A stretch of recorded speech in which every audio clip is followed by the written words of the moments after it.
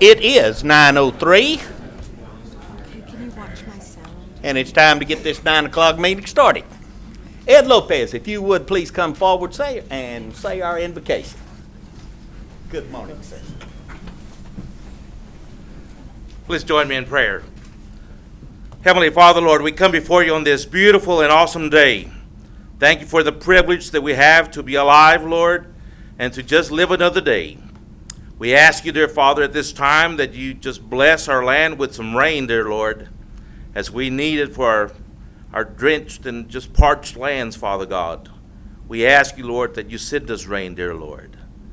And at the same time, Father, may you be with our city council, Father, and our mayor, and all the elected officials and those that will be sworn in today, Father, that you will give each and every one wisdom and guidance from above to do their very best. Father, bless each one in attendance, and may you bless our fine city of San Angelo. For it's in Jesus' name that we pray. Amen. Amen. Thank you, Ed. Do you think it's the noises, the sound? Kate Grindstaff, would you please come forward and help me with the pledge, please, ma'am?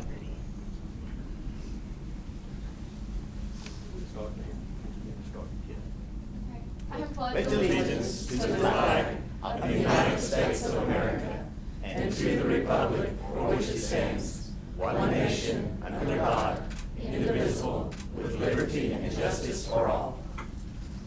Honor the Texas flag. I pledge allegiance to thee, Texas, one state, under God, one and indivisible. Thank you. I appreciate you.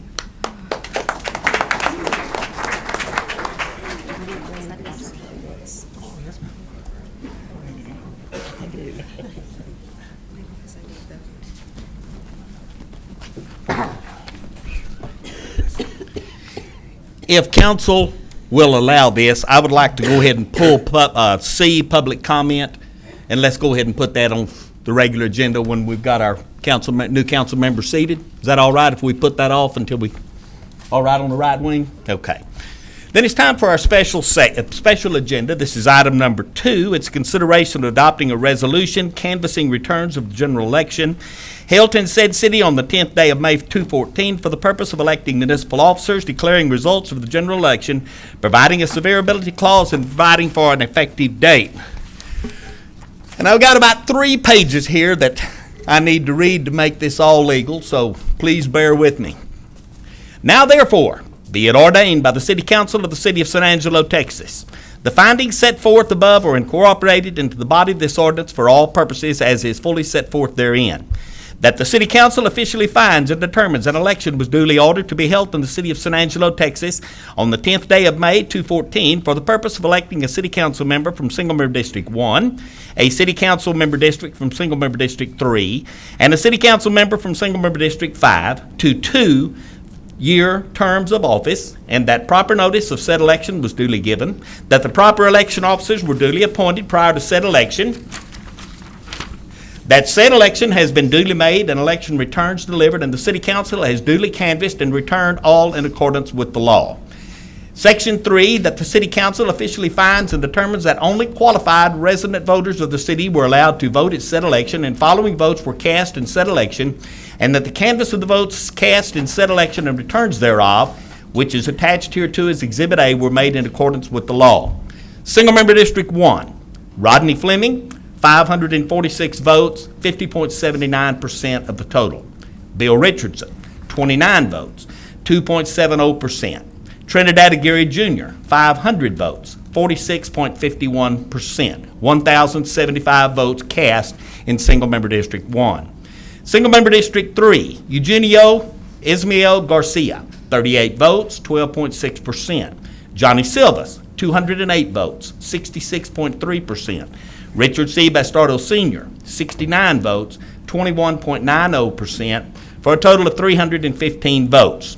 Single Member District 5, Philip Skinner, 97 votes, 15.45%. Elizabeth Grindstaff, 531 votes, 84.55%, for a total of 628 votes cast in Single Member District 5. Pursuant to the applicant provision of the Texas Local Government Code, Texas Election Code, and the City of San Angelo, Texas Home Rule Charter, the City Council officially finds, determines, and declares the results of said election to be that Single Member District Number 1, Rodney Fleming is elected for council member for District 1 to a 2-year term of office by majority vote of the voters. And Johnny Silvas is elected to council member for District 3 to a 2-year term of office by majority vote of the voters. Number 3, Elizabeth Grindstaff is elected council member for District Number 5 to a 2-year term of office by the majority vote of the voters. And it is thereby declared to be the intention of the City Council that the phrases, clauses, sentences, paragraphs, and sections of this order are severable.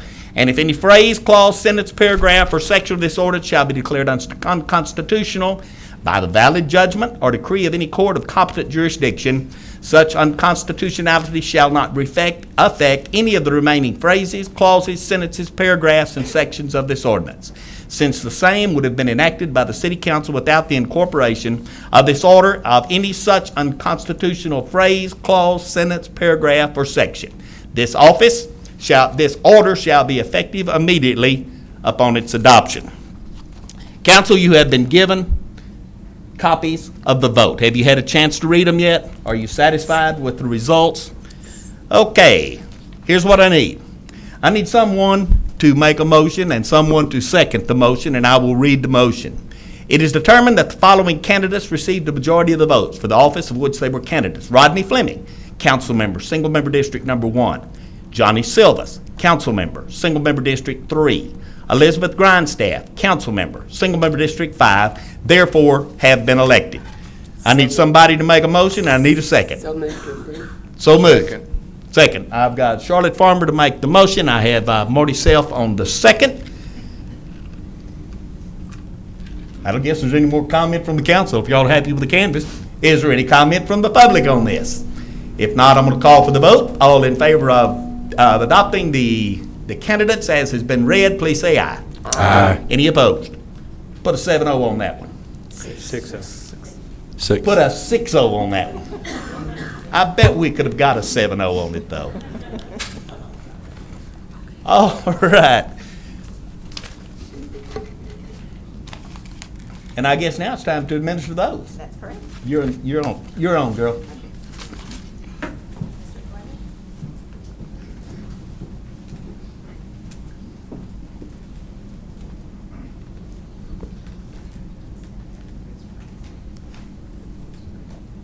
Okay. I, Rodney Fleming, do solemnly swear That I will faithfully execute the duties that I will faithfully execute the duties of the office of the San Angelo City Council, Single Member District 1 of the State of Texas, of the State of Texas, and will to the best of my ability and will, to the best of my ability, preserve, protect, and defend the Constitution and laws preserve, protect, and defend the constitutional laws of the United States and of this state, of the United States and of this state, so help me God. so help me God. Congratulations. Thank you.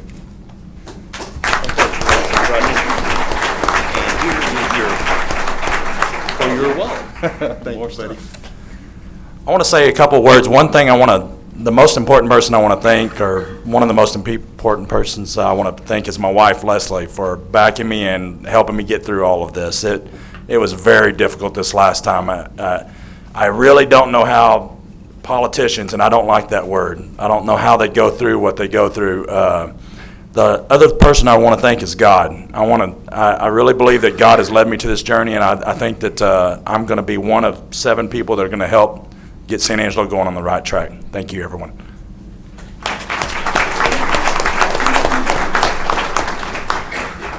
Mr. Silvas.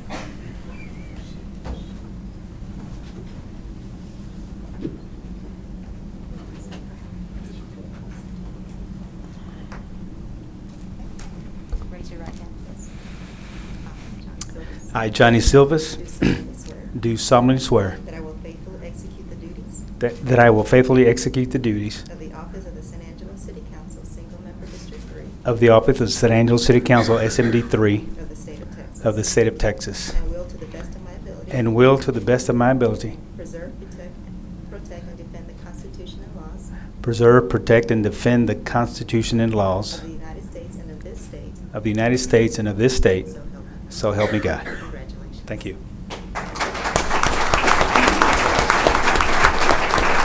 Johnny, we've got a copy here of the oath of office, and also this is your certified that the election was held and that you won it. Congratulations, my friend. Thank you. I was glad to get this over with, but I first of all, I want to thank my Lord and Savior, Jesus Christ.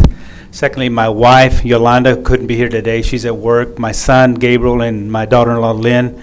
My mom, I love you to death, who's in the audience, my sister, Carolyn, and the rest of my brothers and sisters, but really all the voters out there that have the faith to put me through for another 2 years, and I promise to do the best of my ability. And again, thank you so much. God bless.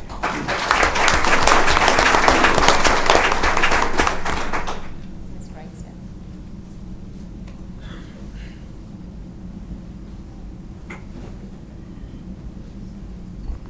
Okay, raise your right hand, please. I, Elizabeth Brightstone, I, Elizabeth Grindstaff, do solemnly swear do solemnly swear that I will faithfully execute the duties that I will faithfully execute the duties of the office of the San Angelo City Council, Single Member District 5 of the office of the San Angelo City Council, Single Member District 5 of the state of Texas, of the state of Texas, and will to the best of my ability and will to the best of my ability preserve, protect, and defend the Constitution and laws will preserve, protect, and defend the Constitution and laws of the United States and of this state, of the United States and of this state. so help me. So help me God. Congratulations. Thank you very much. Thank you, ma'am. Your oath of office and your certificate. Thank you very much. Thank you, ma'am. I feel like I have been talking for 2 solid months, so I don't want to stay up here too long. But I also want to be careful because I remember when my friend Charlotte Farmer was sworn in, she forgot to thank her family, which was standing all in the back of the room, you know, kind of bigger than Dallas. I have a lot of friends here, and that's what it took to get me here. And I really appreciate each and every one of you, as well as the voters in Single Member District 5, and a lot of support throughout the city. I'm joined this morning with my daughter, Kate. She's 14. She's getting to miss school. My son did not want to miss school to come to this, so I apologize for not getting to introduce you to him. I worked with a virtual committee, I say. That way I never had to put everybody in the same place at the same time. But a couple of key people that I would like to mention, my friends James and Janie Thomas, Sandy Fields, Craig Myers, Charlotte Farmer behind me, Chris and Jean Cornell, also Christy Euchre, Tommy Darwin, and just a whole bunch of cast of characters. My treasurer, Brad Fly, and most importantly, Stephen McLaughlin, who made me look really, really smart in a lot of commercials and print ads. I think it was one of the most interesting political campaigns that we've seen in a long time, and Stephen, I thank you for that. So with that, I look forward to getting to work and doing the work of the city and the best I can for the citizens of San Angelo. Thank you very much. Can I take my purse with me? Better get my purse. Some more. We're going to present this to Mr. Ward. You'd like to announce it. Okay. I guess we'll just have to give it to him. We do have a very nice plaque here. This is an appreciation for H.R. Winky Wardlaw, who has been our council member for the last year. Winky brought a lot of perspective to our council. He was a very good council member. He was very good for his constituents. Winky's not here today. We do have his plaque. We will get it to him, but we do appreciate Winky. We appreciate what he has done, and we appreciate his work for the city of San Angelo. So we do want to recognize Mr. Wardlaw.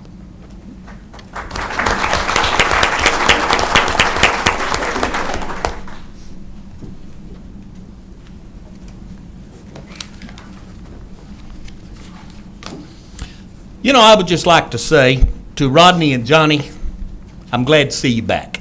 You had a good campaign. I think it's you've worked hard for your constituents and for your city, and I think that's the reason they brought you back, and I'm glad to see both of you. Ms. Grindstaff, I watched your campaign. It was very positive. It was upbeat. It was very professionally done. You bring a very unique position to this council, and I look forward to working with you in the future. I'm glad you're here. Congratulations. Thank you, Mayor. We do, I guess, do we still have further need for the introduction of special guest, or have we, do y'all have anyone you'd want to introduce now that we're this point? Anything else you want to say, Rodney? Johnny? There is one person in the audience that helped me greatly, and I totally forgot till I saw him. Dominic Santos, my campaign treasurer, is back there, and I really appreciate his support of me during my campaign. I couldn't have done it without him. Thank you, Dominic. Anyone else, John? Ms. Grindstaff? Well, I guess I have a few others that came that may not usually be at council meetings. My friend Tracy Ferguson. I see old friends Emilio Bettis from prior council, so if anyone else I've missed, I apologize, but glad everyone's here. Look forward to having cake with them. I'm ready for the cake. Yes, sir. We do have one more item to deal with, though, before we have our cake, and that is item number 4, which is consideration of appointment of Mayor Pro Tem for the 2014 City Council. Do I have any recommendations from council? I'd like to make a motion. I would also. Who are we going to take first? I heard you first, Liz. Ladies first. I'd like to recommend Charlotte Farmer for the Mayor Pro Tem.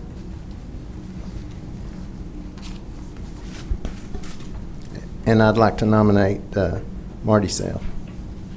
Let's see if we have a second on the first one for Charlotte Farmer. Do I have a second for Marty Self? I'll second that. We do have a motion. We do have a second that Marty Self be elected the Pro Tem. Any further comment from council? Do I have comment from the audience? All in favor of Marty Self for Pro Tem, please say aye. Aye. Any opposed, nay. Put a 7-0 on it, please, ma'am. And I guess it's time to get the cake, isn't it? So I'm calling a break at this time. It is 9:20. We're going to take about 30 minutes, and then we'll get back to our agenda. It is 9:50, and I'm calling the meeting back to order. And we will go back to item C, which is public comment.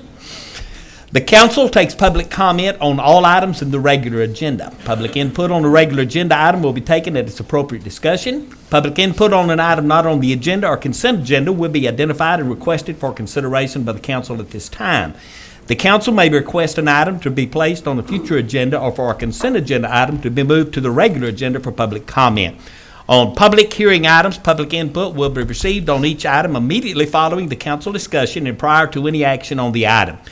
Each member of the public shall make the remarks from the podium, begin by stating their name. Remarks by each citizen will be limited to 3 to 5 minutes unless waived by a council member for all speaking on that matter. No individual will be allowed to speak more than once on any one subject until all citizens wishing to comment has done so.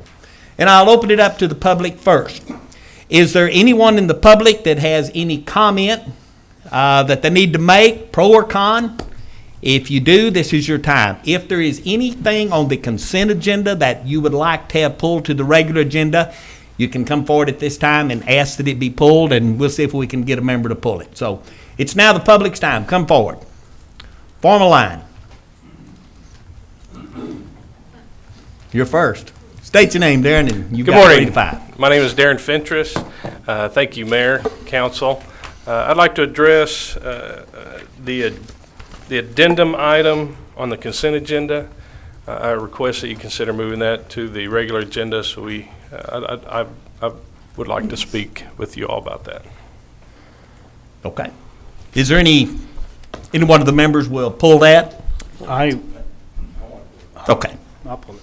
Thank It's you. done, Darren. We'll take care of it on the regular agenda. Anyone else from the public? Come forward, please, sir. Mike is yours.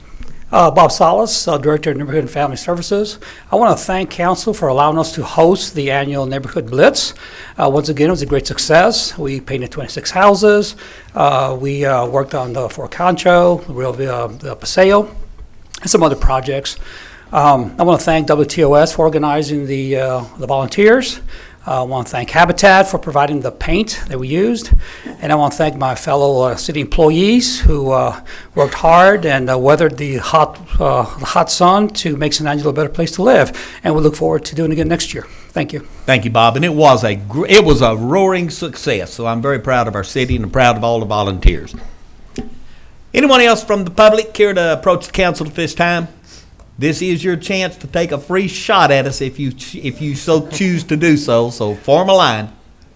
If not, we'll take it to the council. Do I have any comments from the council that need to be made at this time? Is there anything on the consent agenda that needs to be pulled? Start with you, Rodney. I'd like to pull the addendum. I'd like to Okay. pull the addendum Okay. to regular. Marty, do you have anything? No. Johnny? Mayor, I do have a quick comment that, and I know I'm going to ask for it to be on maybe a future agenda item, but just so I don't forget, there's a lady that called me a couple of days ago who was very concerned about some of these people driving around on the flatbed trucks with animals on the back of the truck, with the animals aren't tied up. They're standing on the back of the truck, and wondered if maybe we can work on some type of ordinance to, get people from doing away with that. And she was tempted to follow in the truck and wanted to see how hot that toolbox was that dog was standing on. So, of course, she was an animal lover. So I don't know if there's anything we can do or we can. But anyway, that just so I don't forget it for a future agenda item, I'd be interested in looking into something like that. Daniel?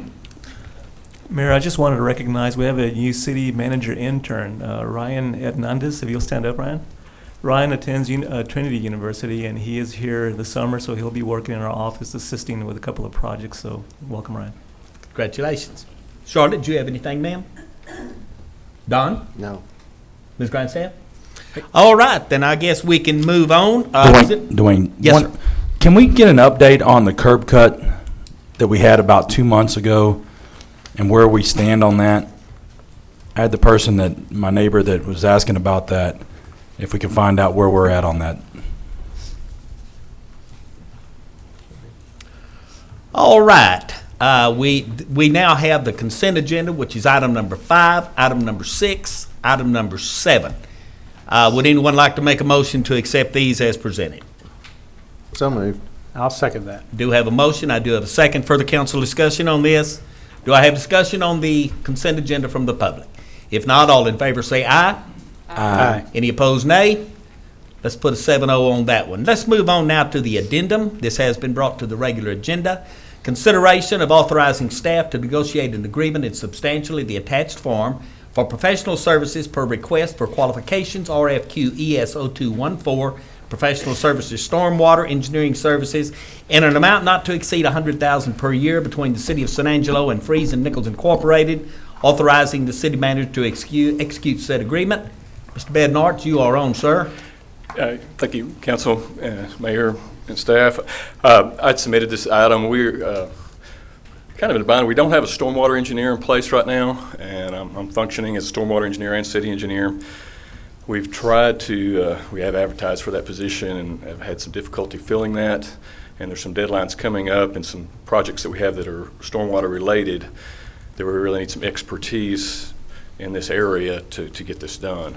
And we went out for an RFQ on this. We sent it to 10 different firms. We had 2 reply. Freeze and Nichols was one, and the other one was Lyle Associates. Darren is a local rep for that. We considered many things. I might tell you applicable experience, local and area expertise, technical expertise, adequate resources, performance on past projects, and comparing those 2 firms. And Freeze and Nichols came out ahead in our review.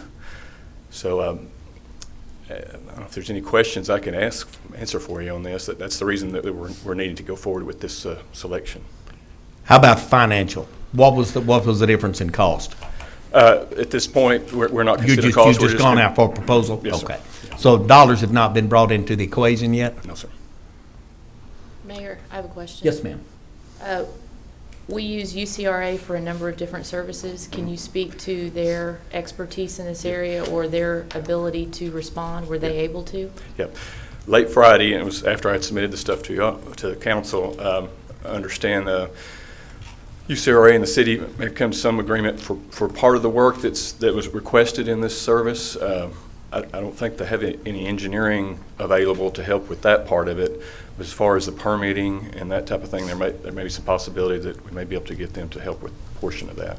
So what is your immediate need right now? What tasks do you have at hand that you need to go forward with this? The immediate need I need is an MS4 permit to get submitted to TCEQ. It's has a deadline of June the 11th, it's next month, and that's the immediate need. And does that require an engineer stamp? No, it doesn't. No. Okay. And I understand there's been some discussion with ECRA on that.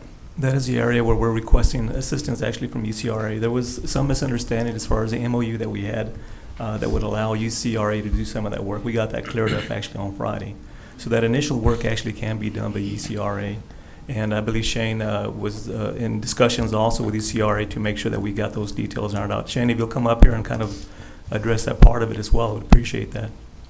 But that part of it can be done by UCRA. So Okay, does that in any way impact the action that we're asked to take today? Yeah. Only for the, as far as future next year, as far as what needs to be submitted by an engineer, which is what I'll have Shane address at this point. How many engineers do we have on staff right now? Just curious. Well, engineering side, just him. So he's our only one that we, yes, that we fall back on for all this. No, we do have an MOU, interlocal agreement, with the UCRA for certain aspects of our stormwater program. There was, it was cleared up last Friday when we met with Ms. Bowling with the City Attorney's Office, and we are amending our agreement as we speak to allow the UCRA to handle our MS4 update for us and to handle the annual reporting for this year and next fiscal year. And then at that point, that's when our current MOU runs out with the UCRA, and we will have to go back and renegotiate that interlocal agreement at that point. This service, and Carl can explain it further, but as we move forward on 2 or 3 of the projects that we actually have right now, with Carl being the only engineer that we have, we do need an engineering firm that can stamp actual plans and designs and do some of that work for us right now, since we are understaffed in the engineering department. That's why we're requesting to go ahead and move forward with this item. Okay, but the task we have can be done with UCRA, right? The one that's due next month, yes. Okay, thank you. Charlotte? Where's the 100,000 coming from? It's stormwater funds. It's budgeted, I understand now. 100,000 was budgeted in the existing Well, stormwater fund? Not for this purpose exactly, but we do have that's roughly the same amount as the salary of our stormwater engineer. And so since we do not have a stormwater engineer, we're going to move those funds over to cover this cost of the engineering service until we get a stormwater engineer on board working for the city. And then at that point, we will no longer need necessarily all the services that are provided under this, that would be provided under this agreement with Freese and Nichols. Basically we just utilized salary money, basically 1-for-1 is what we did on that. So it's salary plus benefits is what that comes out to. Rodney? Are you through? Are you done? Go ahead, sir. Okay. Well, the biggest problem I have with this is the 100,000, and it's a multiple-year deal. When we did an RFQ for qualifications, we've talked about this, I think, as a council in the past, where I weigh a person or a company that's here in San Angelo, I give them a lot more weight, because when I see, every time I go to an executive meeting up there and I have attorneys or engineers come in there from out of town, they charge us thousands of dollars just to make the trip from wherever they're coming from Austin, Dallas, wherever. And that makes me so mad when we've got an engineering company who is qualified to do this, located 5 blocks away, right over there, that's not going to do $100,000. I do want to look at the numbers. You said earlier that we weren't looking at the numbers. I do want to look at the numbers. If it's going to be less, and especially if it's going to be a lot less, I want to use the local guy. That's my opinion, but I think the local company should be the company that we use. Dwayne? Yes, sir. You through, Rod? Yes.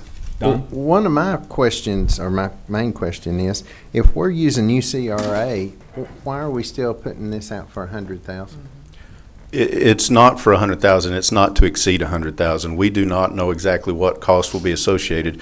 We're assuming that the contract will be negotiated for terms of an hourly basis, and we only pay for what we use, not to exceed 100,000. If we don't use them, we pay nothing. If we use them, we only pay for what we use. So we're not planning on spending 100,000. We're asking not to up to 100,000, not to exceed is what we're asking for at this point. It's not that we're doing it. And as the qualifications go, as we do the RFQ through the qualification process, it is weighted for local experience and things like that. There are other issues that go involved with the RFQ process, as Carl mentioned earlier on some of those, the size of staff, the experience relevant to what we need. There's different things that you look at when you're based on qualifications. And based on qualifications, we cannot take money into effect. It has to be strictly based on the company's qualifications that they present.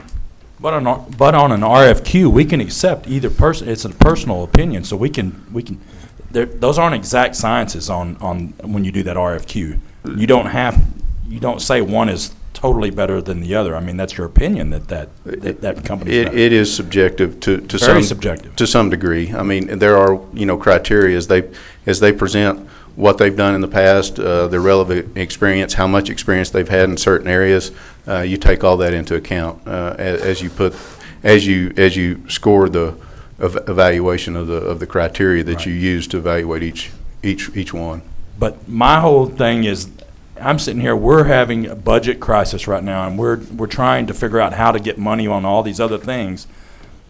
Let's save money the most amount of money that we can possibly save by having a company that's engineering firm that's here in town. Right off the bat, it's going to save us money, because every time they have to come to San Angelo, they charge us thousands of dollars just for travel, not to talk to us, but just to travel here. And to me, that thousands of dollars could be done on part of the work, part of the job. This is my personal opinion, but that's the way I feel. Johnny? And Shane and Carl, I'm going to piggyback on a lot of what Rodney says, is because, I would hate, and I guess that's the difference between an RFP and an RFQ, is, the dollar amounts comes in on the proposal end of it. But how are you going to eliminate, you said you sent out 10. I would be interested in even the top two, not eliminating even the guy that came in second, when you don't even know the dollar amount. So I guess that's where, I'm not an expert in your area, but just common sense would tell me that why not look at the top 2 or 3 or whatever when the dollars come in, and not eliminate you just because you're being very subjective on the qualifications. Am I making any sense? I mean, just trying to. Professional engineers, you can't, in the state of Texas, the law does not allow you to bid professional services.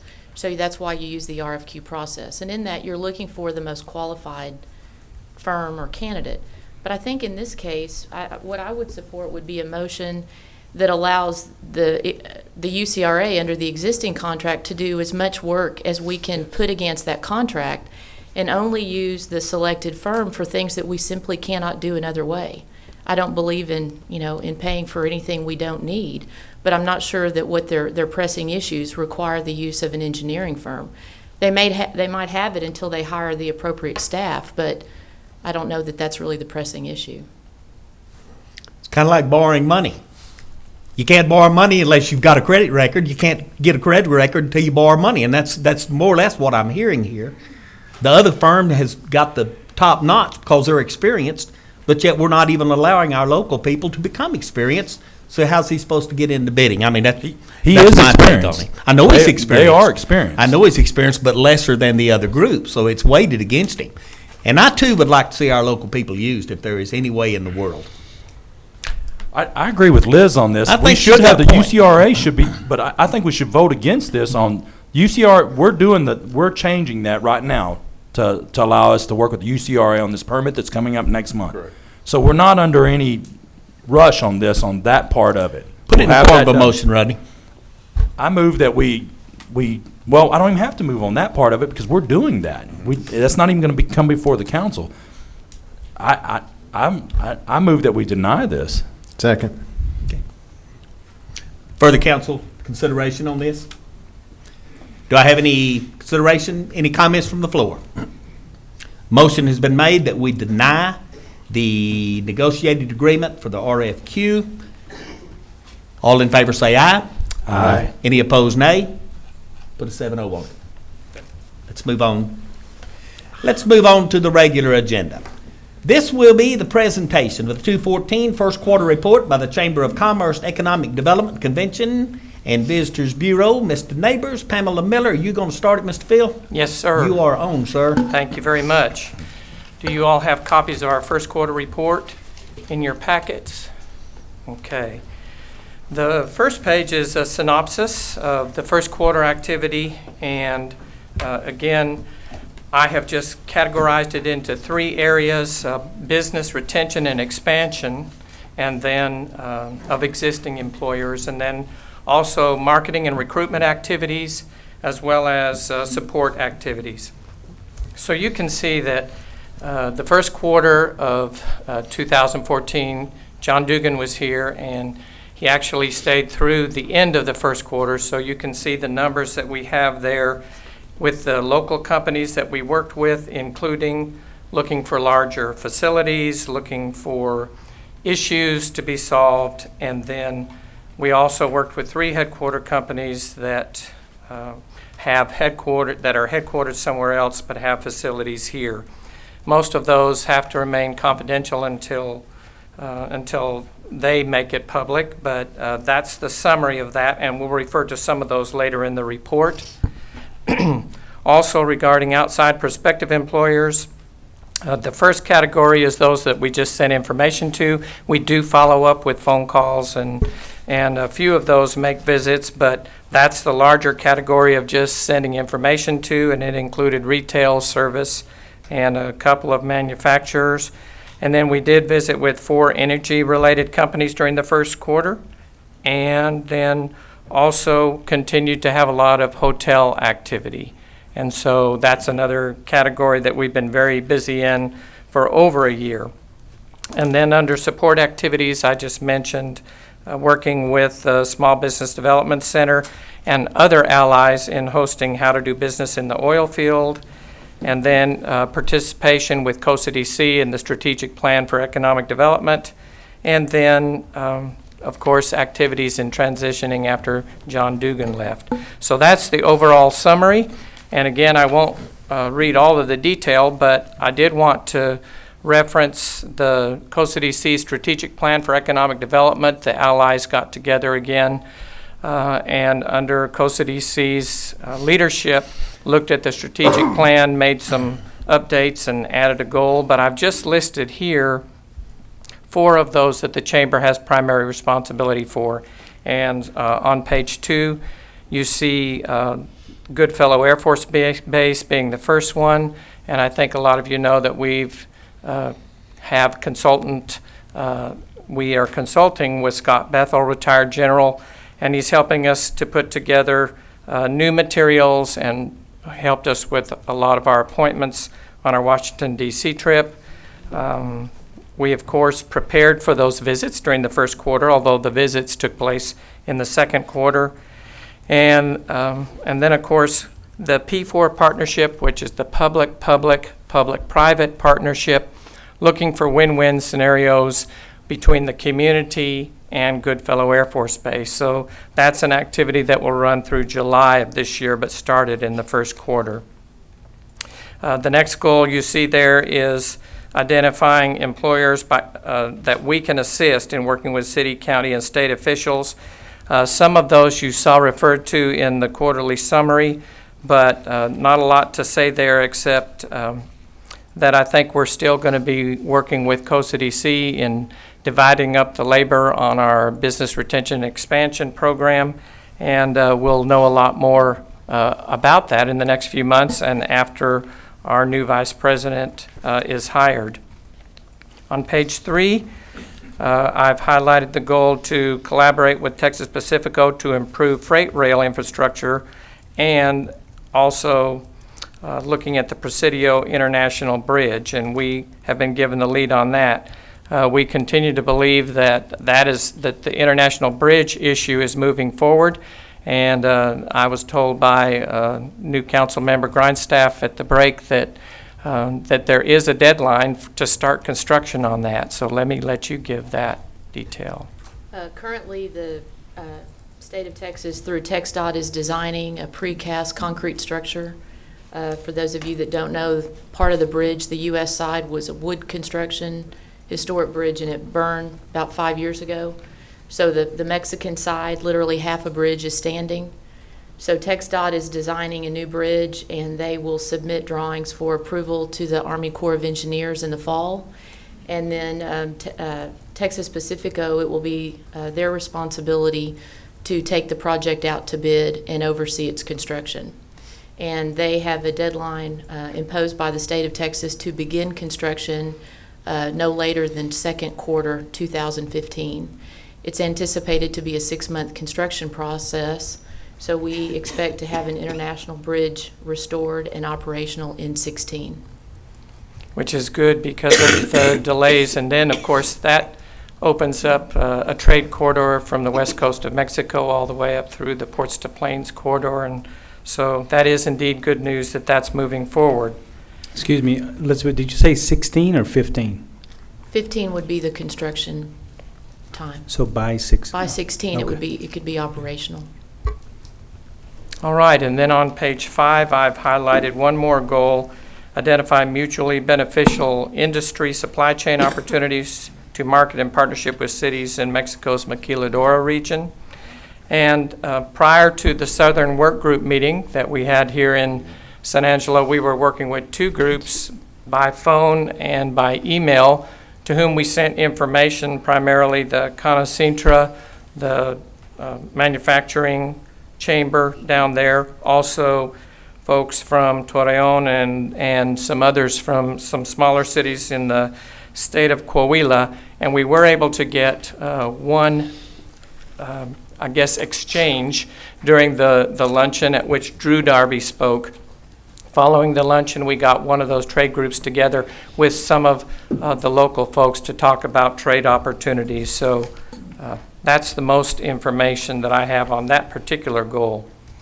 On page 6, it does say that under that goal, we also need to tap into resource bases with UTSA's Center for Economic Development, and with Dave Erickson's help at the SBDC and others. We have been working with UTSA Center for International Trade on filling some of those inquiries.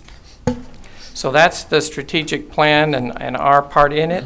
Then on page 7, really 7 through 10 is just a compilation of the weekly reports that we do.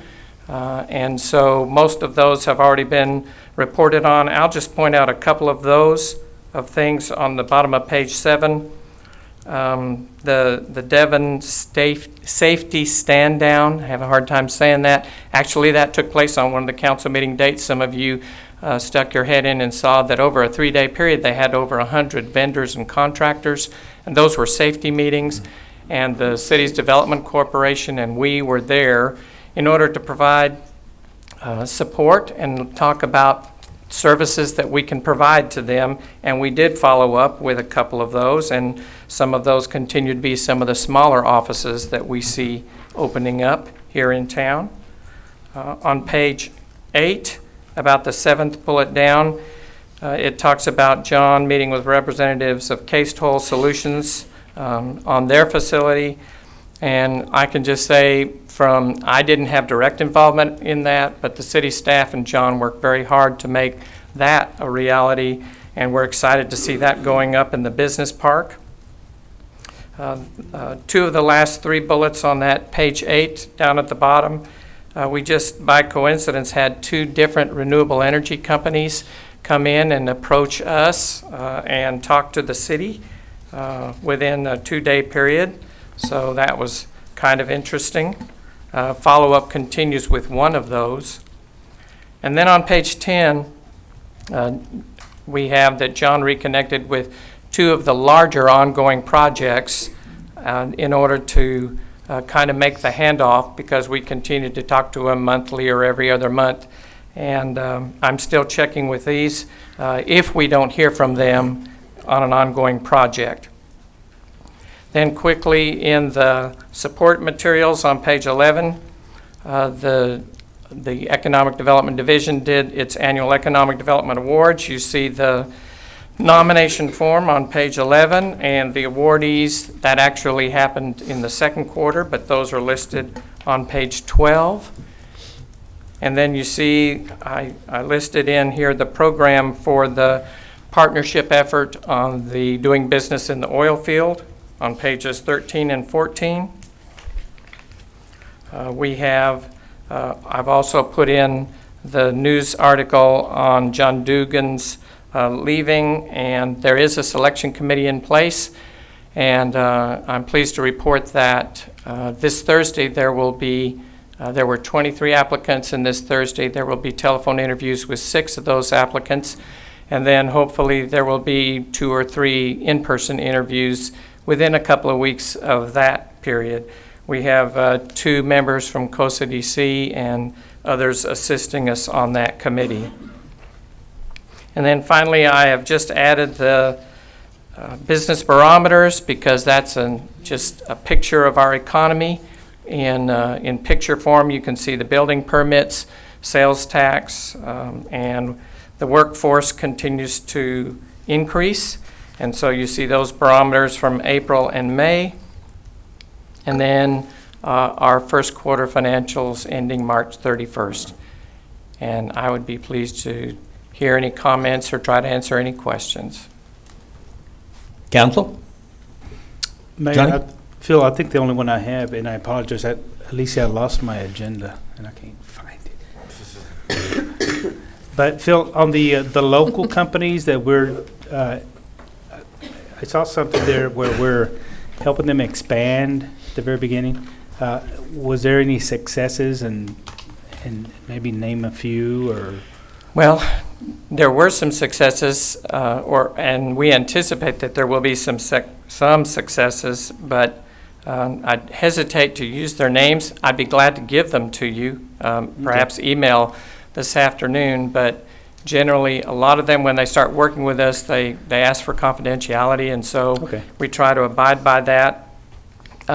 One that is public that we can mention, though, is Devon Energy's regional headquarters, because they located here a year and a half to 2 years ago. They've continued to work with the city and with the community as a whole in order to achieve the expansion out there on Old Cristobal Road, and they do have their permit and are about to move forward with that. And I say that because I know we, council, I can speak for the council as a whole. Anytime we see local and expansion, I mean, that puts a smile on our faces. Absolutely. So I'm That's glad. why we list it first. Yes. It does for us too. Thank you. Thank you. Any other questions for Phil? Thank you, sir. Thank you. Pamela? Good morning. I'd like to start off with the handouts that you got this morning. And the one that's headed Texas Hotel Occupancy Tax 213. This is being passed out to you currently. You all know that last year was a banner year for us. Historically, it was our best occupancy rate that we've ever had and our highest average daily rate that we've ever had. This article that I am referencing today talks about 11 metros that beat the state average for the state's occupancy average last year. And of those 11 cities, San Angelo was number 1. We had just under 83% occupancy, which is wonderful in the hotel world. That's why you're seeing, one big reason why you're seeing so much hotel activity going on in San Angelo right now. Very interesting, we were followed by Midland and Odessa, so you know a lot of that is oil and gas driven. The other sheet that I passed out, I just got yesterday, that is our most recent copy of the Smith Travel Report. And my staff has been working on a lot of hotel bids recently, a lot of conference bids, and the hotel bids that are coming in, you can tell the rates are going down. If you look at this, you will see that our average daily rate in April was only up 16.4%. We have consistently been up around 30% for the last year. So if you look down at our occupancy year to date, and our average daily rate. You'll see our occupancy is down just under 10%, and our average daily rate is still up at 25% on the year-to-date. In your packet of information, you have all of the backup on the economic impact and the detail report. Your synopsis is on page 1. We assisted the first quarter with 11 conventions, meetings, sporting events, or motor coach tours, attendance of 21,515 people, room nights of just under 1,400, average length of days spent was 3, economic impact of $4,404,320. I'd like to highlight the trade shows that we attended the first quarter, both the Houston and Fort Worth travel and vacation shows, Emerge, which is a religious conference management show, the National Association of Sports Commissions, the American Bus Association, that's motor coach tour planners, the annual legislative meeting and dinner in Austin, and the mayor was able to go with us this year. We were pleased. And also the Southern Drag Boat Association annual meeting and banquet. Jenny represented us at that, and we were thrilled to be awarded the Event of the Year from Lucas Oil for our drag boat race.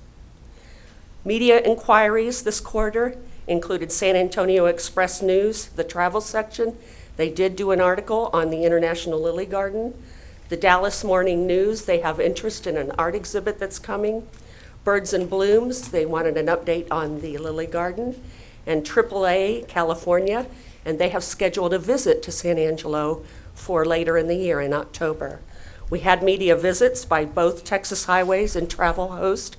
Both of them have committed to do an article on Plain Air, the festival we have coming the end of October. True West Magazine was here. They're doing a story that will be published in February on the Buffalo Soldiers and Fort Concho. You have samples of some of our advertising in your packets, but I'd like to tell you where we advertise this quarter. AAA Southern Traveler, Texas Highways, Texas Monthly, Midwest Living, Better Homes and Gardens, Family Circle, Texas Town and City, the 2014 Tourism Edition, the 2014 State Travel Guide, which came out in January, Travel Host, Texas Sports Trail Passport, Facebook, Google Search, Tour Texas Online, Sports Destination Management, and Texas Country Reporter, Top Texas Town. Our top visitation at the Visitor Center from the Welcome Guest Book, where they sign in. Top city was San Antonio, followed by Houston. Our top out-of-state market was California, followed by Minnesota. You can tell the snowbirds were here in the wintertime. Our top international was Canada, followed by England. Our visitor center beam replacement is just finishing up. You've probably seen the cranes and everything over there. Just a few little details that they're working on to get that complete. New hotels that opened in February. We opened the Baymont Inn and Suites. We got an additional 78 rooms. And the Hawthorne was scheduled to open yesterday. I toured it last night, and they're looking at opening now tomorrow. So when that opens, we will have another 62 rooms. Currently, there are 12 new properties that we are in some kind of communication with that will be coming to San Angelo. We just completed a very successful Texas County Judge and Commissioners Conference. They said that the attendance at ours was better than most of their state conferences. We had 350 people, 830 room nights for that conference, and they left very happy. I'd also just like to point out that there's been a lot of renewed interest in the wayfinding program. As you all know, we did a wayfinding study. We had a consultant in Houston put together a plan for us, a multi-year plan. And that firm has expressed interest in getting before council and showing you the program and finding out if we can move forward. So I would just like you to consider maybe doing that sometime in the near future. Are there any questions that I can answer? Council? Any questions for Pamela? Thank you so much. Thank you, ma'am.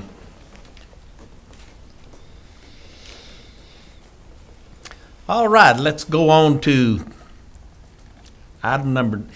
Does council have any feeling maybe toward moving anything on the agenda according to the people that are here? Or do you just want to follow the agenda as it is?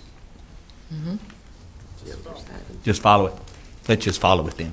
Number 9, first public hearing, consideration of introducing an ordinance amending the Code of Ordinances, City of San Angelo, to add a new Article 8.1200 entitled Nuisance Light on Residential Properties in order to regulate light intrusion onto residential properties, providing definitions, declaration of glare and spill light nuisance, shielding, total outdoor light, output standards, prohibiting the production of light nuisance, establishing responsibility exemptions, outlining complaint process, establishing retroactive rules and penalties. Brother Salas, you are on, sir. Good morning, Council. We do have a light nuisance ordinance for Council's review and approval.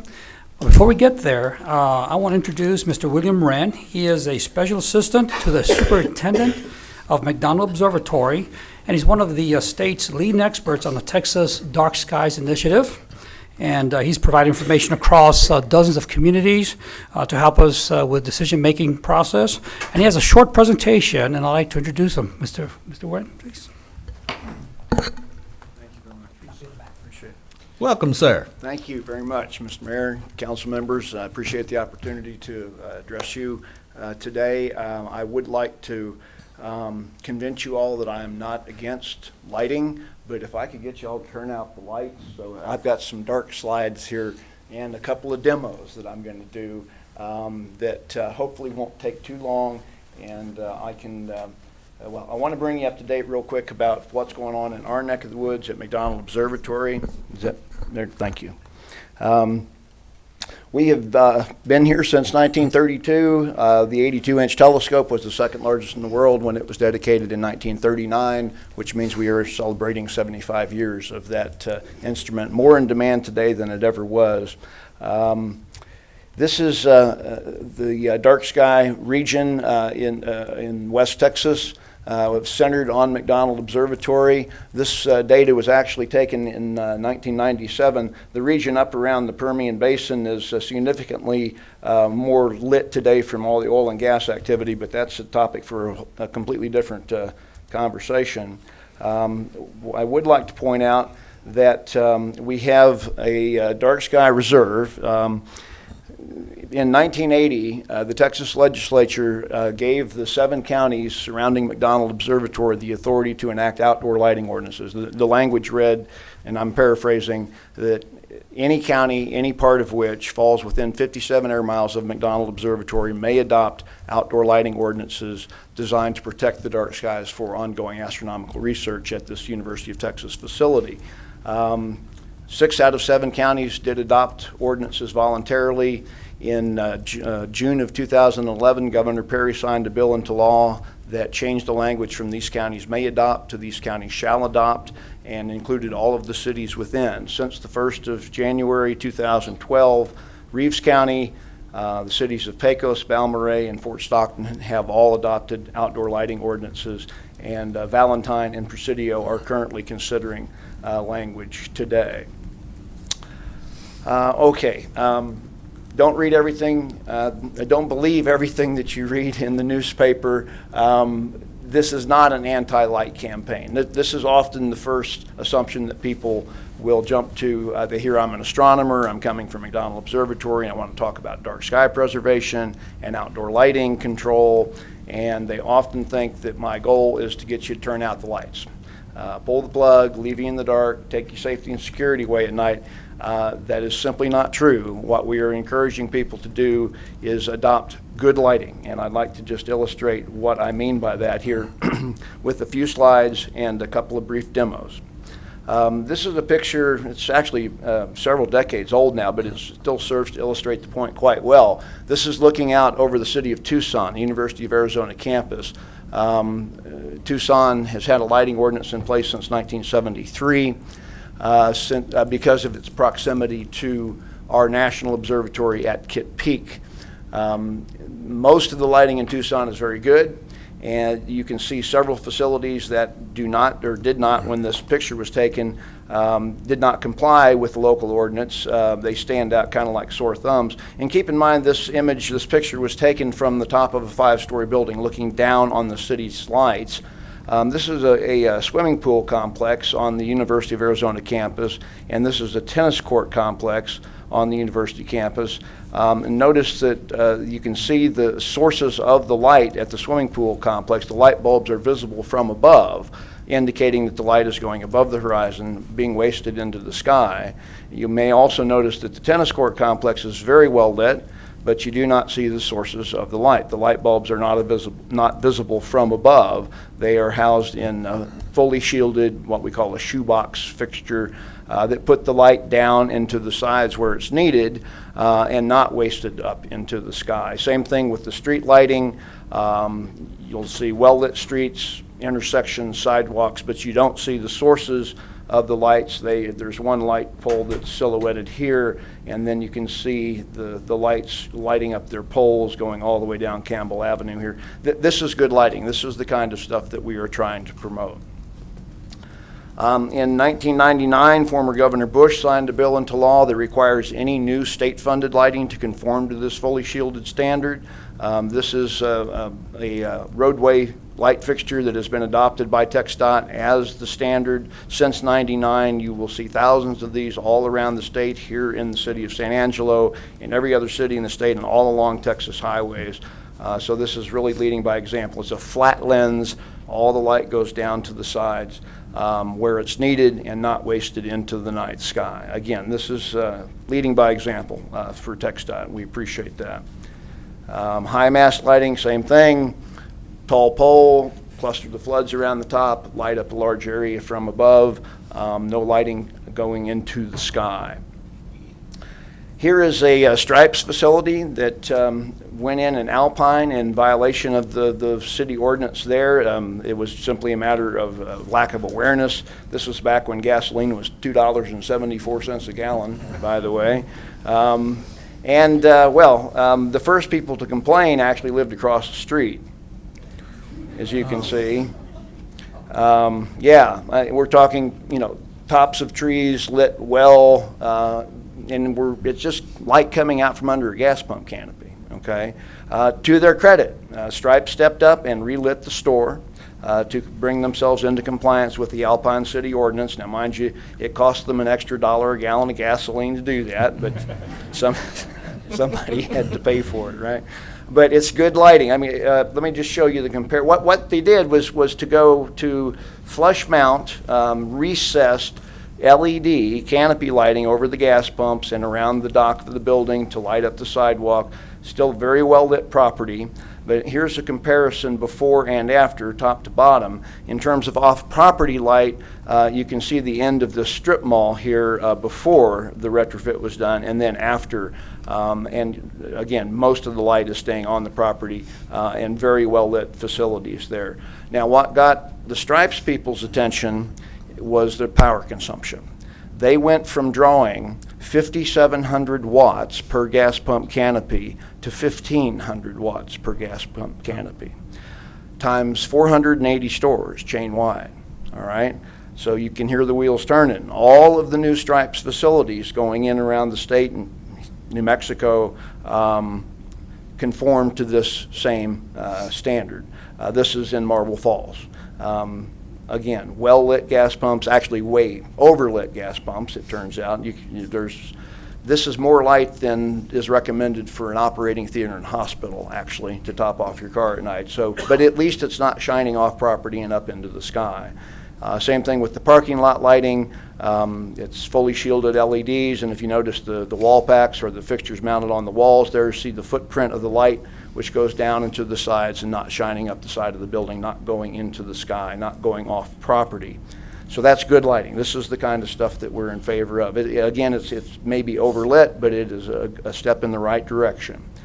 Now for my short demos here. Glare is really the biggest threat to good nighttime visibility, and I'd like to try and illustrate that for you.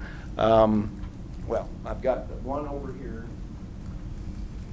Just an inexpensive floodlight, which I got from, which I got from Home Depot, and it's about aiming and shielding. Aiming and shielding are the two things that I'd like to talk about to illustrate glare. People will typically take a floodlight and put it on a pole and try and light up the largest piece of property they can with the fewest number of floodlights, so will often just aim it sideways like this. And you can see the distribution of light coming out of the floodlight. The floodlight aimed horizontally, sideways, half of the light, 50% of the light is going above the horizon, up into the sky. It is wasted.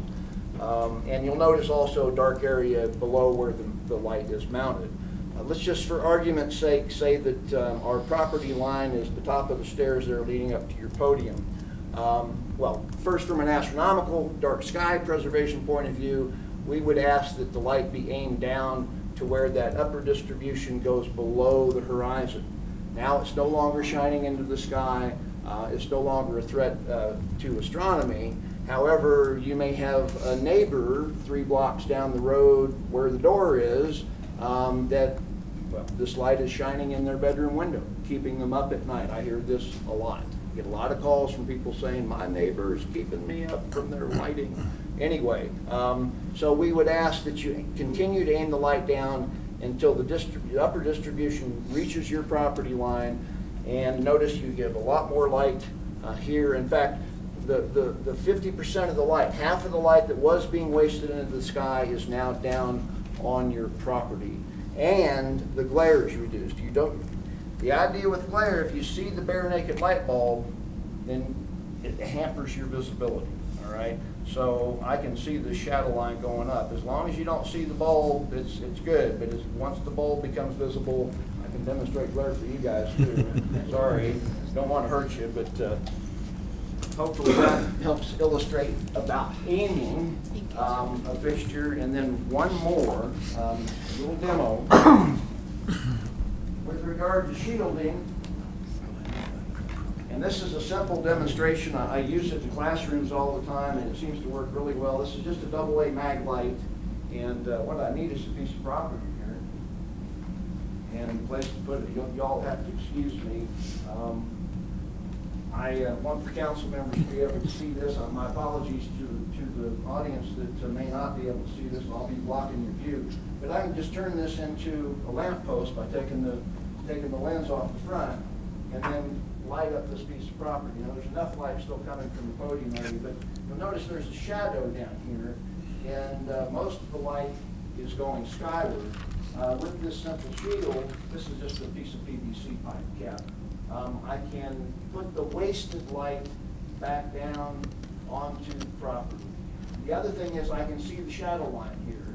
When you see the bulb, when you see that bare bulb in your eye, you glare, all right? Your pupil constricts, your nighttime visibility is impaired, all right?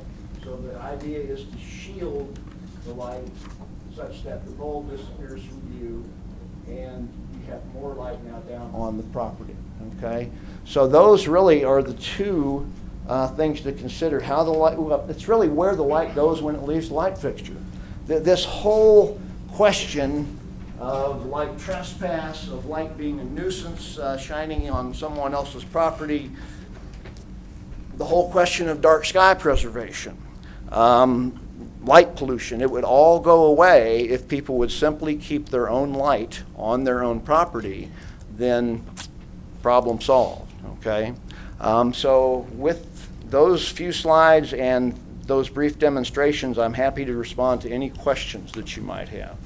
Trying to shed a little light on it. I know that this issue has come up for the city, and I was glad to be invited to come talk about it. We appreciate that. That was very educational. Good. Do I have any questions for the gentleman? Thank you, sir, very much. Very much.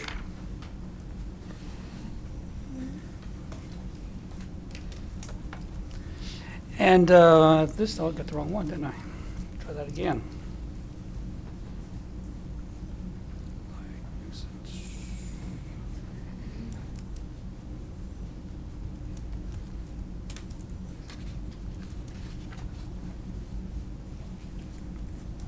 I'd like to present Mr. James Flores, who's going to be managing the ordinance, monitoring the ordinance, and he's got a short presentation to show you what the ordinance is about. Good morning, James. Good morning, council, mayor, city staff. As the department that does enforce the ordinance for the city of San Angelo, we have been contacted numerous times about this issue, which is why we brought it forth, I guess, with the help of Councilman Fleming. So I'm just going to go over what we've compiled. Basically, after we looked at the issue and decided that there was a reason to pursue an ordinance due to lack of having one, we just struck from other cities that do have ordinances, and we think we've compiled one that is about as good as it gets. But that's for you guys to to let us know. So I guess I'll realize how good we were after this presentation. We basically have some definitions for you, some standards, and some exemptions. Some exemptions are going to include public ways or areas for public benefit, parks, stuff like that, monuments, areas that are required by law to be lit up, holiday decorations not to exceed 14 days. That one we pondered upon for a little bit because some people start a month early, some people start 2 months early. I personally have Christmas lights up all year long, so I would be in violation, I guess, of this ordinance. But anyway, we have an allowance of not to exceed 14 days before or after the particular holiday that you want to light your house up with. Special events authorized by council, city staff, and of course fossil fuel lighting would be allowed. And then we have a section that will go over the determination of light trespass. Basically, will be a guideline for officers or for staff, or even for the public to decipher whether or not maybe a violation is occurring. We cover security lighting in this ordinance, and of course we cover non-conforming outdoor luminaries. We do offer compliance methods in this ordinance, and then of course enforcement, violation, and penalties. But the compliance method, we basically have it, I think that's probably where we think it's pretty good. It is a common sense approach to someone lighting up their property, but it's also a common sense approach to when a violation occurs. So with that, I will take any questions that you have in regards to those issues. Rodney? Is there any way we can, where'd you come up with the 14 days at? That was an average. There's some cities that are a lot stricter. There's some that are a little more lenient, so we kind of took an average. And I think that one probably bumped Bob and I's head for a little bit because there is a strong opinion of, I want to do it a month before and a month after. And like I said, a guy like me that does them all year long, so we came up with 14 on an average. Okay. And again, it's going to depend on if someone calls in a complaint. So if you have lights out, it's not bothering anybody, you should be okay. Can we change that to 30? You can change it to whatever you want, because if a complaint doesn't come in, then it's irrelevant. Yes, right, exactly. But you can change it to 30. I can just see, I myself, for Christmas, every year, I put out our lights usually the day after Thanksgiving. Christmas vacation. And I think that all my neighbors in my neighborhood do almost the same thing. Santa Rita, I know, does that a lot. And I think 14 days is not. You're saying that if they were reported, well, I can see those neighbors that don't like you to begin with, and then they are going to report you. Sure. And I think that 30 days would be a better, even if we could do 30 days at Christmas, maybe. Bah humbug. Yeah. I would feel better about it. So you guys, and I don't want to make you guys have extra work. Also, I mean, I can see the 14 days being reported a bunch by people that are just upset with their neighbors to begin with. Well, and I think again we took into consideration the bare basic of a complaint being generated. So the day I don't think is going to burden anybody from a working standpoint. I guess it could be 30, it could be 40, it could be 14, 7, because it is complaint based. Right. We're not going to be proactively searching for light violations in the city of San Angelo. Okay. And quite frankly, that's not the reason. Christmas lights is not the No, reason it's that not. we ask for this ordinance. It's for these big lights that flood the whole neighborhoods. Correct. So really, this kind of moot point out Correct. there. But And I can honestly say from the complaints that I've gotten thus far, it has all been security lights, commercial lighting, stuff like that. We don't get this in the. and I wouldn't mind Christmas lights taken out of that completely, but Yeah. Actually, yeah. that's not why we asked for the ordinance. Well, and I think the reason some cities put those in there is because today's lights are becoming LED. They are pretty bright, and it does, it can cause an effect to somebody across the street that wants to sleep. But 30, I can change it to 30, 45, whatever you guys want is what we'll do. Well, the other thing, and I don't know if I'm jumping the gun on your presentation here, but and I've read this, but just for the public, I want them to know this is going to be a retroactive type thing. So the person that I'm talking about on Christoval Highway out there that has basically a football field next to them, they're going to have to change the lighting, right? And After keep it- second read, it becomes law, because Yes. it's a nuisance category. and Yes, change sir. it to keep it on their property. Yes, like, sir. Like we're talking about, which was an awesome Anybody presentation. right. Any complaint that comes in after the Okay. second read, it would be law at that And that's the point. way I read it. I just wanted to make sure that's really clear to the public that's out there that we want to keep that going.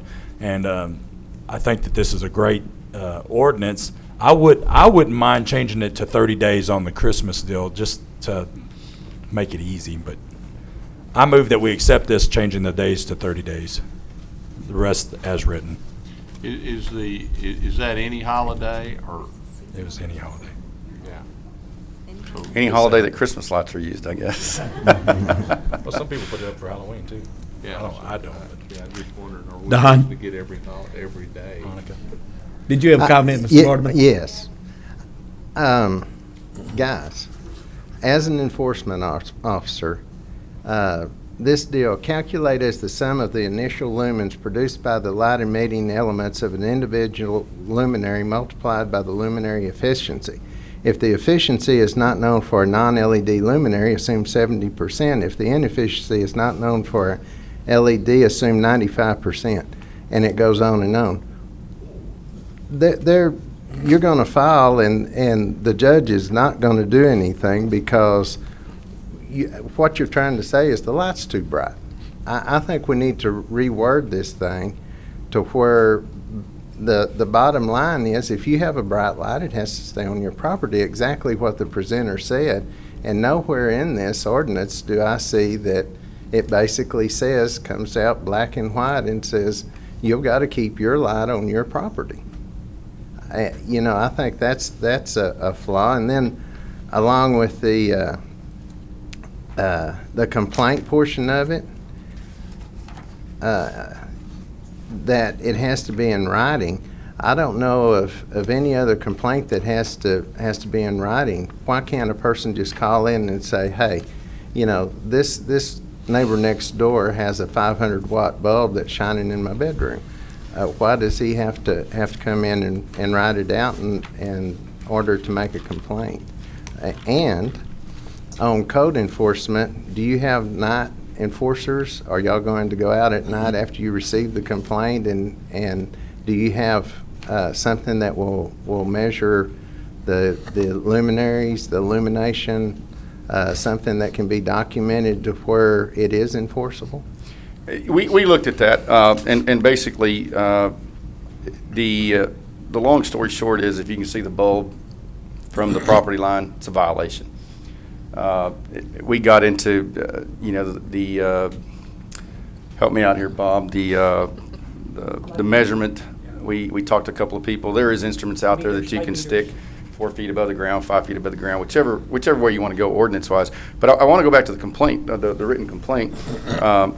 There is a reason for that, and I think it's just like the barking dog complaint. Currently, that is another issue that does not get filed in the court of law unless the complainant is willing to go forth and file that. And I think that needs to be put in there, because we could be going all over town we do it now from a regular code standpoint, yet alone add another ordinance to tax the department on for a light. To answer your third question, yes, sir, we do have night patrol. I don't voice that publicly because we're in the water enforcement right now, but I will. We come in at 2 o'clock in the morning, we come in at 3:30 in the morning, we come in at 5 in the morning, and we adjust that, and we worked that when we created the water enforcement position paid for by the water utilities now. Which I would like to address that issue at a whole later date and time, because I think we have found some areas that are concerning. But yes, we do have early hours. This would be, if the officers in that district, a complaint is filed, we feel that if you manually want to come in or file a complaint, sign to the complaint, that there's going to be more validity to that complaint than just my neighbor's light is on all night long. May not be, but I guess we'll just have to see how that works. But that's the same thing with the barking dog issue. If not, we would probably get a ton of these. And I'll be honest, the ones that we do get, I will personally call the offending property or the offender of whatever property, and they fix it. They really do fix it. They shield it. It's a simple phone call many a times. We do have some issues right now that that's not being worked, which is why we brought forth this ordinance. But I think that's the real root of why we're asking people, if you really feel that there's a violation, if you really are getting kept up at night, then you're probably going to come in and sign a form. I don't think that's too much to ask. And that's why we have that in there. But we could take all that out. We could take any of this out. Well, and like I said, my worst thing is just the fact that, I didn't find it in black and white, simple English, said if you have a large light, it has to be kept on your property. Rather than... Yeah, I think under trespass is where it's at. Even Section A, Section A addresses the shielding. Yeah, and The that's... standard is under 8.1202, if I Yeah, might. all that And goes I'd in like to there. comment about the written requirement for a written complaint whenever there's an opportunity. Opportunity. Thank you. We must recall that all offenses under city ordinances are Class C misdemeanors, and just like any other offense, we have to think forward of proving up the complaint in court. So this would document and be factual just like any other offense report or victim statement. It really needs to be treated the same way to document the events that occurred. Charlotte? If it's in writing, it just simply gives the validity of the complaint instead of irate neighbor, I don't like you personally and I'm going to just make your life miserable by phone complaint. So if they're wanting to complain and it's valid complaint, they'll put it in writing, and it's better for you, I would assume, to go forward with anything in the courts. If it went that far, you show the written complaints that you've received. Correct, and I think I was probably the bigger proponent of the writing in, because we do respond to a lot of complaints that do not justify a violation of ordinance, and just for whatever it's worth, for efficiency's sake, I wanted to make sure that there was a little more validity placed on that complaint, so that if I do have an officer that's going to come in after hours, there's reason to send him out, or more of a reason to send him out. So I think I was a bigger proponent of the written complaint issue. May I add something right here? Yes, ma'am. Mr. Forrest, I want to thank you. I went out on a citizen complaint to gentlemen, my constituents. My area wanted me to come and look at some problems and view and help them out. Your first month here, both of them remembered you and remembered your name because you personally handled some items for them in code enforcement and took care of the problem and made a super good impression. And I appreciate that. Thank you. Well, you're welcome. I work for you and your constituents, so anything I need to do, I'll do it. Any other comments? Ms. Grindstaff? I like the concept. I think it makes us all more neighborly. And maybe Don in the end is worried that as long as it's enforceable and you've got what you need to go forth and do something, I think that's really all we need to know. As for 30 or 45 days, I don't care. I like holiday lights, and I wouldn't want to discourage that, except I believe that there are 12 days of Christmas, and they begin at Christmas and they end on Epiphany. So I just want to make sure that I'm not hamstrung in that, and that I can celebrate the holiday as I was taught. So. Anyone else? John?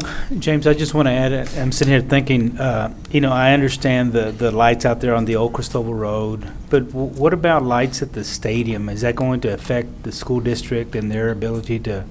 No, there's exemptions for that. We took into consideration, because we have had a complaint from Foster Field, residents that are getting lit up, on certain events. Right. But there is allowances and exemptions for that. And every ordinance that we studied had exemptions for that, for extracurricular activities. Most of them are done by 11 p.m. I think the July 4th event at the Colt Stadium is probably the only one that goes that late. Mm-hmm. But there was exemptions for all them entities, and we took all that into consideration. And we can get down to specificity, Councilman Vardaman, on if you can't see the bulb from the offended property line, then See, 'Cause that's how it's going to be, that's how it's interpreted, that's how the Right. staff is going to go out there and And I determine just, whether one. I just think anyone reading the code, if that was black and white, easy to read, because I it's. can add something to it's- that on the yeah, second just- go-around. Just KISS, keep it simple. Sure. You know, after being in enforcement like you have been for a long time, it's the simpler the better when Absolutely. the public reads it. I agree. It does sound like it's a little bit of Greek in there. Yeah. But one last question and I'm done. The dark zone that we talked about, is that the only one in Texas, or I didn't see Tom Marine County anywhere close by it, but. Ordinarily, counties in Texas don't have the authority to legislate. Ordinarily, counties in Texas don't have the authority to legislate ordinances, but the state did give special, it was enabling legislation authorizing those 7 counties for the protection of McDonald Observatory. Okay. Now, that law was amended some years ago to include George Observatory and Brazos Bend State Park. I guess that's Fort Bend County, I think. And then the observatory at Stephen F. Austin. So the legislature has centered on authorizing counties that have major observatories within them to do that. Thank you. Thank you. Anyone else care to comment on this from council? Marty? I'll go ahead and second the motion. I don't think we have a second to Rodney's motion. What is the motion? That we accept the ordinance as written, except change the days from 14 days to 30 days? And 45 days? Could you add what Don was asking for, to put some simple language in there? Yeah, for the second reading. By second reading, yeah. And is it 45 or 30? Let's do 45 days. I think that'll get the whole year that away, because you can go from. Give it a little extra time, James. Well, I want to make Liz happy on her first day. She wants 45 days. You can go from Christmas to Valentine's to. Yeah.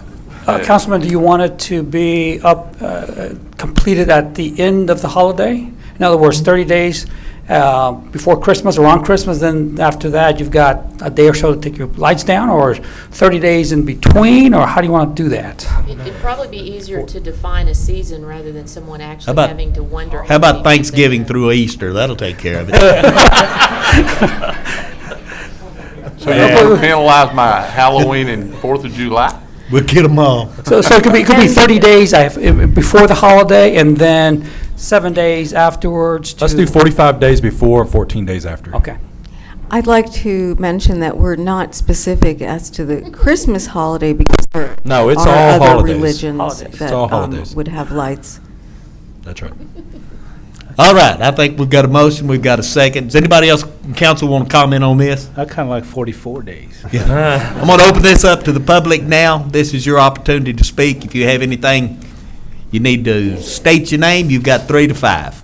Yes, sir. My name is John Baber, and I have a home out on Lake Nasworthy off of Sleepy Hollow. And myself and my neighbors are a victim of nuisance/security lighting.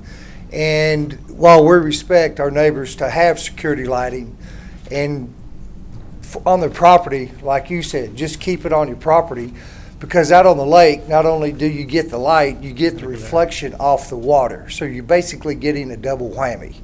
And that's all we're asking, is just keep the light on your own property. That's all we want. Appreciate your time. I think this will address it, sir. Okay, great. Thank you. Anyone else care to speak? Mr. Cortez, you have 3 to 5, sir.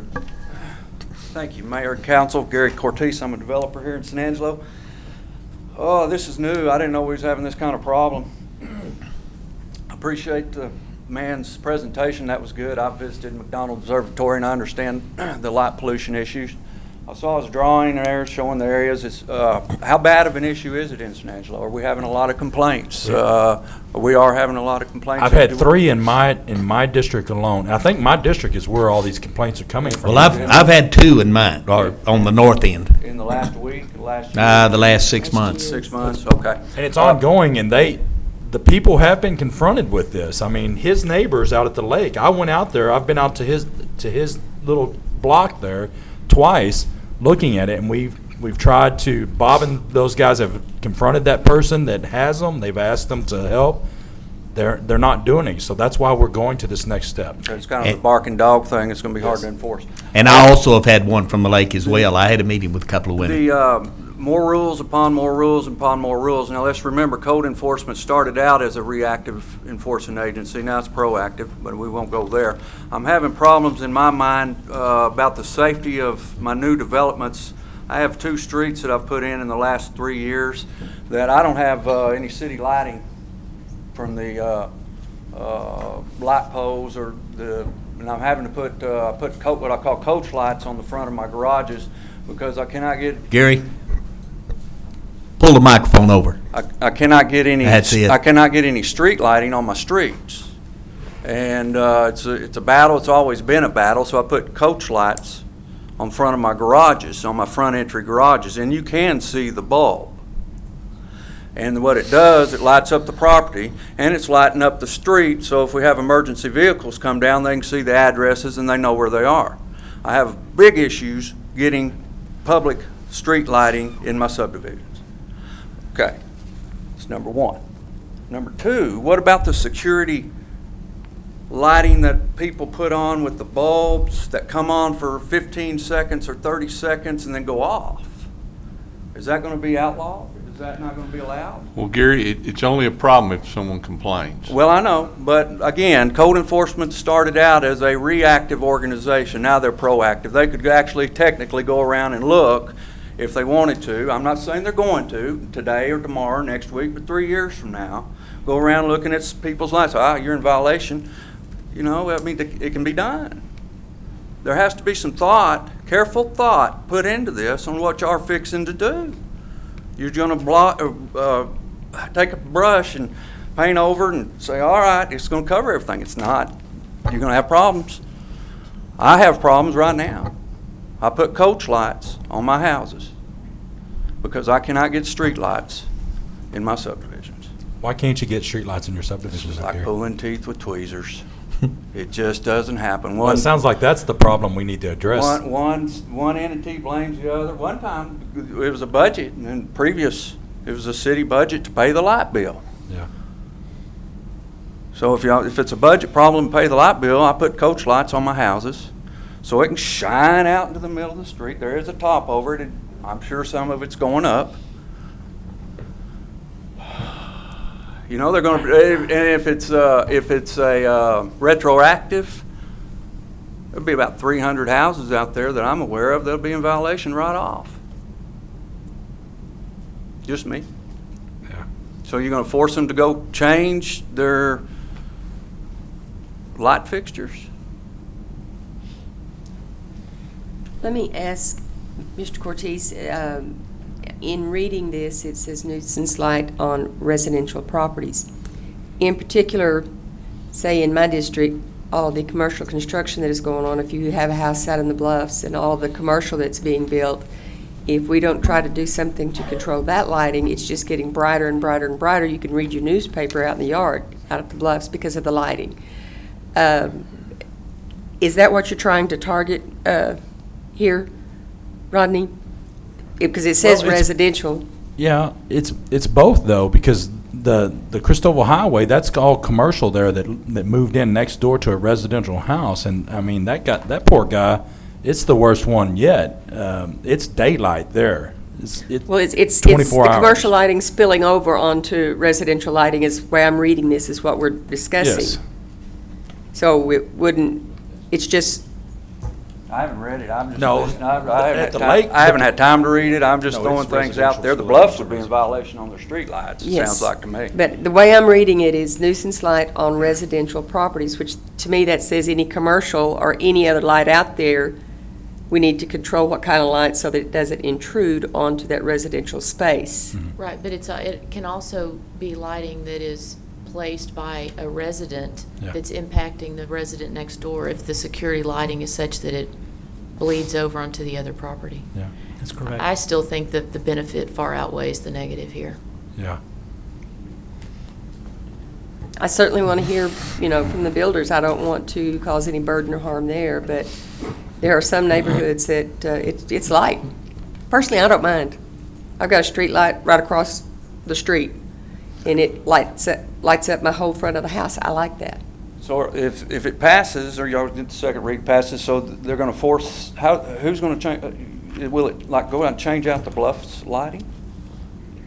Would that force the Bluffs to, say for instance, change out their street lighting? I don't see how we can make them retrofit. No. No? Okay, well, I hadn't read it, y'all have read it, I'm just No, I throwing mean- this out. And the security lights that come on for 15, 20 seconds, I they'll mean, be that, outlawed? if they're shooting out toward the street to someone else's property, yeah, that would be affected. Okay. All right. But I'm kind of with Liz on this. I mean, I think the benefit outweighs the negative on this, and especially when I've got multiple residents out at Lake Nasworthy. They're around that house that we're talking about the same house. I have probably 4 people that have come to me in the last. I've been in this job in a year. I got that.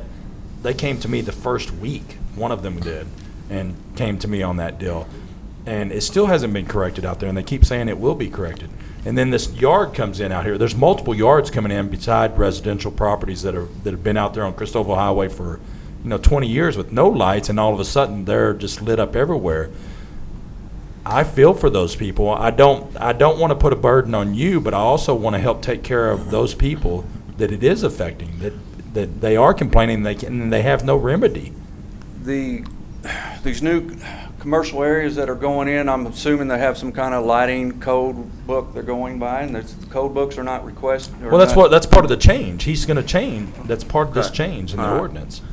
Okay. It's changing it to keep the light on the property, and that's where it hasn't been that way before. The see the light bulb thing is just, you can see the light bulb.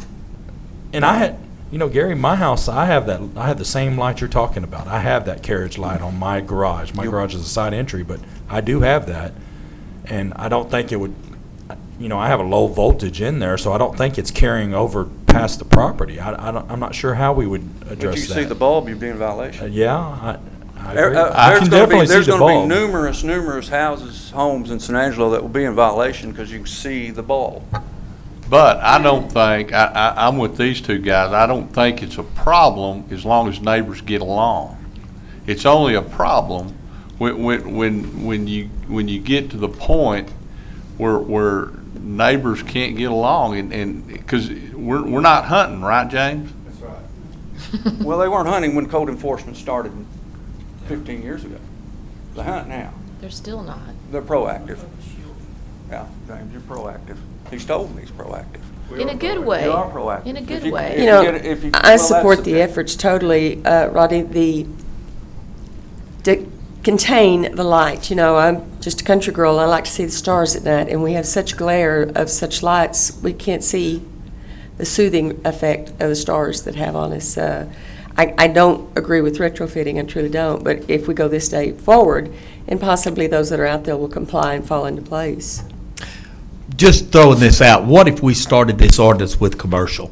Because every problem I've encountered has been commercial. It's not been residential. So if we start this on commercial only, and let's see how it works, we can come back then and add residential. That's not going to solve, Rodney. That won't solve your Two problem. of my 3 complaints that I've had for the last year have been They're it's just residential? residents. Okay. It's their next door neighbors. Mine have all been commercial with all the oil field, and they're putting these huge lights up that just envelop the entire neighborhood.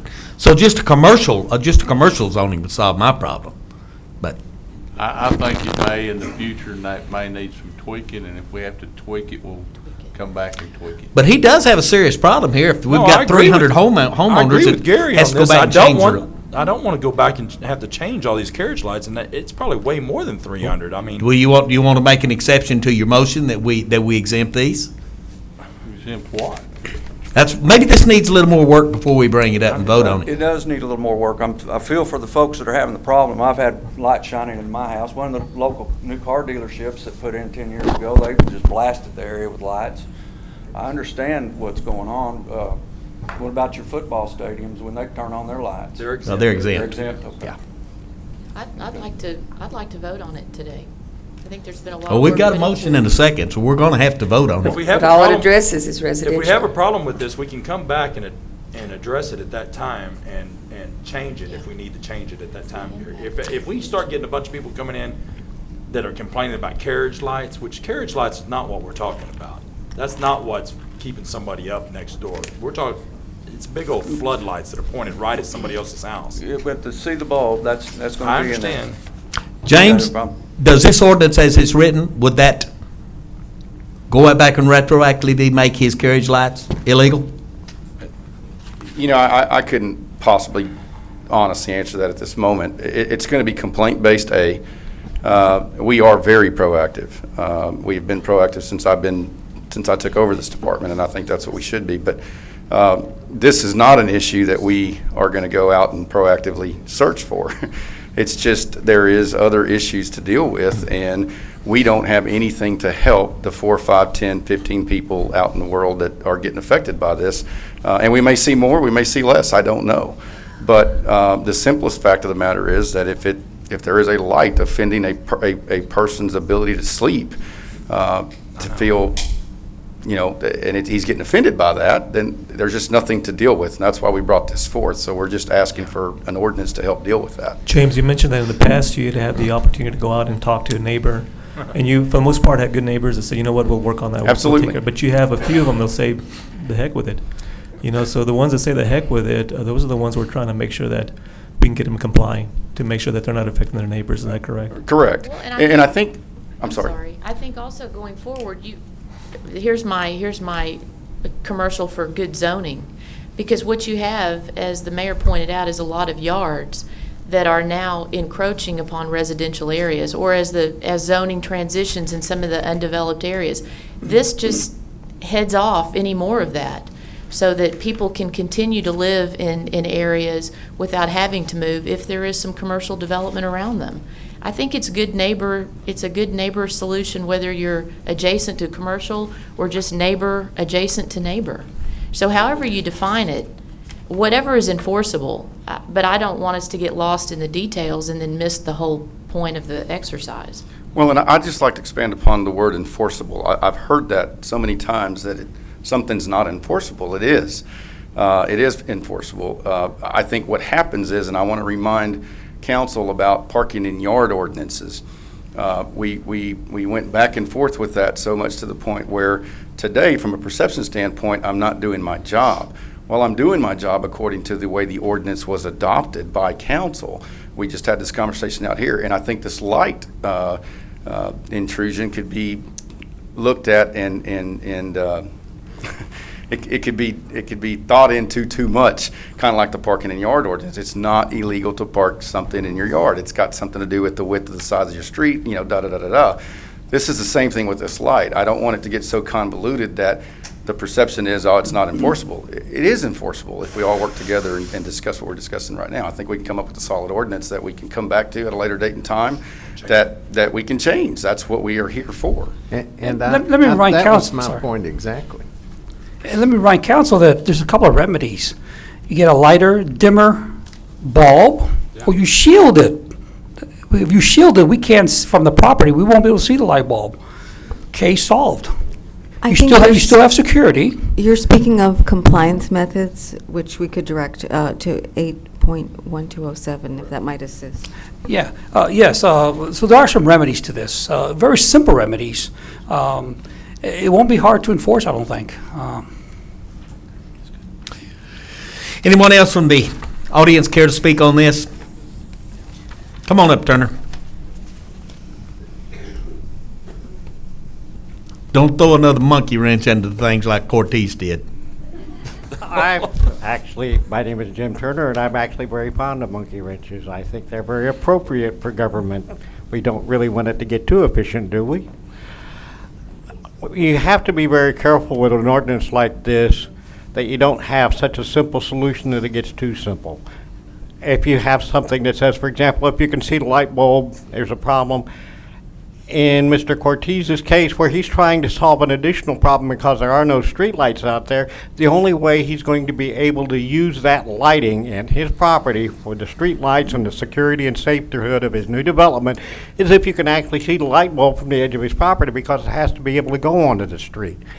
If you want to take and make it reasonable and enforceable, it has to be from an adjacent properties where you're looking at, not his property line. You go to the house across the street, if you can see it from their property line, then yes, that's an issue, that's a problem. If you can see it from his property line and he's lighting up the street, that shouldn't be a problem. That should not be a violation. That's where you need to draw the line, as at the property line of the property that is being infringed upon. Not on public property, because if it goes on the public property, if it goes on the streets, a lot of times that can be an asset. So don't take and write the ordinance where it's visible from his property line, make it where it's visible from an adjacent property line, which would be across the street in a subdivision. And that would solve the majority of your carriage pole light problems and still allow lighting to be put in that serves the purposes of streetlights until the city can actually get out there and put the streetlights in like they should. Thank you. Anyone else? Just for clarification, Council Mayor, that is in there. It is the adjacent property line, the viewing of the bulb from the adjacent property line, not the actual property that owns the light. Is there any way we could put some exceptions in there if you, and I'm just throwing this out, if you've got an area where there is no external lighting as far as street lights, that maybe it would be, maybe would fall under a different category? Because Cortez he's got a unique argument there. And if we've got these, and I have arguments all the time from people in my area, they say, I don't have a street light, it's dark. So if you've got an area that's dark already, and we're taking away the light, it looks to me like we may be working against ourselves. So is some way we could accept that? If there is no exterior lighting, if there are no street lights, maybe it would fall under a little different category. Just throwing it out there. And that could be in the second reading. I'm going to leave it like it is. Okay.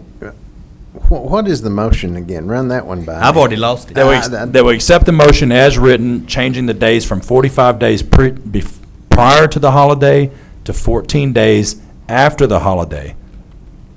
Everything else as written. Oh. No, Don had something. And accept the, what'd you add on there? Can't see it from the adjacent property? Yeah. Is that what you said, Don? Yeah, just however they want to word it to keep the light on there, because I see think that's what in there, though. they quoted in there, but Joe Blow off the street will read that and not understand what it's saying. Anybody else from the public? We've got a motion and a second. We're going to have to vote on this. Okay. Calling for the vote. All in favor, please say aye. Aye. Any opposed, nay. Put a 7-0 on it.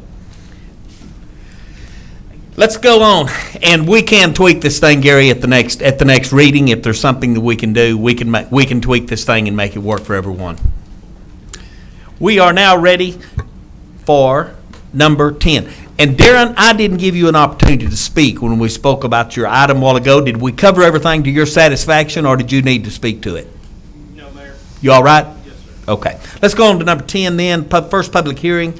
Consideration of introducing an ordinance amending the Code of Ordinances of the City of San Angelo by amending Chapter 4, Building and Construction, Article 4, 100, Administration, restating Section 4, 101, Adoption of Codes, Part A, Subpart 7, adopting the International Code 209 Edition Fire Code, exempting therefrom, and restating certain sections, providing for severability, providing for an effective date. Brother Howard, you are on, sir. Okay. Good morning, Mayor and members of the City Council. This is a long-awaited item number 10, which are proposed recommendations for changes to the International Fire Code. So as you know, there's been much dialogue about the need to look at changes to the International Fire Code to provide for or consider conditions relative to market that would warrant some change or flexibility related, to what's currently in the ordinance.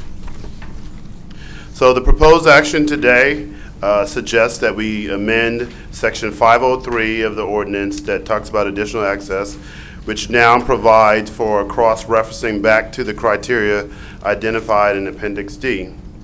Additionally, we want to provide language that allows for more flexibility as it relates to the remoteness clause.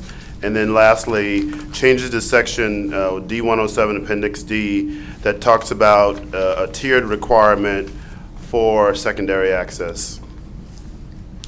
Okay, so proposed action A talks about essentially just referencing back to criteria for the requirement for additional access, and that would be referenced back to Appendix D107. The section related to remoteness I've summarized here, whereby in situations where there is challenges related to distance between two access roads, there would be 3 criteria that would be established that you have in your packet that would allow for this situation to occur. And then lastly, I guess the object of most of the discussion was a tiered requirement for secondary access, and I'll go through this. Essentially, what happens as it relates to what's being proposed is that we want to allow for developments up to 75 residential units with only one means of access. Additionally, we want to allow for dwelling units to exceed 75 units with a few exceptions. If all the units are sprinklered within the development, then obviously there would be no need for secondary access. With units up to 165 allowed, if in fact future development is allowed for a connection, then there would not be a requirement for secondary access. For up to 275 units, there would be one required improved access point and then one unimproved required access. And then for units, for a unit or development greater than 275 units, then there would be 2 improved access roads required. Additionally, there was concern about developments that were already underway or had been initiated, and there is also language that suggests that I, as the Director of Development Services, in consultation with other staff, would be able to grant relief for these projects under the guise of the current ordinance. We believe that the proposal is reasonable. It considers market conditions and also provides the flexibility that's been asked for. And I ask for comment at this time if there is any. Go back a couple of slides, Sure. back to that 75 with sprinklers. I don't remember that one. That one was existing. So that's going to go away? That's an exception. And that exception wasn't, so essentially 75 units or below, obviously there's no requirement for secondary access. If you exceed 75 units, then you have options for the requirement. okay. And so essentially you could sprinkle all the units, but again, that wasn't necessarily something that was really debated because the concern was the secondary Or access. you could go to 165 Correct. on the next page Correct. or 275. That's correct. Okay, well, I understand. I tried to put "or" really big so you could. So you'd see it. Developers, y'all happy with this? Tony, Cortez, Rocky? I move to approval. approve. Second. Okay, I've got a approval from Marty, and I heard a second down here somewhere. Rodney. We do have a motion to approve this as written. We do have a second. Do I have further discussion from I'd council? like to discuss a bit, and I You're on. realize, It is- You have been I recognized, Ms. realize that Grindstaff. this is something that y'all may have been working on before my recent arrival. Is the fire chief here to answer some questions? There he is. There he is. He just walked in. Um, That little magic room back there. I'm worried about something that Patrick mentioned, and that was a response to market pressure. I'm not sure that I would ever sacrifice safety for market pressure. I've worked on something similar to this and heard a presentation by Chief Dunn about how the city fights a fire and why secondary access is so important. So I'm not going to say that I'm absolutely against this, but I'd like to know how our philosophy on this changed so dramatically, because there are a lot of units that you're allowing now with only one means of access. Well, that's above my No, it's not. recommendation. Oh, okay. When we fight a fire, generally, if you have a house on fire on the street, the first in unit comes in from that direction. If they lay big hose, nothing is going to come in behind them. So generally, if you see any of our fires at a lot of places, there's trucks coming from multiple directions because we almost block our own access off to get water to put it out. And we try to get in there as quick as we can to limit damage to the structures. We do carry tank water, but it is a limited supply and will only last a couple minutes. So and getting people out. A lot of the other times, getting people out while we're trying to get in there and do stuff can be an issue, so. My problem is with this, I was taught by this man how we fight fires. And so I believe that the proposed action here, there is some sacrifice, and I'm going to worry more about the homeowners. I don't think this is going to be too relevant in my district. It's pretty well built out, but I do have concerns for the rest of the community. So just so you know that. Yes, Very well. and we discussed this and Greatly. yeah, we discussed it at great length, and the majority of the council decided that this was the action that they wanted to take after much debate and little scripture, and there was only one person in opposition to that, and the remainder of the council decided they would move forward. So in the spirit of cooperation, I'm moving forward with them. Anything else need to be said from council? Anything from the public need to be said on this before we take a vote?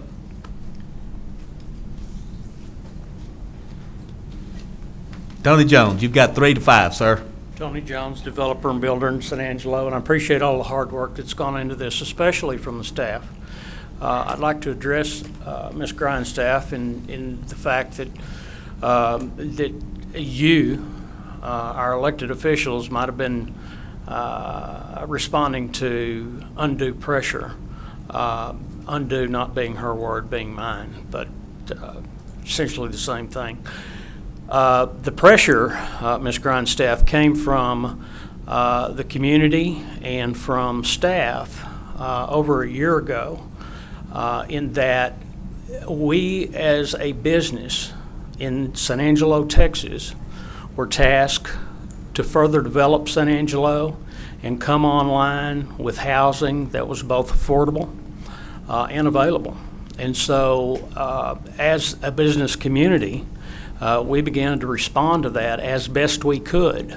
And what we encountered was a black and white interpretation of a fire code that's been in place and adopted since 2001.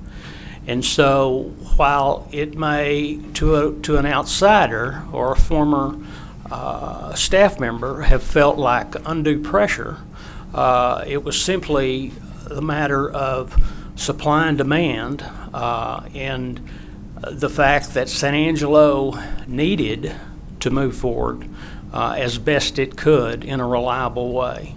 My comment before was that since I've been aware of development in San Angelo, early 60s or late 60s, early 70s, that there's not been a subdivision that has been put in San Angelo that has caused undue safety situations. We don't know that there's ever been a fire that Mr. Dunn and his fire department could not respond to in San Angelo, Texas. The fires, we could engineer ad nauseum on a situation. The space shuttle is built with a factor of safety times 7, and they still blow up. And so could we afford to do the things that would be optimal for a fire department in San Angelo, Texas? Yes, we could. Could anyone afford to buy the homes? No, they could not. And so while some situations are ideal and more convenient for situations that we could all think up, worst case scenarios, I'm sure they are. But what I would like to assure you is that the industry that I'm a part of, in no manner or stretch of the imagination, is willing to risk safety for. And so that's all I have, and I appreciate everybody's hard work, especially Thank you. Patrick's and the fire department. Thank you, Tony. Anyone else care to speak to this before we vote? Do have a motion and a second to approve it as written. Did you have something else, Patrick? No, I didn't. Okay. If there's no further, let's take a vote. All in favor, please say aye. Aye. Any opposed, nay. Nay. Okay, we have a 6-1 on that. It is 11:32. The council need to take 5 minutes or so? Let's take 5 minutes. It is 11:43. Let's see if we can get another one or two of these done before we break for lunch. We are now to number 11, which is consideration of awarding RFQ WU1413 to Allen Plummer Associates Incorporated to evaluate reclaimed water alternatives, including non-potable, potable or potable? Potable. Non-potable and potable reuse alternatives in the amount not to exceed $189,965,000 and authorizing city manager to execute contract. Mr. Dixon. Good morning, council. Barely still. We got a little bit of time left. We're back at this council meeting, its last council meeting. There was a lengthy discussion of this topic and some questions were brought up, and I've tried to gather those answers for you for this meeting. One of the questions I think that came up was some concerns about our contract with the district and the Bureau of Reclamation that is pretty much over all of this. Anyway, we have checked with legal counsel, and what we thought was correct on the contract with the Water Control Improvement District is correct. We have a out of that contract with a 1 year's notice. So that's all good.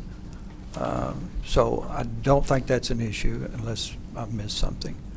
Another deal, Rodney, I think you asked it, wanted us to check with Wichita Falls and see what they did. We did that. They are still in the process of trying to get that done themselves.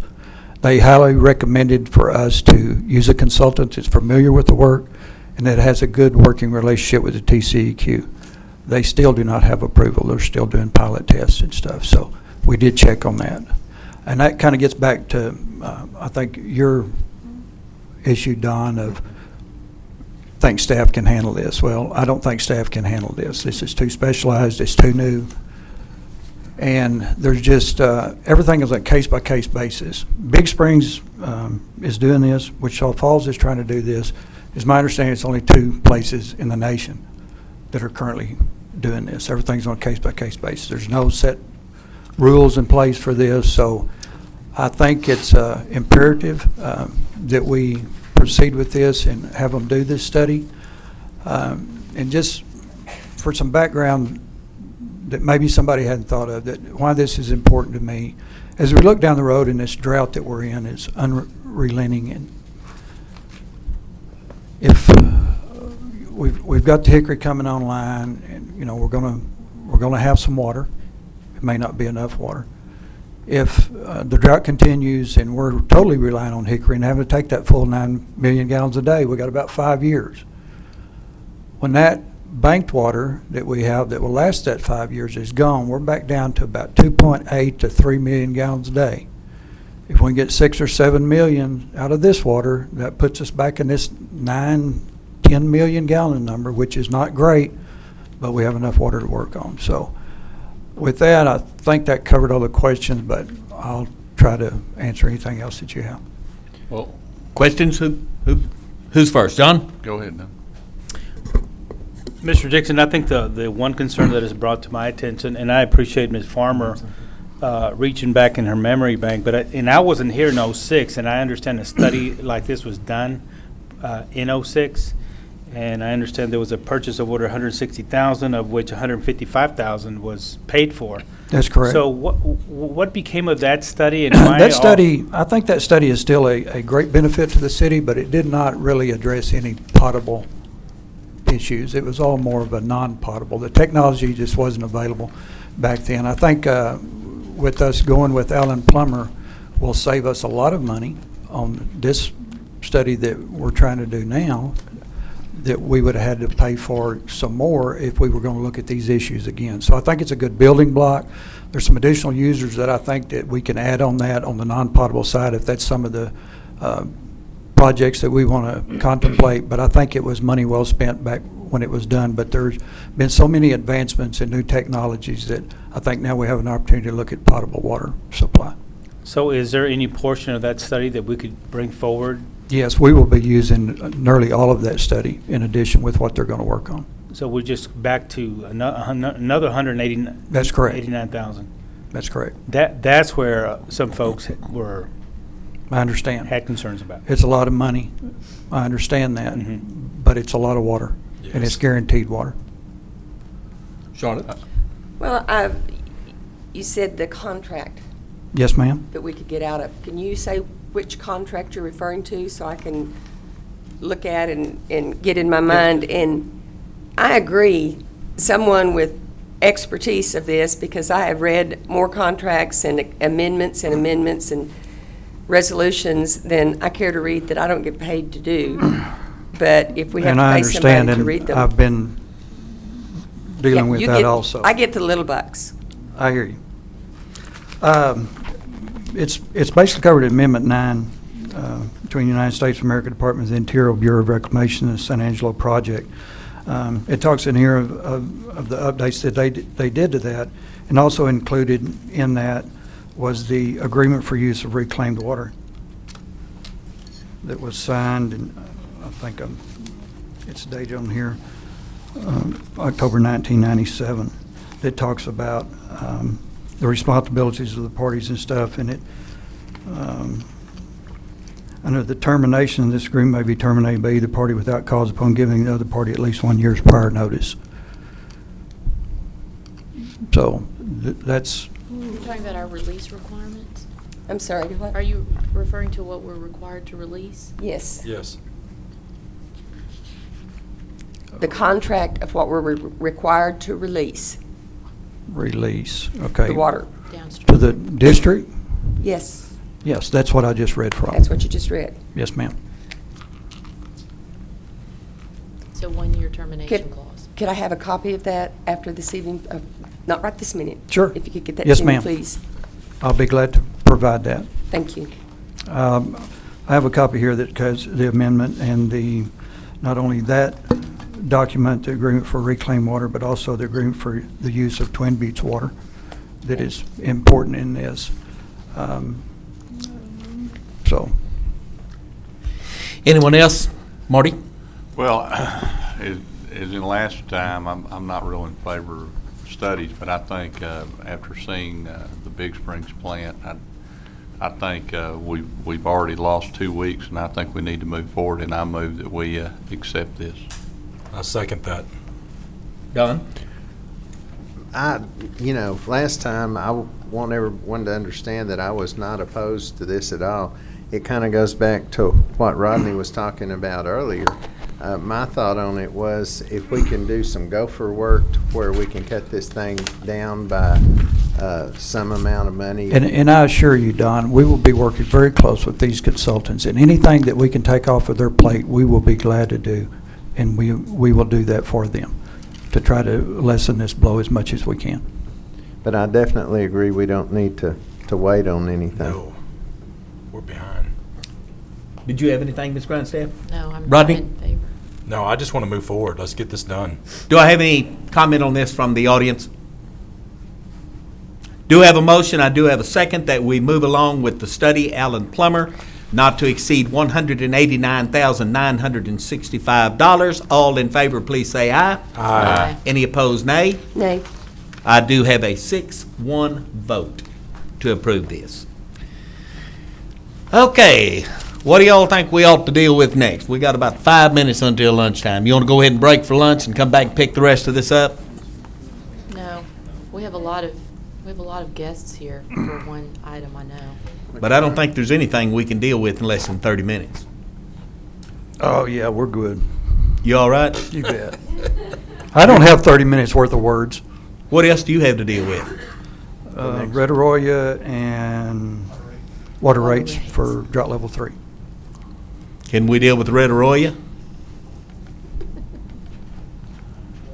In 4 minutes? Right. Let's break for lunch. Let's break for lunch. We'll come back after lunch. It is 11:53. I don't think we'll be gone long more than 45 minutes, so we ought to be back in here by, I'd say, 12:45. Say-Pack, I apologize to you, but we're glad you're getting to spend the day with us. We'll see you back in here in about 45 minutes. It's 12:40. Let's go ahead and get started.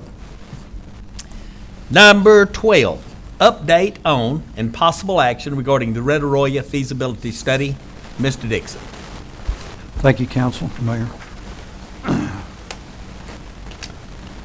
As you're aware, at the meeting we had in March of this year, we talked about the Red Arroyo and the different parts of that project, and y'all instructed us to go back and get with all the players and see what we need to do to resolve some of the constructability issues and items associated with that project, in which we did. We met with UCRA, HDR Engineering, Jacobs Engineering, Dr. Brandis, Lloyd Goslink, and Austin. Me, Kevin, city manager, was there and talked about, and I think we come to an agreement on the additional work that needs to be done, and that's what this is today. There's great concern of the underground water issues with that project, and I think this additional work will finally shed some light on that, on exactly what it's going to entail to construct this project, if that is the choice, and the possible cost of that project. I think we can better define it with this additional work between HDR and Jacobs Engineering. The total not to exceed is $11,400, and we are probably going to see some damages, cost related with the subject property, because we're going to install some piezometer wells to better get an idea on the groundwater to that on that project, so we can see if there is a direct correlation with the river levels and the groundwater levels over that entire project area. So that's what this is about today, just trying to get some direction from y'all. Do you want to proceed with this additional cost to do this work? Currently, I think into the project, we are about $132,000 so far, so this will be on top of that. So that's kind of all that I have on this. I just need some direction. Where we're going to start?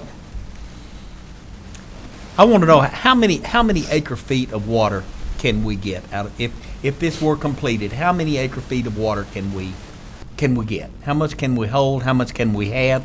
I keep hearing the 5,000 acre feet. That is the maximum amount that we can carry and keep. Per year, that's correct. That's according to our water rights diversions that we're using for this project. That's a maximum of 5,000 acre feet a year is all that we could store or capture and possibly reuse. And if we capture 10,000 or 20,000 acre feet, only thing we can do is just let it go right on downstream like it does now. That's correct.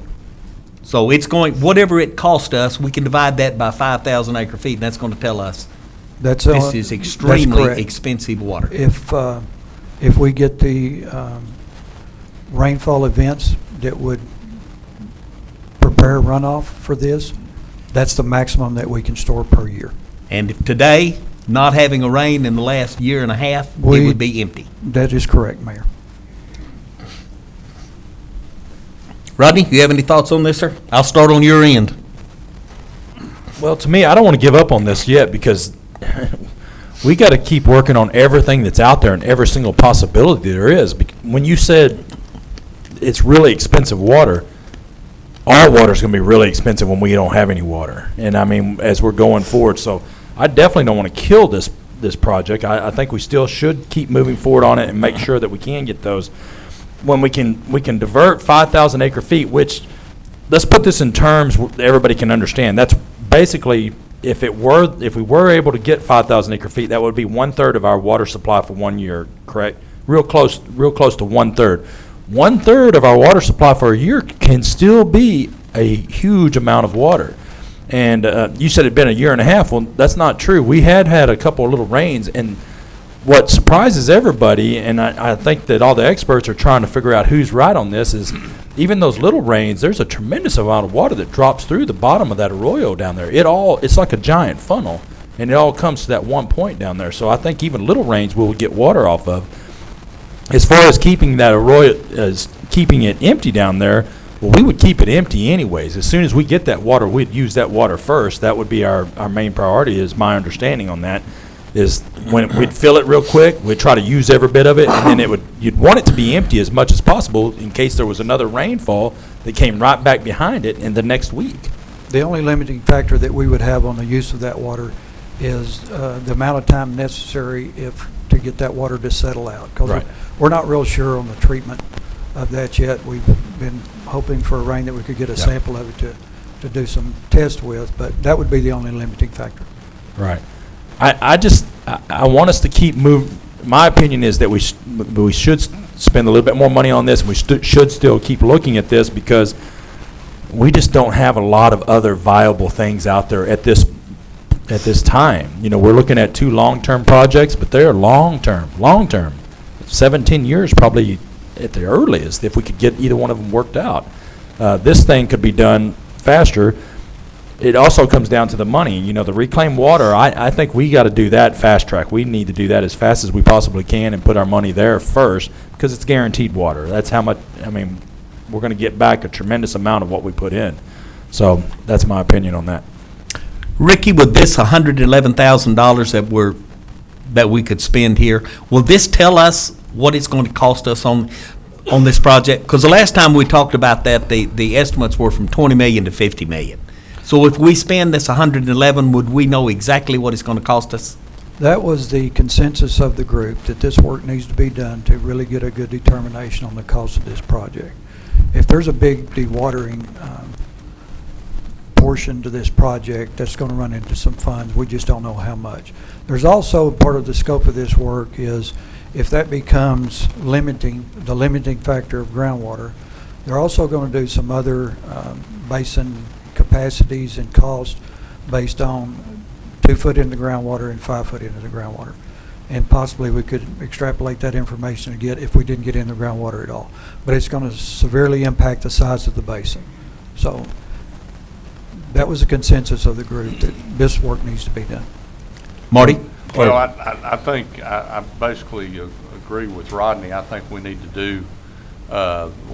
to make sure we exhaust all our possible solutions, and as it's going that way, I'll move that we do this, and if y'all decide on the way y'all don't want to, it can die from a lack of second. Well, I'm going to second that, but I wanted to ask Chuck out there. Chuck, are you happy with this? Is the UCRA happy with us moving forward on this and having these people do that, and so that both groups, because I know you're one side of the group and there's the other group is kind of has the... Chuck Brown, UCRA. Yeah, Rodney, we are. I think the city is doing absolute due diligence, as they should. There is some issues with the groundwater. It may be that we size the pond smaller. We miss the groundwater altogether, and maybe we capture 10 rains instead of 5 rains. But that could also drive the cost of the pond down as well. So that's another possibility. Maybe we only catch 1,000 acre feet, but maybe it only costs $15 million to build. That's going to be what this study is going to entail. And it's also going to look at some of the engineering factors. I know there's also a concern about the volume, and UCRA is going to stand by their numbers, because we run 2 of the most complex models that are available right now for stormwater. It's called SWIM, SWMM, Stormwater Management Model.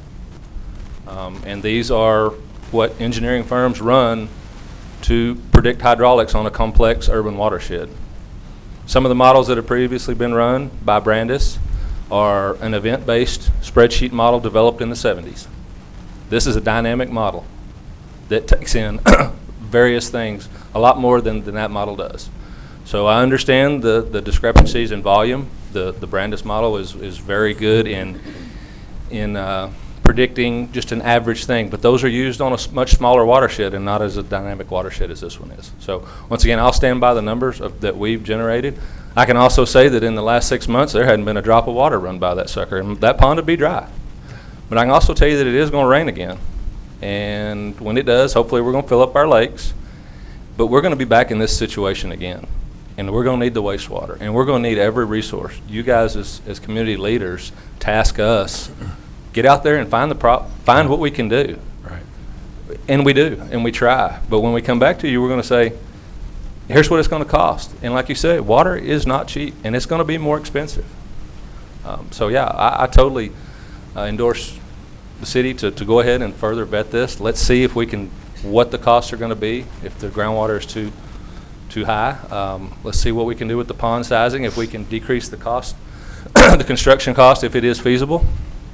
But yeah, I would encourage you to continue with this project. What model is the third-party engineering? It's firm? called a TR-44, I believe, 40. It's a model that was created by the USDA in the mid-'70s for a generalized watershed approach to urbanizing areas.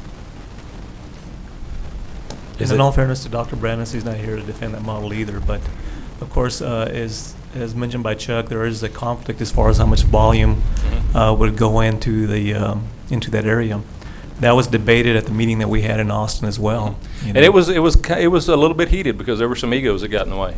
And all I can say is what the model that we run, both the Tarleton model with the original stormwater program, when we first started in 2010, what that model run and what we actually measured was the same as what Jacobs ran in the feasibility study that came later on. And I might mention that was a feasibility study. That was not an engineering study. That was just a study that showed, can this be done? Is this a plausible water supply? And yes, it is. But ultimately, what did come out of that meeting was I guess a consensus that we felt that let's determine what the cost would actually be anyway. Sure. Let's determine the cost, and let's see what that cost will be. And then if we want to fight over the volume later, let's get after it. Another fight for another day. Johnny, what'd you have on this, sir? You know, I remember hearing about the meeting in Austin and how it went and the discrepancies in the volume numbers. But I want to go on record to say that I am totally against this project. I don't want to spend another $1 million, $5 million, $50, $20, $30 million on a pond out here to collect water where the water runs down there naturally anyway. And if we capture some of it in our lakes, that's fine. But I just don't believe that we need to spend another 20, another 30 million. And Chuck, that's with respect to you, I'm not sold on the idea at all. So I'm going to go on record and say I am totally against this project. And that's just me. I'm elected to sit in this seat and voice my opinion, and I'm just not convinced at all.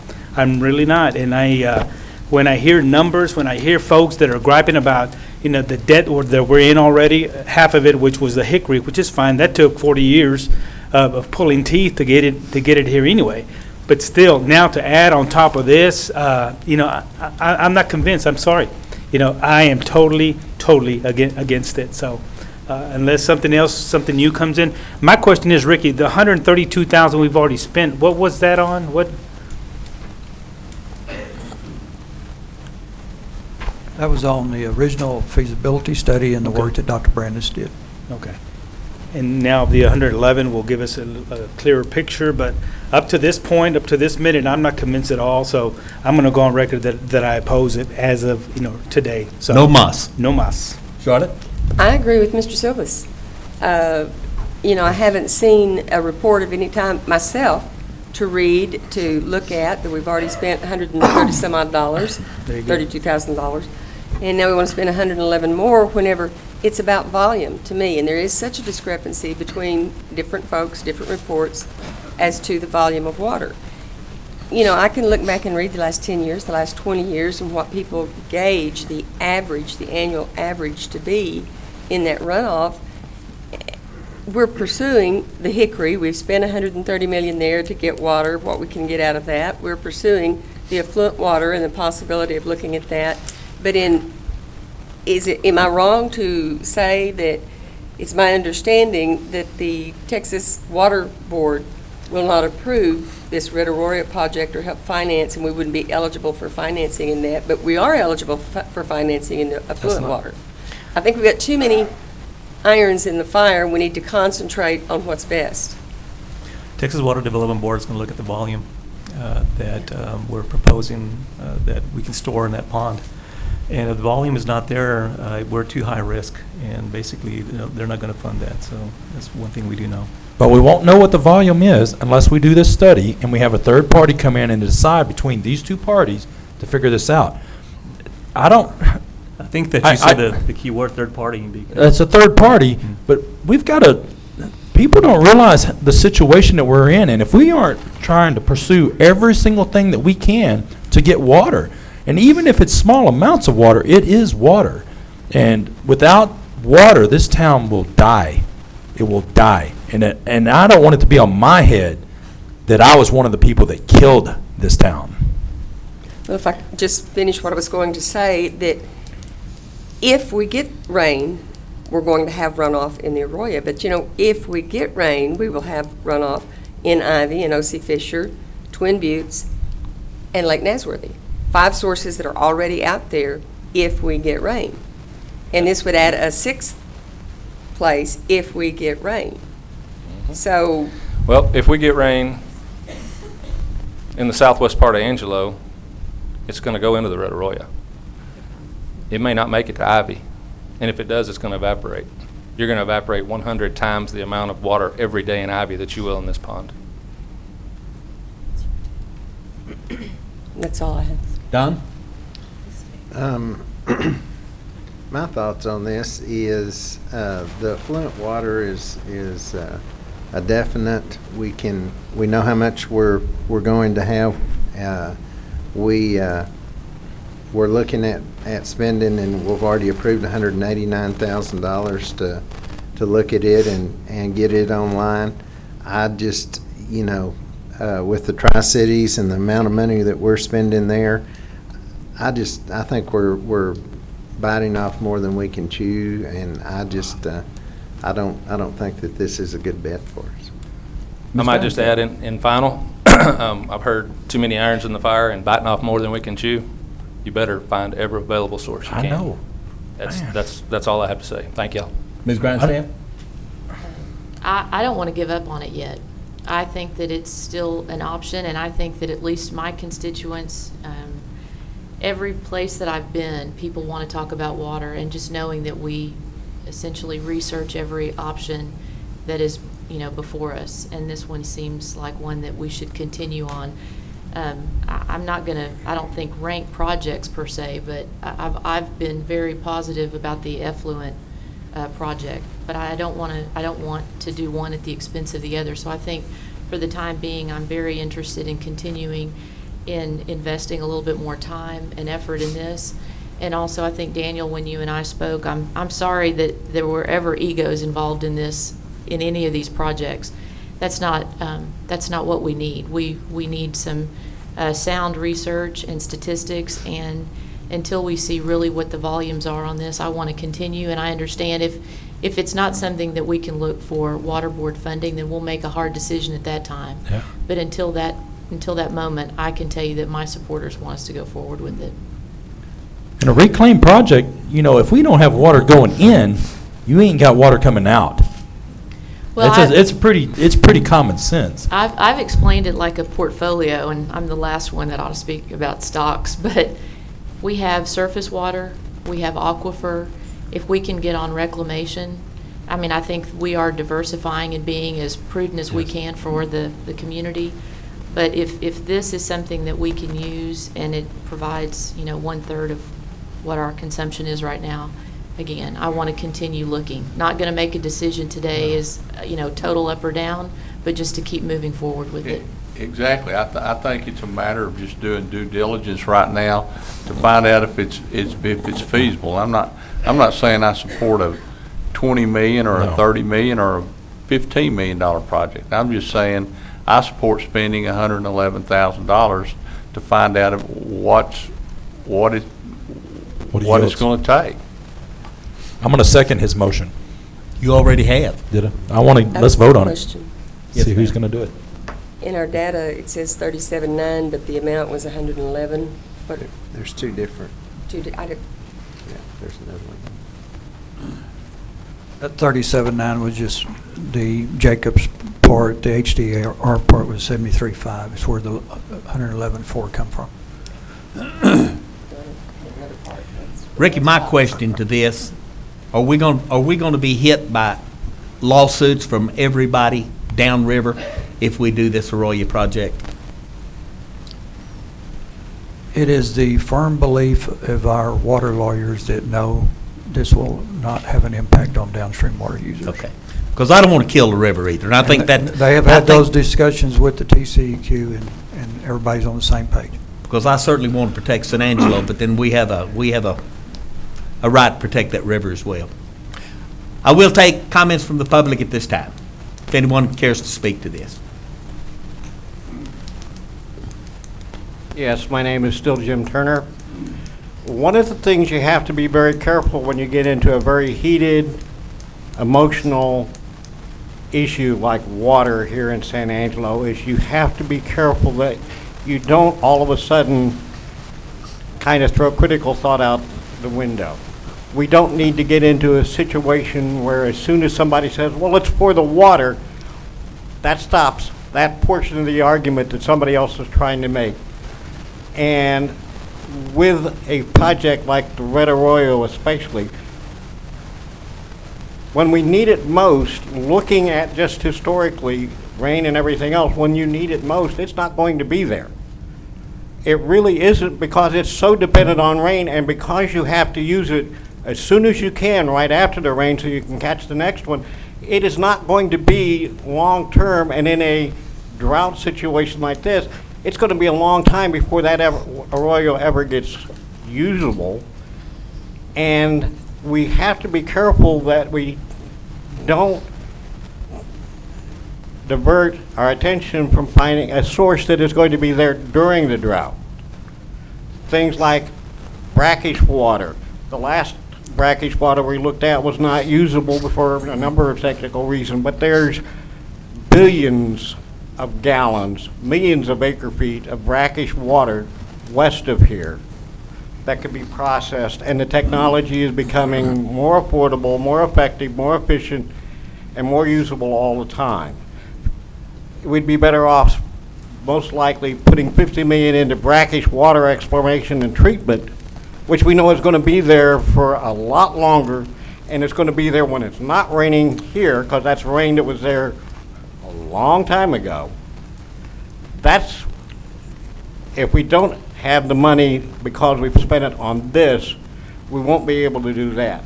And the second part is, if we impound the water here, we do have to be very, very careful, because no matter how small it is, the surrounding water table, the river, a lot of downstream ecosystem depend upon any flow that can go down that river. If we impound 5,000 acre feet out of that, and it doesn't go downstream, that's 5,000 acre feet that doesn't go to revitalize and keep that river system healthy, and that's still 5,000 acre feet that actually doesn't end up soaking into the ground, because not all of it evaporates. That also replenishes natural springs. It has an effect upon the whole surrounding area's ecosystem and the economy and livelihood and everything else downstream.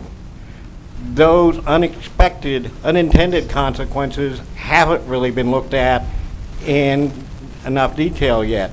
And I think it's very premature to say that it's not going to have an impact sufficient to bring somebody with a lawsuit against us. There are already ways to capture some of that water with existing infrastructure that's here. Not all of it, but because of permitting agreements, water master and so on, we can't do that. We have to be very careful that when we're looking at this, we are also looking at some of these other unintended consequences that are not obvious. And the key point is this needs to have very critical thought. Panic is the last thing you need to do here, and I'm hearing a lot of people, including some of the people sitting up there in council, it sounds to me like it's verging on panic. And that's the time you make wrong decisions that you live with for a long time, and if you want to kill the city off, bad decisions will do it just as well as no water, if not even more so. Thank you. Jim, just to answer a couple of your questions. One thing is the 5,000 acre feet, we have rights to that as a city. That's our water. So we can capture that 5,000 acre feet a year. That is ours. Not releasing it downstream, you know, I want those people to be fine also, but that's us. That's our water. That's our right to that water that we're not capturing right now. As far as panic goes, I don't think we're in a panic mode. What I'm trying to do here, Marty said it perfectly a while ago when he said, we need to do this study to find out if it's feasible to do this. We have no idea. UCRA is saying that between 10 and 11,000 acre feet drop through there, and Brandis is saying 1,500 acre feet are dropping through there a year on average for the last how many ever years. So we need to do this study so we can come together, the two parties can figure out what is the true number. If it is, 5,000 acre feet or 7,500 acre feet, we can only use 5,000 acre feet, but let's say it is 7,500 acre feet that drops through the bottom of that every year. It will be a lot more economical for us to build that possibly. So in order for us to make that decision, we have to do this study. We have to see what all our resources are out there, and this is not panic, but it's getting closer and closer to going that way because we are running out of water. So we have to check out every available source that's out there. If we don't do our due diligence on these things, shame on us. Let's take further comment from the floor. Anyone else have comment on this? I'd like to address a couple of more issues. Another thing that I think some of you are maybe looking at is this is just a municipal supply. It is. That's one thing it can be. It's also a stormwater basin. And you as the city of San Angelo have an obligation to manage your stormwater to keep the pollutants from going downstream as best as possible. That's in your mandate. When you're talking about 5 million pounds of sediment every year coming down the Red Arroyo, you're stopping that. You're stopping that. So you're creating a better environment downstream. Now, the in-stream flows that Mr. Turner refers to, those are being addressed by the water master. Your base flow releases every day is because of that.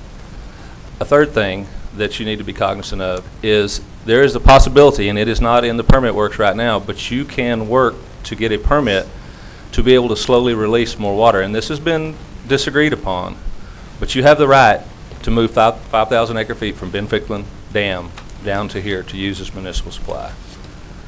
You also have a duty to keep the pollutants out of the water. But you can also, in a third, let's say we can divert 5,000 acre feet a year. We believe it's there. We know it's there. I've measured it. Okay?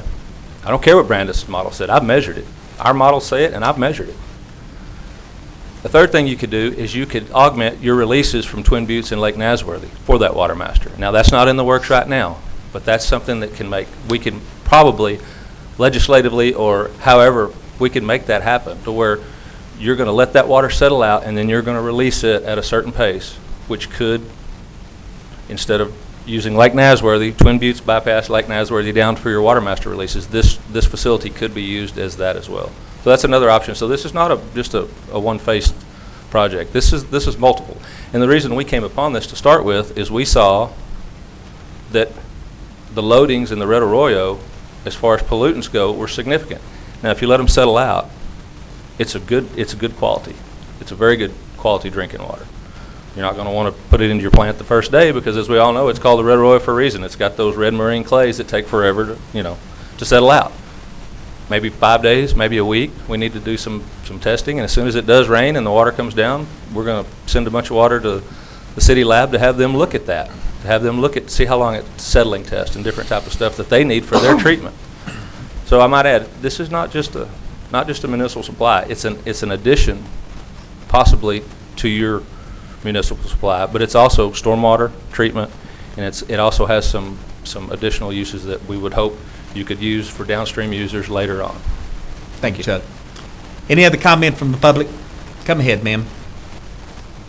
State your name. You've got 3 to 5. Hi, my name is Mandy Scott, Texas Parks and Wildlife Inland Fisheries Division. I work on the lakes and rivers in this area.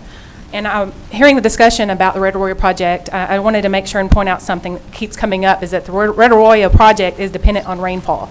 Well, I wanted to point out Lake OHIV project is also dependent on rainfall, and not just any rainfall, but because of the huge scale of it, we have to think about the scale of the rainfall we're talking about. OHIV will not catch any water with a 1-inch rainfall in San Angelo. It takes 4 or 5 inches of rain in San Angelo for OHIV to come up at all. I've been observing this myself in the 10 years that I've been managing the lake. Okay, so in San Angelo, we have the opportunity with the Red Arroyo to capture a 1 or 2 inch rain that will never make it to OHIV to raise that level at all. In the meantime, we're seeing all this water rush through San Angelo. I watched the OHIV water level graph keep going down. It's amazing. We have, we can't depend on OHIV by itself to collect 1 or 2 inch rains because it takes a much grander scale of rain. Rain that's uncommon, that we haven't had a rain like that since October 2012. We can't count on those types of rains to come at a regular enough rate to supply OHIV and to supply us with our water. The Red Arroyo and smaller projects like that they're a bit more predictable. We can use models more efficiently, and we can actually see from models exactly what we're going to be producing on a much more efficient, much more accurate scale than we can for OHIV. Ivy is not sustaining us. At the rainfall that we're getting, it's not sustaining us. It's been a declining pattern since 1998. We have to look at other projects. I think smaller scale rain, water projects like the Red Arroyo is exactly what we need to be looking at, because we're going to have to take advantage of every bit of rain that we get, not just the 5 or 6 inch rains. Thank you, ma'am. Anyone else? I'm about to call for the vote, so if you want your... Turner, you already spoke once. I give you 1 minute, and then we're going to call for the vote. And then I've got you, Charlotte. Before the vote. Yep. Yes, just to make it clear, I'm not taking and saying you shouldn't do due diligence, and I'm not saying that this needs to come off the table. I am saying that you have to be careful with projects like this, that you don't wait something that's right here within the grasp without pursuing all of it. And this discussion was good because this is the first time we've also discussed its impact on stormwater and stormwater quality. That should have been part of the total package. We didn't get the total package when it was first brought to council, and we're getting that now because of questions like what I'm asking. That needs to happen. This needs to be looked at as a total package, not just on the water, but the stormwater, the people downtown, the economy, the people downstream. All of that needs to be looked at. And we have to be very careful because that is the critical thought, and that needs to be part of all these water discussions, not just emotions. Thank you. Thank you, Turner. Anybody else? Charlotte's got a comment, and then I'm going to call for the vote. I wanted to assure Mr. Brown, Mr. Dixon, I wanted to assure you, this is not personal with me. I think your work has always been done well, and it's been presented well. We're talking maybe 5 to 10,000 acre feet of water, and we have another source that says 1,200 acre feet of water to 1,500 acre feet. That's huge. That is huge as to where I have to make a decision. I have yet to see a 2006 study, which I would like to see it before I make any hard decisions. I really feel like that we need to prioritize where we spend money instead of going off in different directions. I truly do. If it's going to catch water, there are other areas that are going to catch water. So should we look elsewhere for more permanent source of water? I'm just not convinced because of the disparity in the numbers. They're just so far apart. I can only vote and believe what I'm given to look at is proof to back up what you feel. You could sell me an igloo in the Bahamas if I didn't know any better. So I have to have more information and facts to back up, but it's just too wide a gap for me to be in agreement to do this at this time. Wouldn't you want to do the study so you have those numbers? It's just not going to give us the numbers. The deal here is, as far as the volume, this study will not give us the volume. All it's going to give us is the cost of the actual pond. This is what you're deciding on today. I know you mentioned that a while ago, but this does not give us the actual volume. We have 2 different engineers that have given us 2 different volumes, as Ms. Farmer just said a little while ago. This study is just to give us an indication of the cost of building that pond, if it's even feasible to build it based on the water table. So that's what it's going to give us. Other than that, if we move forward, we have discussed, and as a matter of fact, I was speaking with Councilmember Grindstaff, and this may have to be a third-party engineer that takes a look at this, so it takes out of the equation those 2 different engineering reports to see, in fact, who has a better number. But at this point, all we're looking at is, for this, if you approve this, the study will tell us how much it'll cost to the different options, how much it'll cost us to build out this project. Mayor? Yes, sir. I finally just want to add that I'm looking at both sides of the idea, but when I'm still not totally convinced But when I hear my constituents saying that this is now I'm hearing 15 million, 20, 30 million pie in the sky idea, and I tend to lean that way. So that's, me voicing my opinion for folks that have approached me on the idea that think, hey, water runs that way anyway, whether we capture it or not, it's, it's our loss. But again, it's just the $250+ million that we're in debt now, and then you want to add another, say, 20 million, and the number just keeps on climbing. So again, that's what I'm voting on, is folks that are telling me that it's too much money. I'm about to call for the vote. Would you take the motion, please? The motion was that we accept this as presented and allow the $111,000 to be spent for the feasibility study on what the project would cost us. Is that your motion, Rodney? I didn't That's make my the motion. motion. Was that your motion, Marty? made the motion. Yes. Was that your second, Rodney? Yes. Okay, it's time. I'm going to ask everyone that is in favor of this to hold up your hand. 1, 2, 3, 4. Let's see the nays. 1, 2, 3. Motion passes. Let's move on then to number 12, which is consideration of amending the water rate schedule. Mr. Dixon. Okay, y'all are just about finished with me. No, we're not. Please. We've just started. You're not that lucky. Okay. I think this is Rodney's deal. He wanted to look at drought level 3 ordinance. And if I can make this thing go, we'll see where we wind up.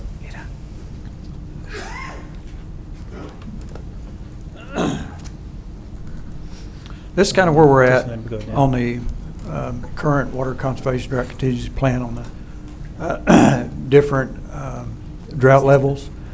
As you can see, drought level 1 and 2 is a tiered usage fee associated with those usage.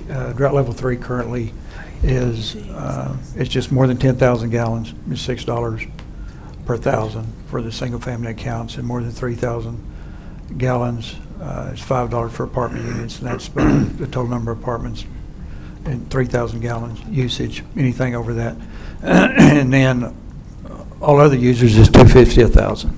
So, Rodney, that's kind of where we're at.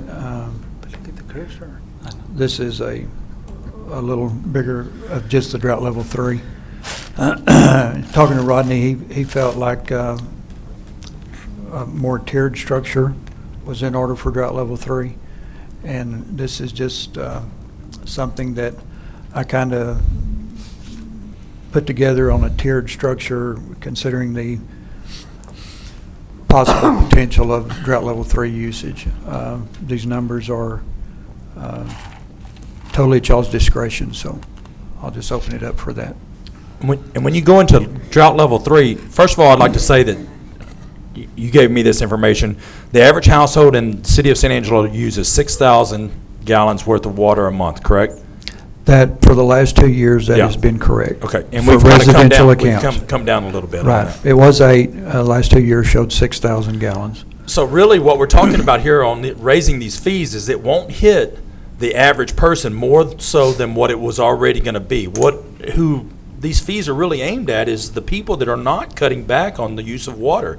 And if you look at the old drought level 3 plan, when you went over 10,000 gallons, it was $6 per 1,000 gallon, but there was never another increase. So from these people, and the people that I'm really wanting to target are these people that are using 30,000 gallons. There are actually people in this city right now that are using over 50,000 gallons of water a month. 80,000. Yeah, over 50,000. It's crazy, and that's for a residence. That is not a business. That's a residence. And these people, they don't care. They're not trying to conserve water. They're drinking all of our water. Or they're not drinking. They're actually using it on their lawns, our drinking water, and so we're not going to have that water. That's why when I went to Ricky and I talked to Ricky, and he and I kind of came up, or Ricky actually came up with this and showed it to me, and I was like, man, this is a really good plan. It hits them more so in their pocketbook, which we need right now because we're losing so much water or so much money in the water department right now. And if these people want to continue to use large amounts of water, well, they need to pay large amounts of money. Isn't that how it's scheduled now? I mean, No. 15 to 20,000, they pay $12 No. per This is thousand. how it is now. That's how it is now. Yeah. That's, if they're using, the high users are paying more. No, they're, well, It's if you go anybody over over 10,000 10,000 gallons. Yeah, anything from 10,000 to infinity is $6 per 1,000 gallons. So you're just saying it's not painful enough? It's not painful enough. It's not That's not painful even enough. that doesn't hurt that person at all. And what I'm saying is we want to hurt their pocketbook because I think that's the only way you're going to get to them about cutting these sprinklers back on these large yards and the large waste users. So you want to penalize the few that are not doing it in the overall that is restricting. It's not penalizing them, Charlotte. It's right now the average household in the city of San Angelo uses 6,000 gallons. So it doesn't even take into effect until you hit 8,000 gallons. And then it's still only $8. It jumps $2 per 1,000 gallon. So up to 14, then it jumps to 12. And then once you go over 21,000, then it jumps to 20. If you go over 29,000 gallons of water, first of all, shame on you. That's ridiculous. I can't even imagine how much water. Well, I can. I have a swimming pool, and my swimming pool is smaller than that amount of water. And that's how much you're dumping and wasting every month on your lawn and your use. So to me, this is a common sense deal of hitting them in the wallet and trying to stop them. I mean, I'd rather they should be spending thousands of dollars on drought tolerant plants and xeriscaping instead of wasting your water and my water. I can give you the downside to it, though. What is the downside? And there is a Revenue. downside. Revenue. Back in the 50s, when we had our drought, we had wells out on the north end of town that were strong. And the people on the north end of town that owned those wells rationed the water out, and they literally kept the city alive until it rained. Now we've got a situation on the north end where if someone's got a well, they're selling that water to the highest bidder. And they're rolling those black trailers out there, the black tanks. Every day you see them rolling by. And everybody that's got a well is selling to the high bidder. And all it's doing is killing that aquifer. So when we go up this high on city water, all they're going to do is go to the north end, and they're going to take water and buy it out there and go spray it on these yards.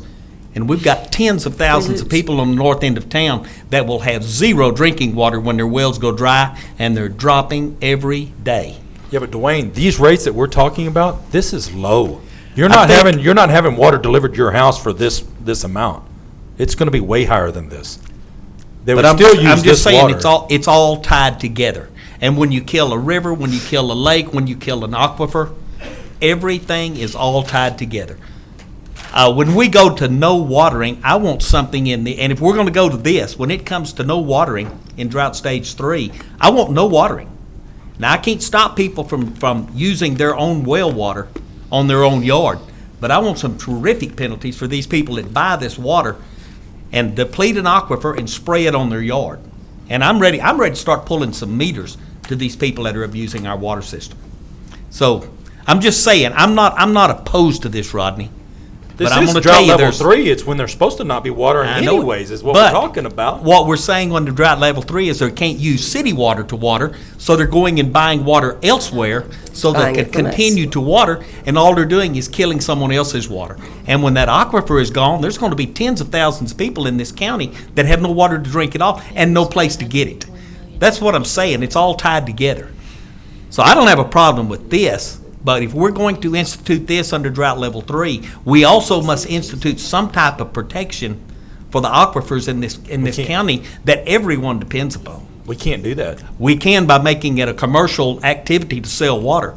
You can use your pump, you can use your well on your property, but if you sell that water to anyone else, that's commercial, and we can regulate it there.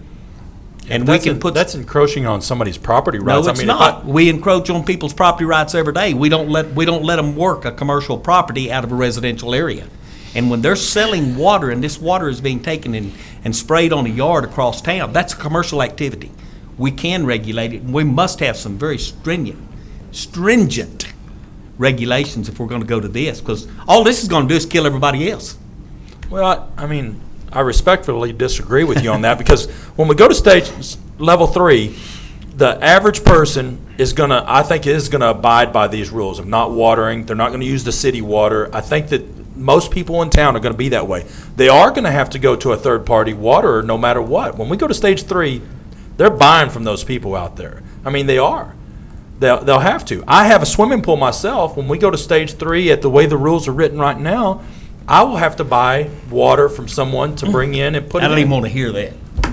And I don't want to hear that I don't have drinking water so you can keep your swimming pool full. So Well, my that's what swimming we're pool, I don't dealing want with. it to collapse, and there's 1,000 other swimming pools in town right now that are the same way. All the commercial pools that are in town will have to be filled by out of, and it, if I can't get it from the city limits, I'll go purchase it from somebody that's outside of the city Do I limits. have any other comment on this? Because this is going nowhere. Quick. We're just looking at it, this is what we currently have if it goes to 3. We're just discussing it? Yeah. I've No, lost- this is- I've no, lost we're- track of what we're doing. No, It's I'm asking for- consideration of amending. Oh. Yeah. This is not. So it could be an action item. I move that we accept the fees as written in front of us. That's already in place. isn't it? No, it's not. No, this is the new. The one it It's is now is $6. Go back and show her what it is now, Ricky, It's please. $6 per thousand. This is the proposed rate fee schedule for drought level 3. That is the existing rate schedule for drought level 3.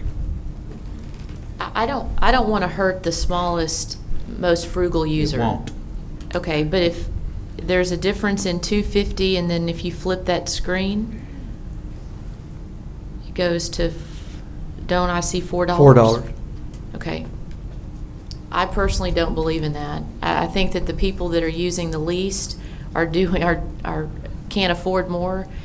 We've got some people that are being very conservation-minded, and I don't think they should be penalized. I think we really need to look at the users who are making the choice to buy more and spend more, and not the people that are potentially on the fixed incomes. Right, and if we had the graph that we'd had once before that showed the percentages of users that are in your 8 to 14, 15 to 20, 20 to 29, it gives a percentage. You provided that to us before. I don't know if Michael can whip it out right now, but it shows that the majority of the people are in your 8 to 14. If you Lower. No, they're not. They're low. 6,000. Show me. The average household. Show me the charts and the facts and the figures. I mean, you can tell me one thing, he can tell me another thing. I really, He's sorry, I told need us to it's see six. it. The average household in city of San Angelo uses 6,000 gallons of water a month. Ricky, do you have those figures? 2011, 2012, average consumption residential accounts. The average consumption for 2011, 2012 was 6,000 on the domestic water. On 2012 and 2013, it was also 6,000. 2010, 2011, the average consumption was 8,000 gallons a month. This was provided to me from Mary over in water billing. Ricky? That's the average overall. I'm just On- asking on the percentage residential of the count. population of the residents. The percentage is who fits into over the 30,000 gallons. Right, It's we not the can- large percentage of the population. It's not. You It's can the few. change, this is Oh, it's totally very up few. to y'all. Very This- few, exactly. These numbers are adjustable, just. Yeah, I'll those put out numbers what were you just want. tossed out there, and they were very few. Liz, I would have no problem on my motion to change the all usage usage amounts. I think, Liz, and let me just make sure, I'm sorry, Ms. Grindstaff. This $4 amount down here is all other accounts. The single family residential accounts, the apartment unit Okay. accounts. This $4 does not affect the residential accounts. Okay. So, Okay, I'm so sorry the if I first- wasn't clear. Okay, so the first residential account then is the $8?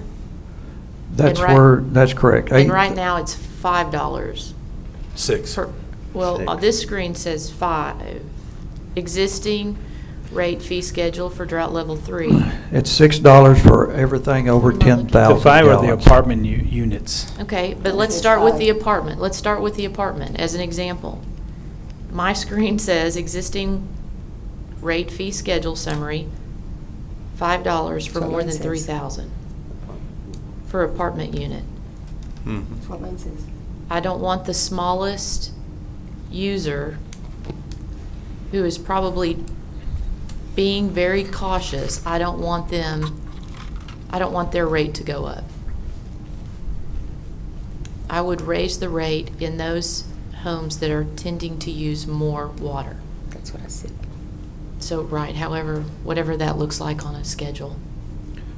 Yeah, So- that's that's Okay. totally what I'm for. I'm So- not trying to, I don't want to hurt anybody that's using less than 6,000 gallons or even 8,000 gallons a month. Or I less would- than 8,000. Okay, let me see if I'm following here. You want to leave on the apartment unit accounts that number like it currently is?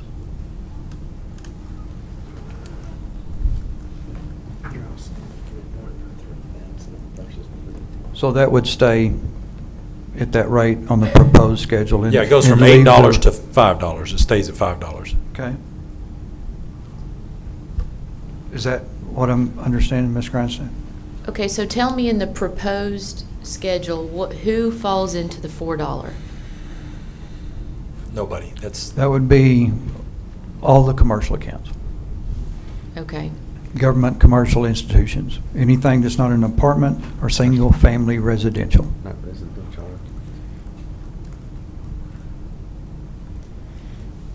So, Liz, I see what you're saying. You're worried about or concerned about any of the residential users that use, for example, less than 8,000. They Yes. won't be affected. correct. So it starts at the 8,000 level, 8,000 gallon level, and goes up for the residential. And then there's the apartment. You want to keep that at $5 instead of bumping up to 8? yes. Yes. Okay, Ricky, And so. then, then change those that go beyond that. Take Right. the 8 to But- 14, which is currently 6, and take it to 8. But I totally agree with Rodney, what he's trying to do, because I asked for a report sort of like this for those folks. Yeah. There were some folks out there using 80,000 gallons a Yes. month And residential. there were a couple of using over Yeah. 100. Yes. So that's the ones that we, and I Yeah. hear you.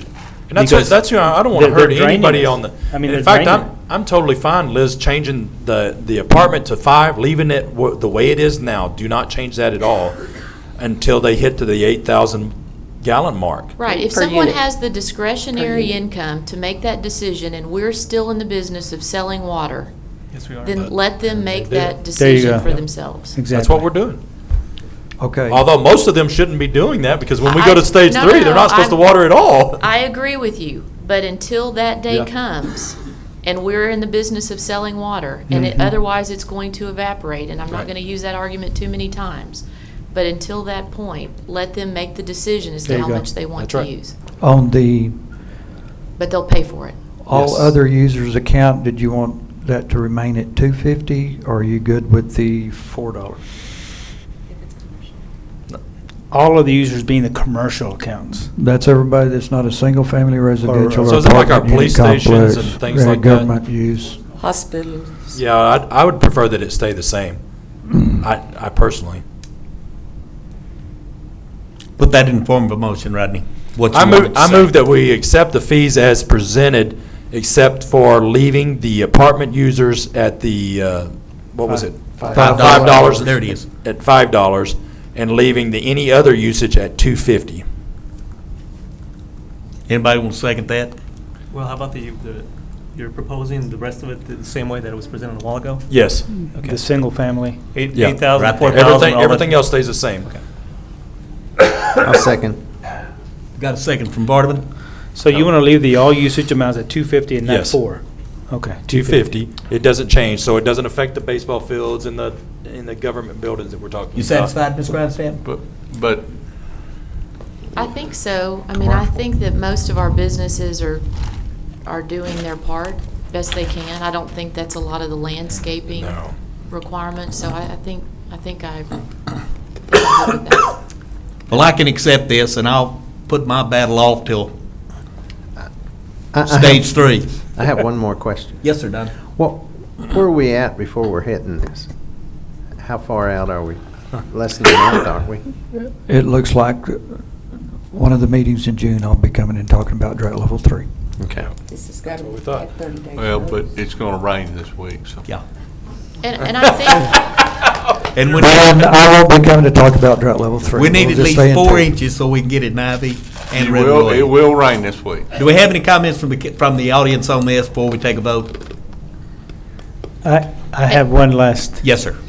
Ricky, I was asked the other day, is there a formula that you use to, for example, you came up with 13 and a half months left water left, but some folks looking at Nasworthy think we're down to 6 or 8 months. So It's all available water supplies that we currently use. Ivy, Nasworthy, Twin Buttes, OC when there's any water in it. Take out the evaporation and the demand, and that's what's left.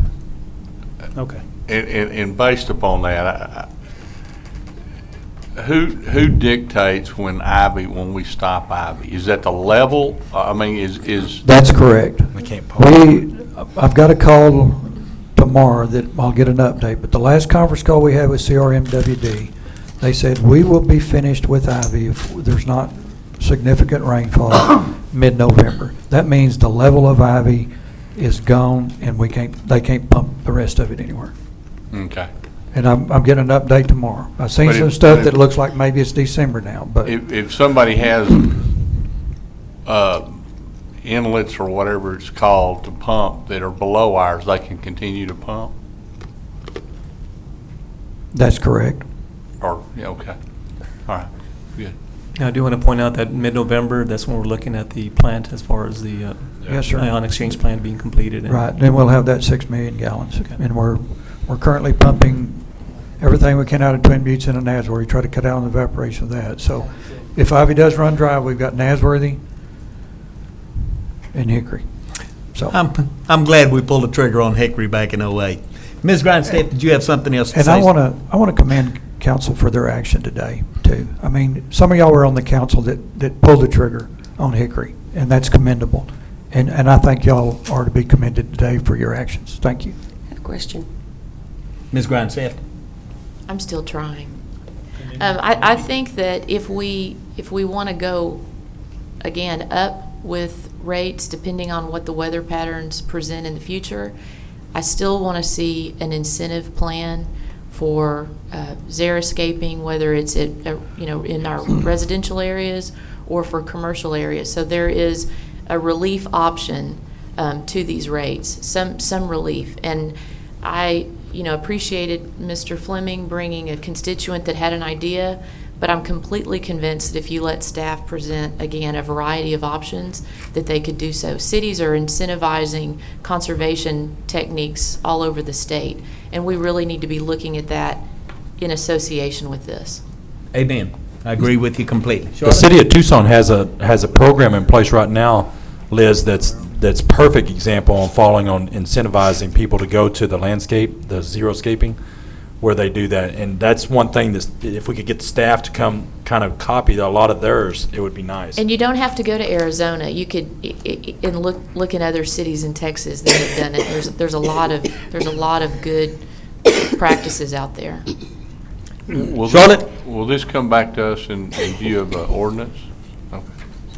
I guess we're going to vote on it. I guess that'll bring it back, won't it? Well, Depends on the vote. Or do you want to vote? yes, I mean, we need to vote. We need to do Okay. something. So, I guess As the depending on way I the vote, it understand will or will the- not come back. the conservation ordinance, we'll have to change it, so it will be a resolution, 2 readings. But there is a part in the drought level ordinance itself that it can be amended by council for anything. So, Yeah, we'll get it all worked out. If We it needs vote to come on it back, today, come it'll just back. take one more. Right. Charlotte, do you want to conclude this? In the usage amount and your apartment unit accounts, more than 3,000 gallons times the number of units occupied during the billing period. Who and how are you going to do that? That's a good question. And I don't know. I don't know if it should be units occupied or just units. It's just a waste of space there if we don't have a method to calculate it. It's just words on a piece of paper. There's, I'll look into it. okay. We've had discussion, let's call for the vote. The motion was, again, just to reiterate it, is that we accept the drought level 3 plan, which is on the board. We leave the apartments at $5, we leave all other usage at $2.50, am I correct? All in favor, please say aye. Aye. Any opposed, nay? Nay. Okay, put a 6-1 on that one. And in the future, it would be helpful for me if you could put together on the slides what we are currently and what the proposal is. It's just on the same slide. Okay. Thank you. Okay, let's move on to number 14, which is consideration of accepting the City of San Angelo's fiscal year 2013 Comprehensive Annual Financial Report, CAFR, and single audit as presented by the city's external auditor, Tina Bonnell and Mike Bodiford, partner of Armstrong, Backus and Company. You're on, ma'am. Thank you, Mayor and Council. Our auditors have recently completed our 2013 audit. It has been reviewed by the audit committee, but we bring it to you today for your examination and approval. I have with us Mr. Mike Bodiford. He's a partner with Armstrong Backus, who does our annual audit. He's going to present the report to you, and then if you have any questions, I'll be available as well. Have you enjoyed your day with us thus far, sir? Good. Yeah. Enjoyed it. First of all, I'd like to thank y'all for letting us help y'all with the accounting and auditing function. We really enjoy working with staff. Let you know right off the bat, we have had no difficulties working with staff. Everything is going to be a clean audit, I guess you could say. First thing I want to talk about is the audit report itself, and I think y'all have a copy of this in your packet. But our report is on pages 9 through 11, and if you are familiar with looking at these in the past, this report is going to look a little different this year because of the clarity standards. The auditing standards have changed, so the audit report looks different. There are subtitles. Talks about management's responsibility, which basically says that these financial statements are your financial statements. They're not ours. The only thing we're doing is rendering an opinion on them. And our opinion is here on page, the second page of the opinion letter. And what the opinion states here is that you have an unmodified opinion, which is a clean opinion, on that the financial statements are in accordance with generally accepted accounting principles. And then there's some more verbiage in here talking about other supplemental information, but those are the same things that have been presented in the past: management's discussion, some comparisons with budgetary financials. So the opinion is a clean opinion.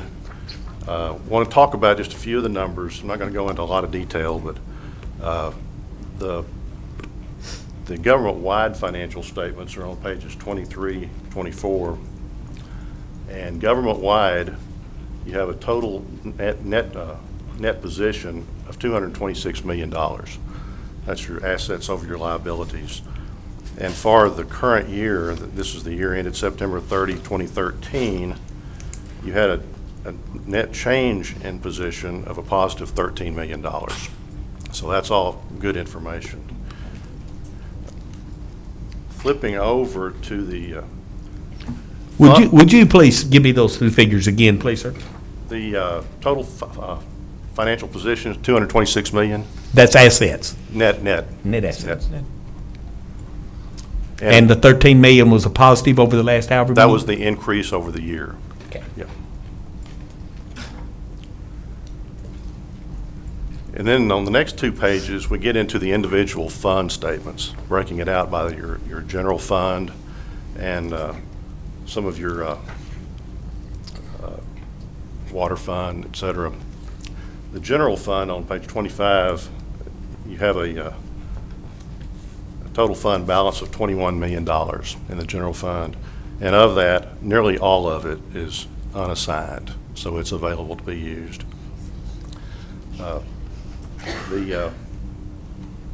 The net change in the fund balance for the general fund for the year was $6.6 million positive. The water fund, flipping over to page 29 through 30, I have to back off on this because these numbers keep getting smaller. The net position in the water fund is $97 million. And the net change for the current year was $7.7 million. And you can see the other funds. I'm not going to go through all the others, but those are some of the highlights. Starting on page 34, you've got your footnotes to the financial statements, and these are similar to what you've been accustomed to seeing in prior years. There is one thing that I would point out that's going to be a change that you need to be aware of, and it's the last footnote on page 71, talking about new accounting standards, new accounting pronouncements. Statement number 68, accounting for pensions. This is going to be effective for your financial statements for the fiscal year ended September 30, 2015, not the current year we're in, but the next year. And the actual effect has not actually been determined yet, and that's what the footnote describes, that we don't know the exact number yet, but we'll be looking at that, and your staff will be looking at that. But it's going to be a fairly substantial liability that will be required to be recorded on your financials. We're talking about probably in the neighborhood of $60 to $70 million, and that's for the unfunded liability of your pensions. Because of the change in the accounting standards, they're making governments record that liability. So that's going to be a big change that's going to affect you in 2015.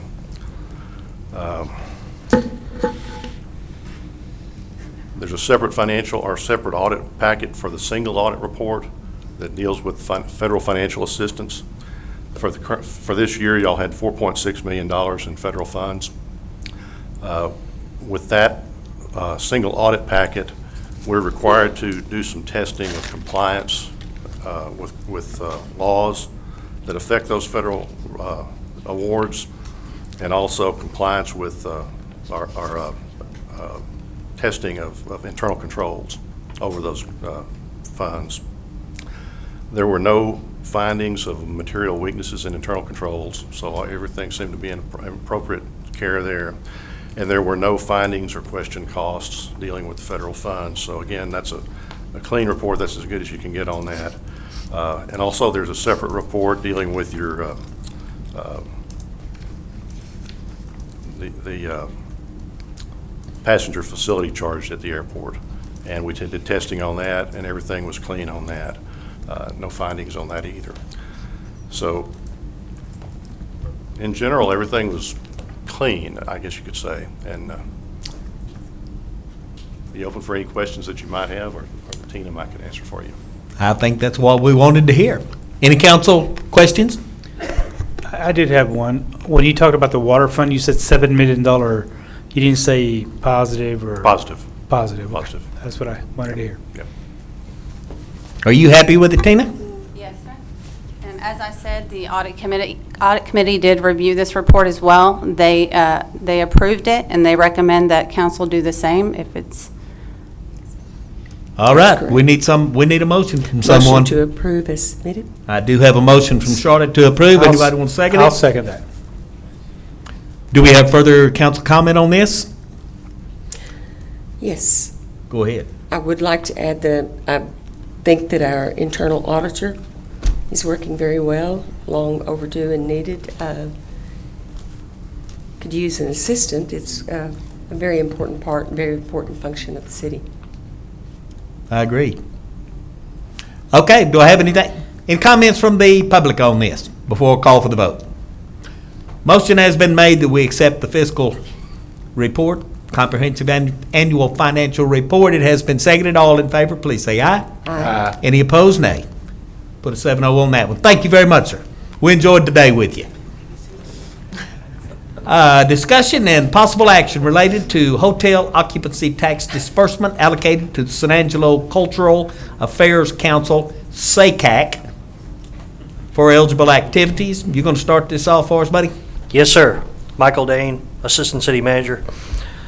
Over the last few years, as hotel occupancy started to rise and the revenues that flow to the city from that activity started to rise, a consensus developed on council that we needed to not just allow those revenues to be distributed in that pro rata fashion that was being used at that time, that growing revenue needed to be managed in order to best obtain that value, to stretch those dollars as far as possible, not just let them flow unregulated into budgets.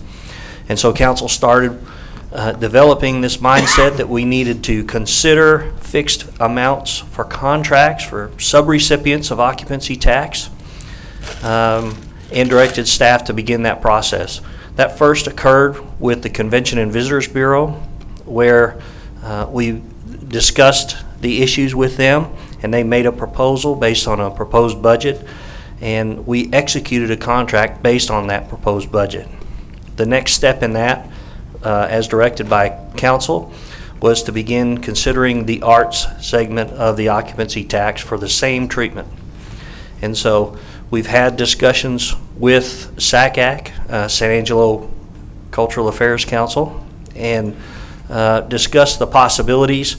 And what staff is seeking today is direction from council on how much to make that allocation.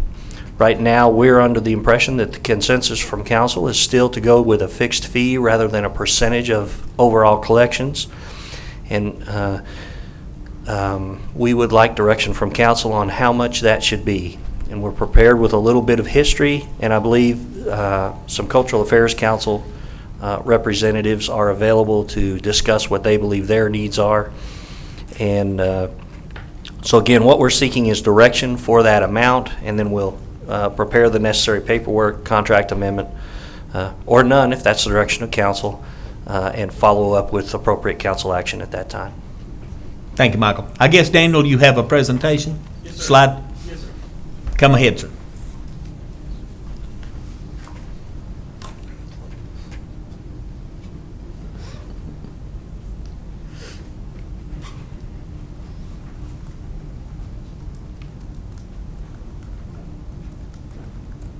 Can you help me drive, Mike? Where am I looking? That's the don't let him do that. Oh, open. I've seen him work on the computer.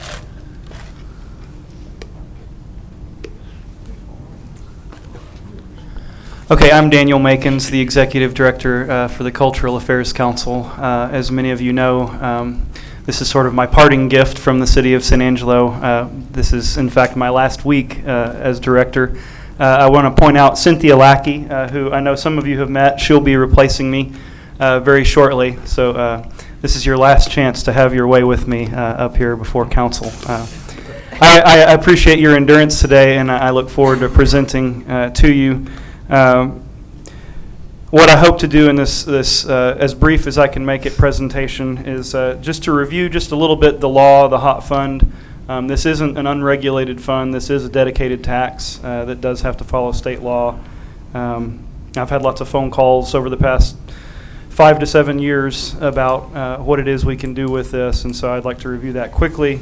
Then very briefly just show you what our current investment is, review, as Mike said, sort of the 5-year trend as what we've been doing with the fund. I'm going to give you some details of each organization. It's not going to be in the form of a formal report, but it should be enough to sort of satisfy, and I can answer other questions as we get into those details. And then we do have a recommendation from the arts groups, their respective boards and their membership to present before you. So very quickly, the HOT fund, as you should know, 2 primary requirements. First, that expenditures must benefit hotels and tourism, and second, that those expenditures satisfy one of 9 categories. This is a great tax because it's a tax paid by none of your constituents. It's paid by people who don't live here. That said, we do appreciate your regulating, I guess, or being good stewards of that funding. The 9 categories are visitor center convention centers. This is a facility where 51% or greater of entrants are tourists. Convention delegates, these are people who hand out name tags and packets and sign in registrants to a convention. We don't have a lot of events that are large enough to employ delegates of that nature. We do have some. Advertising and promotions, this is 40 to 70% typically, state average on this fund. Has to be 1/7 by law. We're safely within that number. Promotion of the arts, up to 15%. What we are currently allocating in the city of San Angelo and have been for many, many years is 5%. I believe over the past 8 or 9 years, it's been 5%. There was a change from 3% to 5%. I can find out when that occurred. Number 5, historical preservation and restoration programming. And number 6, funding of certain expenses of specific sporting events in counties less than $1 million. These are typically promotional expenses and or kind of cornerstone type funding for attracting specific sporting events into a municipality. Facility upgrades for sporting event venues in certain municipalities. To my knowledge, San Angelo is not currently in this category. There was an exception made in the statute for the city of Round Rock with a pretty extensive reporting and clawback clause as relates to the Round Rock Express baseball stadium. Number 8, shuttle service between tourist destinations, and number 9 is wayfinding, signage to and from destinations frequented by tourists. This slide gives you sort of a current, based on 2013, where the fund goes. These are fixed amounts for the Convention Visitors Bureau, $795,000, civic events, $708,000. The arts are listed here, $137,405. That is on a percentage basis, that is at 5%. The arts are the only non-fixed fund in here, as Mike alluded to. This figure, this $137,405, varies slightly over the figure that the city has, and this is based on the way we distribute the funds in a grant program. We have aligned that grant program to distribute September 30 in order to align with the city's fiscal year. We do this so that we can empty the fund balance out every fiscal year and kind of have a clean break. This number does represent a full 12 months of deposits from the hotel occupancy tax to the Cultural Affairs Council. The reason there's a slight difference, I believe it's about $6,000 difference or so, is because the city takes in money in October for September. So our grant program falls about a month behind the city's calculations. Texas Bank Sports Complex, $50,000. Total HOT collected in 2013 receipts of $2,861,942. That's a figure I got from both civic events and from the city finance department. Surplus realized in 2013 looks to be $1,171,537. This next slide shows sort of some special events that have occurred, some special requests based on the surplus of the fund, and you see those listed there. You've all approved most of these, so I believe you should all be aware of them. The wayfinding, I will say that's a proposed amount. There's been discussion on the wayfinding going back to the river project as to how we could pay for and improve our signage around the city. And as Pamela from the CVB alluded to earlier, that's still a work in progress and a study in progress.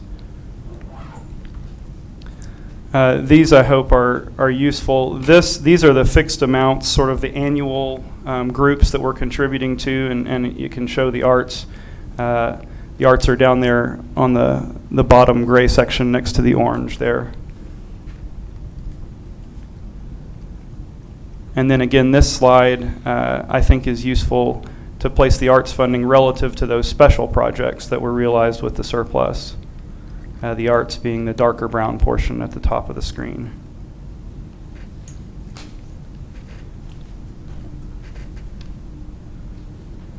Some other discussion that's occurred over the HOT Fund is this notion that in order to be good stewards of this fund, the recognition that we are in a boom. In our meetings with the mayor, we discussed that the boom is defined by the bust that comes afterward, and that's sort of the inevitable cost of living in fossil fuel-rich West Texas. I am not a lawyer. I'm not a litigator on behalf of the Lodging Association. There is some gray area here in the rainy day fund.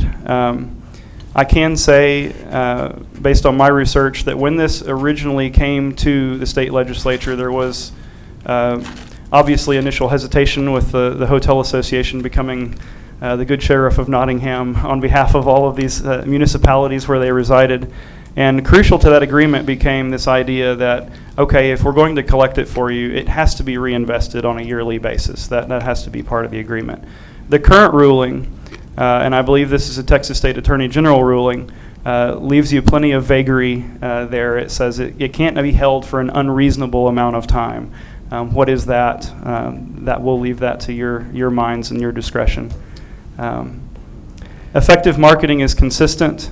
Again, this idea that it should be reinvested on an annual basis. Here in San Angelo, one of the blessings, I guess, we have is that our current product has for years exceeded our ability to market that product in the arts. I feel like we've done an excellent job over the past 30 years that I've witnessed, really making a name and a reputation and identity for ourselves as an artistic and cultural oasis where we are with relatively little money compared to other cities. We're very blessed to have some very generous patrons over the years that has kept that going. But what you can see in cities, and it's not just in the arts, but also in Convention and Visitors Bureau, cities that cut back or states that cut back on that funding, it's not like the water spigot where you just turn it back on and you're right back where you were. Marketing it's a cumulative thing. It's something that sort of a rising tide raises all ships. It's something that you continue to invest in, and you get exponential returns on that. If you stop it or cut it, it doesn't just come back. You can't, raise the marketing fund the next year and be in the same place you were before it was cut. As far as the arts investment, a little bit of history and background for those of you who may not know. The Cultural Affairs Council began in 1978. In the early 80s, it became a department of the city of San Angelo, very briefly. Broke back out. It seemed to benefit the most, both the city and the Cultural Affairs Council, if they could operate independently of each other. And since 1989, the Cultural Affairs Council has been operating this annual grant on behalf of the city of San Angelo. The Cultural Affairs does not retain any of the hot revenue. This is a free program that we offer to the city of San Angelo, to the community. There's no administrative fees held back for this grant. I can say it does occupy a couple of months of the year for Cultural Affairs. Each year we fill a file box with reports and papers, and every year that we do this. Cultural Affairs does, however, leverage the money we receive in hotel occupancy tax to apply for state-level grants for the Texas Commission on the Arts. When we worked with the National Endowment of the Arts through the library for the Big Read program, things of this nature, occasionally you will see the hot revenue awarded to Cultural Affairs included on those grant applications. All funds distributed are, as I said, on an annual basis. We do align with the city's fiscal year. We do give out an entire 12 months of receipts every time we do the program. We don't hold anything over. The application review panel process consists of a community review panel of 7 to 9 people. It sort of mirrors what state-level agencies do as far as arts applications are concerned. There is an orientation session with those who review the packet. Then we meet again for a second meeting and a scoring meeting. The scores are I didn't bring the actual language. If you go to our website, sanangeloarts.com, you can review the criteria, the application. I didn't want to include that in your packets because it didn't seem like it was the process that we were interested in reviewing as much as the amount. But I'm certainly happy to provide those for you.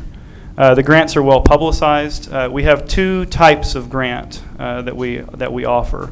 One is a core support, and so these are nonprofit organizations in existence for at least a year within the city limits of San Angelo whose primary mission is arts related. So this is your Museum of Fine Arts, your symphony, your ballet, your civic theater.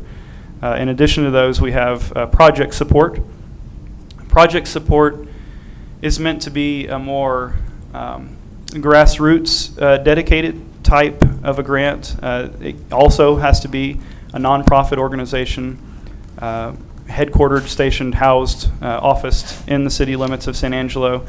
These include the UCRA, the Girl Scouts, Boy Scouts, some of the United Way type organizations that happen to be carrying out an artistic type of program, even though that's not their primary mission, if that's clear enough for everyone.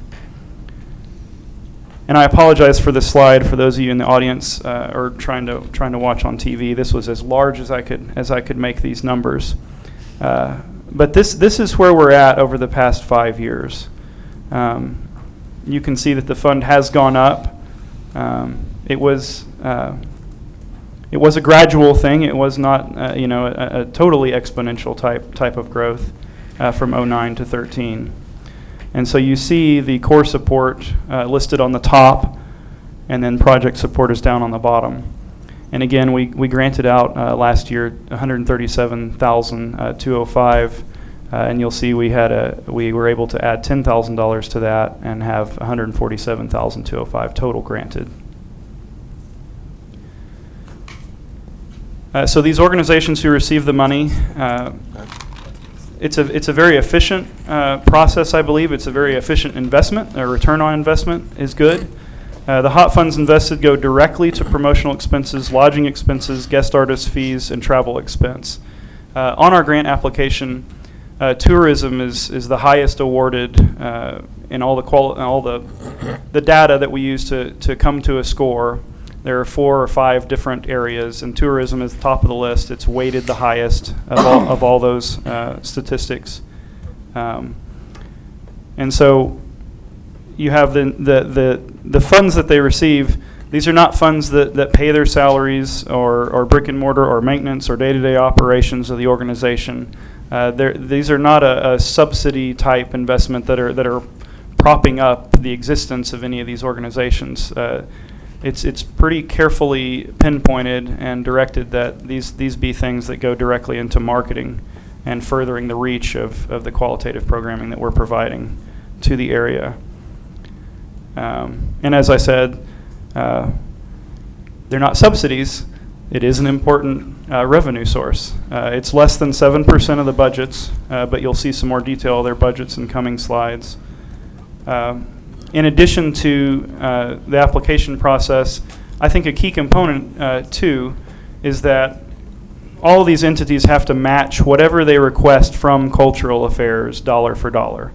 So for every dollar, in other words, there's no singular event that's taking place, no concert, no exhibit that is happening only with hotel revenue funds. There's buy-in from those organizations, from those nonprofits, from their patrons as well. To make these events happen.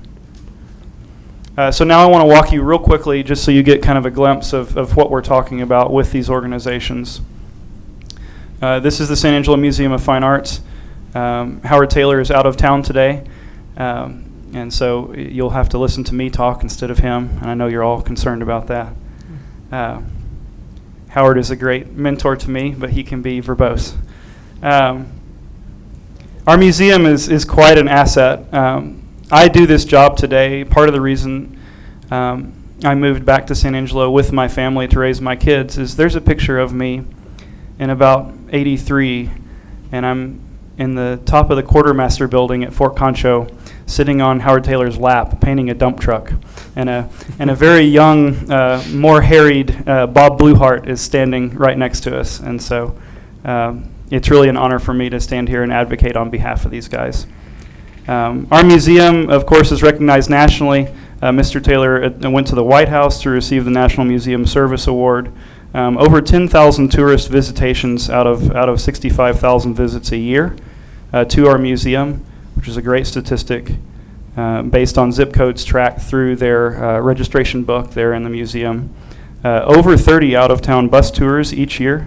This is an average. All these numbers I'm throwing at you are on an annual basis, based over an average of the last 5 years for the most part. 3,000 room nights, 400 rooms blocked directly with local hotels by the museum. The museum currently has over 300 members, dues-paying members, living over 200 miles from San Angelo. All of those have at least a minimum of one annual visit here to San Angelo. As far as direct investment in the areas we were talking about, $40,000 goes directly to marketing out of their budget each year. $3,000 is local lodging paid for directly by the museum. This is for their special guest artists, jurors, or other presentations they have going on. A couple of new developments that have taken place since the current trend of the hotel occupancy tax has been in place. SAMFA has just become the headquarters for the Center for Advancement and Study of Early Texas Art. This will be a significant regional development for San Angelo. This will be something that students of art will be traveling from Austin, San Antonio, other metro areas. Howard, the museum, basically won out the contract to become the headquarters for this. And the museum has also recently acquired a building near Fort Concho. I believe it was the old San Angelo Standard Times warehouse where they stored paper goods and other things before the printing was outsourced. They spent $200,000 on this building, and it's going to serve as a regional heritage center, which is something that has been long talked about in conjunction with Fort Concho, but I think will be another, at least on a regional basis, a great tourism draw as well. Next slide on the museum. When you're talking about drawing in tourists from outside areas, part of what you look at is the national recognition. Qualitatively, how do we stack up? Do we have nationally known artists and jurors taking part in presentations? And fortunately, we do. We just celebrated the National Ceramics Competition again. It's an event that takes place every other year. The Salmon Sculpture exhibit, since the hot money has gone up, the Salmon Sculpture exhibit and the new plein air painting exhibit, those are two new things that have been added partially because they have a little more marketing money to put on some other events and to spread the word about these other events. The plein air painting exhibit was one that Pamela mentioned in the CVB. I can give you some background on that. Barbara Barnhart Rollo came to me about 2 years ago with the idea of doing this. It sounded a little more than the Cultural Affairs could handle in our budget. I took her over to the museum, and we are going to use some hot funding. It was in their grant application this past year to help promote this event. This event will be, if not definitely one of the top two plein air, which plein air painting is outdoor painting. We have excellent light here in West Texas that artists absolutely love. They had a couple of sort of exploratory events through the San Angelo Art Club and the Museum of Fine Arts and brought in some nationally known and internationally known artists and jurors to look at it. And they're very excited about it. This is going to be one of the top two events not on the coasts. So you're looking at the number 3 or 4 plein air event in the United States. So it'll be a great draw. The Museum of Fine Arts and the arts community in general were instrumental in the creation of our new cultural district designation, which took place a few years back, I think a year and a half ago, possibly. The Museum of Fine Arts, just as they participated in RUDAT years ago, always on the cutting edge of community development and community planning, giving people a place to go to help shape the ideas and priorities that go into upholding the legacy that we have here in town and keeping it going. The museum invested over $20,000 of its own money in the seeking of that district designation. In addition to that, they have lots of free facility usage. As you know, there are hundreds of events, it seems, at the museum each year. And most of these, anytime you see an organization holding an event there, it's free to public in-kind facility use fee. In my travels, I've never seen a museum that has more free to public events than ours does, and I think that's something we can brag about. The San Angelo Symphony is 65 years strong now, and I think it's wonderful that there are lots of big cities that have lost symphonies, and we are certainly not a small city, but we are a city who's kept ours, and it's qualitatively just getting better and better. Maestro Guzman, who's leading our symphony right now, is internationally known. He's a wonderful guy and has brought a wonderful reputation to our city and our symphony programming. Again, these are annual numbers. Direct investment by the symphony. They spend over $25,000 directly on on local lodging each year. So of the $38,000 in hotel occupancy tax revenue they received, $25,000 of it goes immediately back to the local hotels to house the musicians. If you're not aware, a lot of the musicians in our symphony, our San Angelo Symphony, are from Dallas and San Antonio and Houston and Midland and other places. So $17,000 is their marketing budget for state and regional marketing. Over the past 5 seasons, $150,769 in travel expenses alone for guest artists. Past 5 seasons, over $23,000 invested in internationally known artist fees. This is significant because, again, when you're looking at generating tourism and the development of the reputation and the quality and identity of your city, bringing in these internationally known guest artists that they have 2 or 3 or 4 of each year is really something that does put you on the map of not just people in Robert Lee or Sonora or but in Dallas, in Chicago, Illinois, in New York. These are internationally known people. The average cost for one concert, this floored me. I'm a folk musician. I need to go into a different genre, I believe, but $45,000 is what it costs every time they put on one of these concerts. And again, that's an average. Some of them are $65,000. The annual marketing average, I have $17,000 on state and regional up here, but I took their total marketing budget over the past 3 seasons, and the total average is $25,375 on marketing for the symphony. Over 30,000 people attending the July Pops concert. I know most of you are there each year.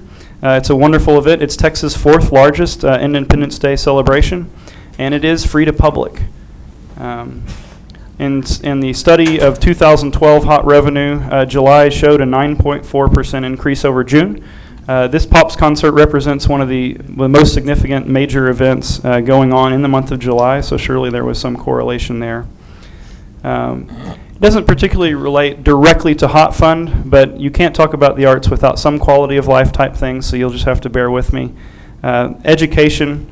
Over 60 musicians are paid each year for school visitations across SAISD, and I participated in that program, and they had me going to Santa Ana and other places, and so it's not just here in San Angelo. There is some outreach there, and that outreach does directly relate to bringing the parents of those kids in those outlying areas into town for a symphony concert.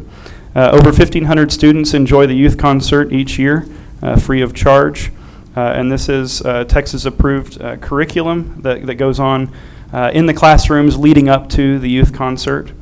And they have the addition of a new music and wellness program for musicians in hospital and nursing home, assisted living. I think this is an excellent program considering the number of retirees we have flocking to San Angelo. The Civic Theater. You all know it's the oldest civic theater in the state of Texas. Established November 21st, 1885. They have an average, again, this average is over the past 3 seasons of $18,000 on marketing expenses. 28,000 in the past 3 seasons have enjoyed shows at the Civic. It's a 230-seat room, so that's pretty good fill rate. Reduced rate facility, again, like our Museum of Fine Arts. The Civic Theater is not the only one who enjoys their stage. Other people get to use it as well.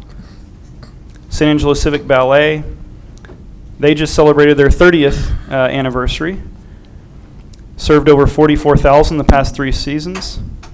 All 44,000 of those are not tuition assistance. That's kind of a misleading sentence. But I do want to point out that tuition assistance is a major, major investment that they make in our community. They've never turned a child away from the Civic Ballet because they were unable to pay for the services.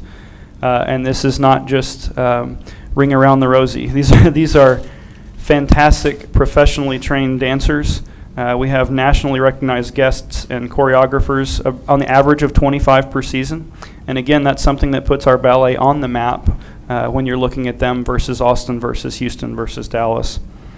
There's not another city our size in the state of Texas with a more competitive program. I want to recognize Artistic Director Megan Bridgman back there. She's done. She's now that I'm leaving, even before me, she's the longest tenured executive director you have other than Howard Taylor. And Howard doesn't really count. So he's not here, so I can say that. She's done a wonderful job. Our dancers here are competing against people from all over the world for highly competitive programs in the major metropolitan areas. Many of them are going off to study dance professionally in their collegiate careers at academies around the country. These are programs where you have maybe 1,000 girls trying to get a spot, and it's just fantastic to see what she's done over the past 10 years. Again, like the Symphony's accredited programming with the Youth Concert, the Civic Ballet entered into a partnership with the SAISD. Dancers who spend more than 5 hours per week in the studio receive their physical education credit. When they went in on this partnership, they did not make it exclusive to Civic Ballet. So you have other, even some for-profit dance studios able to have the same partnership with our school district. A lot has been made of, well, just because we have more money, doesn't mean you should just automatically get it. I completely agree. Question being, okay, we're giving you more money. What are you getting in return? I picked the ballet to just kind of do an immediate comparison over the past couple of years, and I think it's pretty marked. This is their marketing budget up top. You can see year to year it growing. The ballet current budget is $457,000. They're looking at over a $500,000 budget next year, which is a big milestone. And even more crucial than that, if you look down, go back even farther and look what's happened since 2005. So you go back about the last decade. These are amazing numbers and what's going on out at the ballet. Again, more marketing revenue means you can afford to put on more events.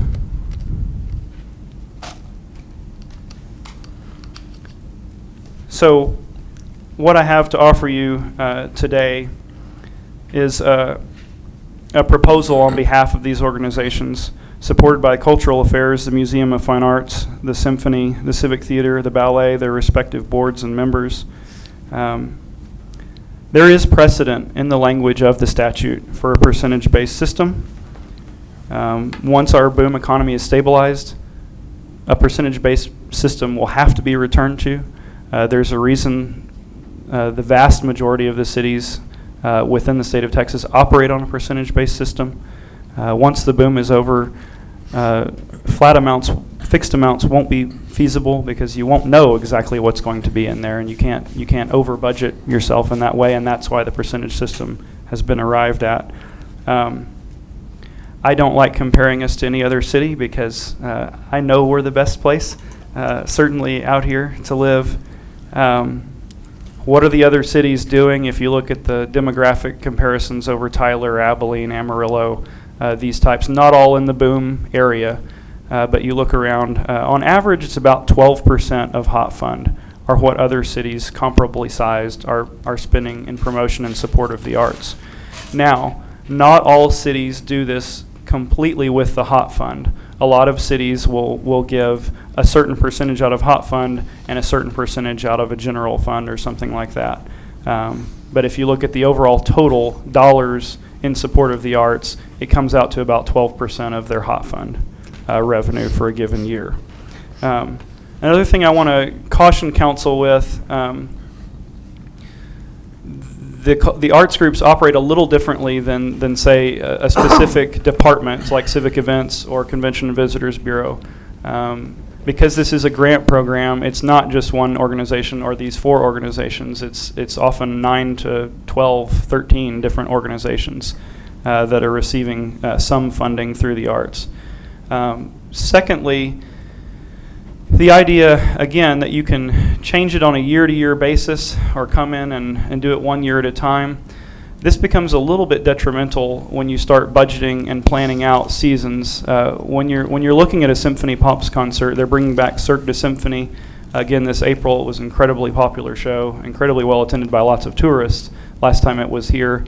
It takes 3, 4, sometimes 5 years to get those events planned. You can't bring an event like that into town without some sort of idea of what your budget for marketing is going to be. It doesn't matter if Elvis is playing the Coliseum if you don't have any money to go tell people, hey, Elvis is playing in the Coliseum.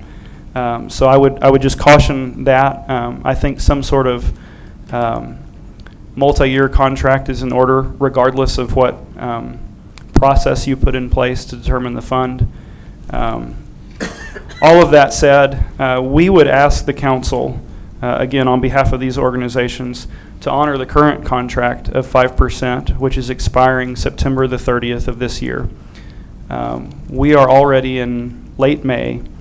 The organizations have already begun writing their grant applications. They've certainly already booked this next season of performers and set in place their marketing budgets based on the current trend, not an exact amount, not we got this last year so we expect to get $5,000 more the next year, but based on the current trend of growth that we've been seeing.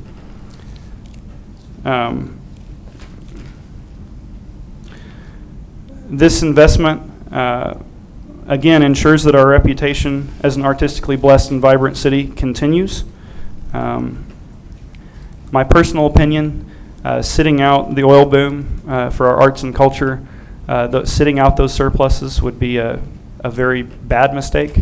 I think we all know what the reputations are for oil towns, boom towns. They're not typically places that people think, that's my top tourist spot. But we want to fight that as best we can. We are not Midland, and we are not Odessa. Odessa spent $800,000 supporting the arts last year and built a $99 million performing arts center. But I'm here to tell you our $14 million investment in performing arts is going to be every bit the return on investment theirs is, given the money. And again, I think we've done remarkable things with less money than a lot of cities. I can say as the executive director of one of these organizations, you guys just think you pinch pennies over there. We are in the business of pinching pennies on steroids.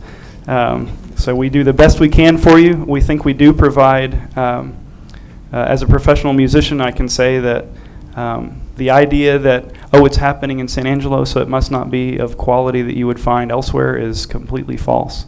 Again, I think we do more qualitatively than lots of cities our size. I did not include in here any of the overall financial impacts for sales tax and property tax and all those things that the arts contribute to. People go out to a symphony, they tend to stop and have dinner on the way or on the way home. You're looking at, for a fairly modest amount of money, support and marketing of literally hundreds of events across just the 4 core arts organizations.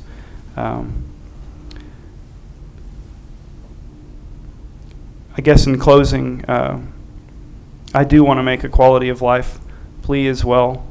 The past 5 years I've spent in the Cultural Affairs Council office, I can say we do act as an umbrella organization. We're very much like a visitor center or a chamber of commerce. When someone is newly deployed or assigned to Goodfellow Air Force Base, if they don't call, their spouse calls and asks, what's going on? Where can my kids go? What can we do? One of the first stops that the CEOs of your local hospitals make when they have a new young doctor coming to visit San Angelo is our office. When you look at retention of students and retention of a young professional workforce, having gone through the leadership program through the Chamber of Commerce, I can say that group of people is definitely a group of people we want to keep here in town, and that the arts definitely play a significant role in making that happen. So I'll thank you for your service and now answer any questions. I'm sure there are things I've left out that I need to include. Please let me know what those are. I know I have friends back here who'd like to say a few words if you find that necessary. Well, I have one question. Yes, sir. I think it was around slide 6. I got lost. Could you start over at slide 6? No. Just start over at the beginning, Daniel. We've been here long so we enough. don't miss it. All right. This is slide 6. No, that's fine. That's Daniel, fine. Thank you. you can rival Howard Taylor. You did really well. Thank you. Yeah. Howard is not the only proposed one. But please don't tell anybody. But you've been sitting here all day long, so I allowed you 40 minutes. Not quite. Well, how much longer would you like me to stand? Are there other questions? Council, is there questions on this? We knew this was coming. Yeah. Let's start down here. Let's go ahead and break in, Elizabeth. Let's start with you. Give us your opinion. We'll go down the line. Well, I guess the question is, can they hold at the 5% given what's happening in the community? And I would certainly think that the arts groups and other eligible entities should share in the economy. So I certainly would be in support of that. I think what you do is incredibly important to the community. I know Daniel on a personal and professional basis, and I think that this is, really education. You can call it experiential, artistic, whatever, but I think it's very important. And so I think that staying with a percentage that they can budget for and plan for accordingly is very important. Don? I have no problem with the 5%. I do hope that exactly what you said, Cynthia, and the rest of you realize we're on the upswing. It's not going to be like this forever. So, don't get accustomed to making that big house payment, and all of a sudden the money's not there for the payment kind of deal. So, but 5% I think is fine. Charlotte? Well, I guess word leaked out that during this uptime with the oil boom that there would be increased sales tax, and everybody wants an increased slice of the pie.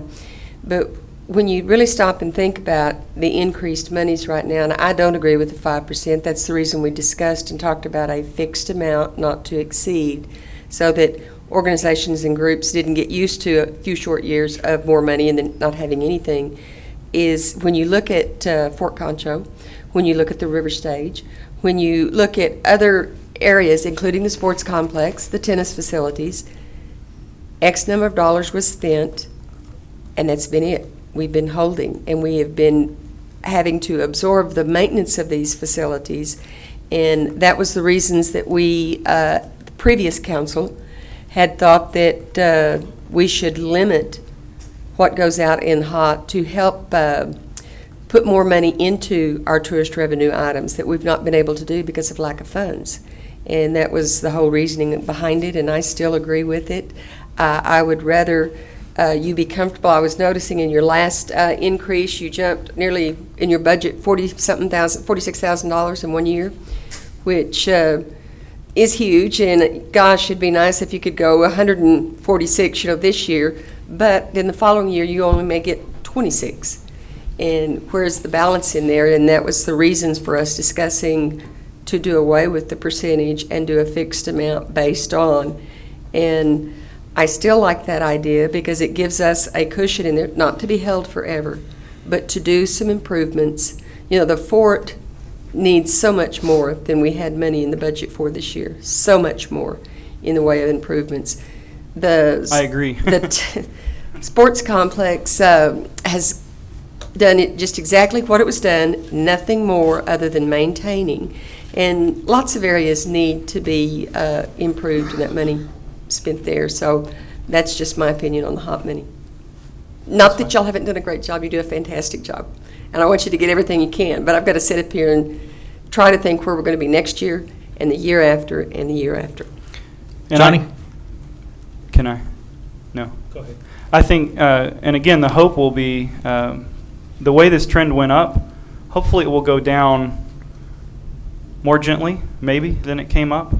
So I think we'll naturally be faced with the growing pains in the budgeting process of a decline as well. I would hope that would be gradual to some degree. John? Daniel, I too am I'm an advocate for you guys, and I think you bring a lot of positive attitude towards the city, as a whole, whether it's the museum or whatever organization out there that plays a part in the bigger picture.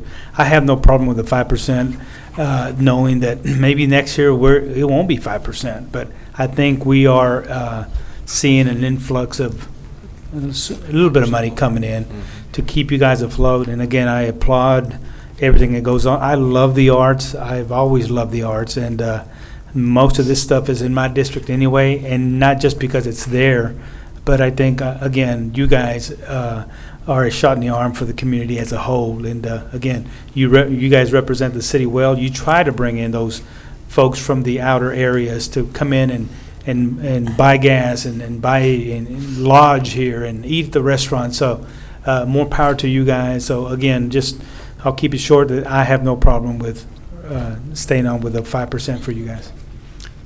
Marty, what does Mrs. Sell feel? How does Mrs. Sell feel about this? I don't know. I think she fell asleep. I have no problem with the 5%. I do think you'll find that will not be a gradual decline. I think it's going to be very abrupt when it stops. And just remember 5%, because when it stops, don't come show us 80 slides telling us why you got to have 8%. Okay. Other than that, I'm good with the 5%. Mr. Rodney, what's the term on this? The tradition has been 2 to 5 years. The current contract ending in September is a 2-year contract. Is that what we're asking for this time?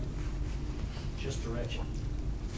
Because no one's even asked for that yet, so I would like to know what the term is going to be. And again, I would just say a multi-year contract is definitely would soften things. If you can keep it 2-3 years, that makes it easier to budget these large-scale shows coming in. I also am in favor of the 5%, and I think that when it does come down, and if it does come down quickly, well, then you're stuck with it. And if I'm still here, I'm not going to vote you more than 5%.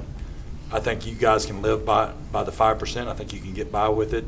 In good times, it's going to be good, and bad times, it'll be bad. But I think I would like a 3-year commitment on that.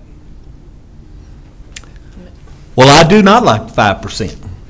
And for a budget to go from 2012 from 94,000 to 213 to 135,000, that kind of a jump, that to me is that's excessive. And there's not a budget in this city that works with that type of an increase. I think it's unreasonable.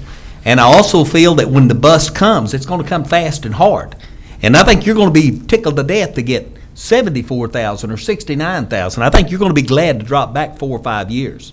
If we can keep this boom as it goes and set you at a budget that you can live with, a budget that you come up with, we need X amount of money to work, and then we keep the excess, then when the bust does come, we've got something in reserve that we can pick up the slack with. But if you take every dime that you've got coming every year, then in 2 or 3 years when the bust comes, there's not going to be any excess money.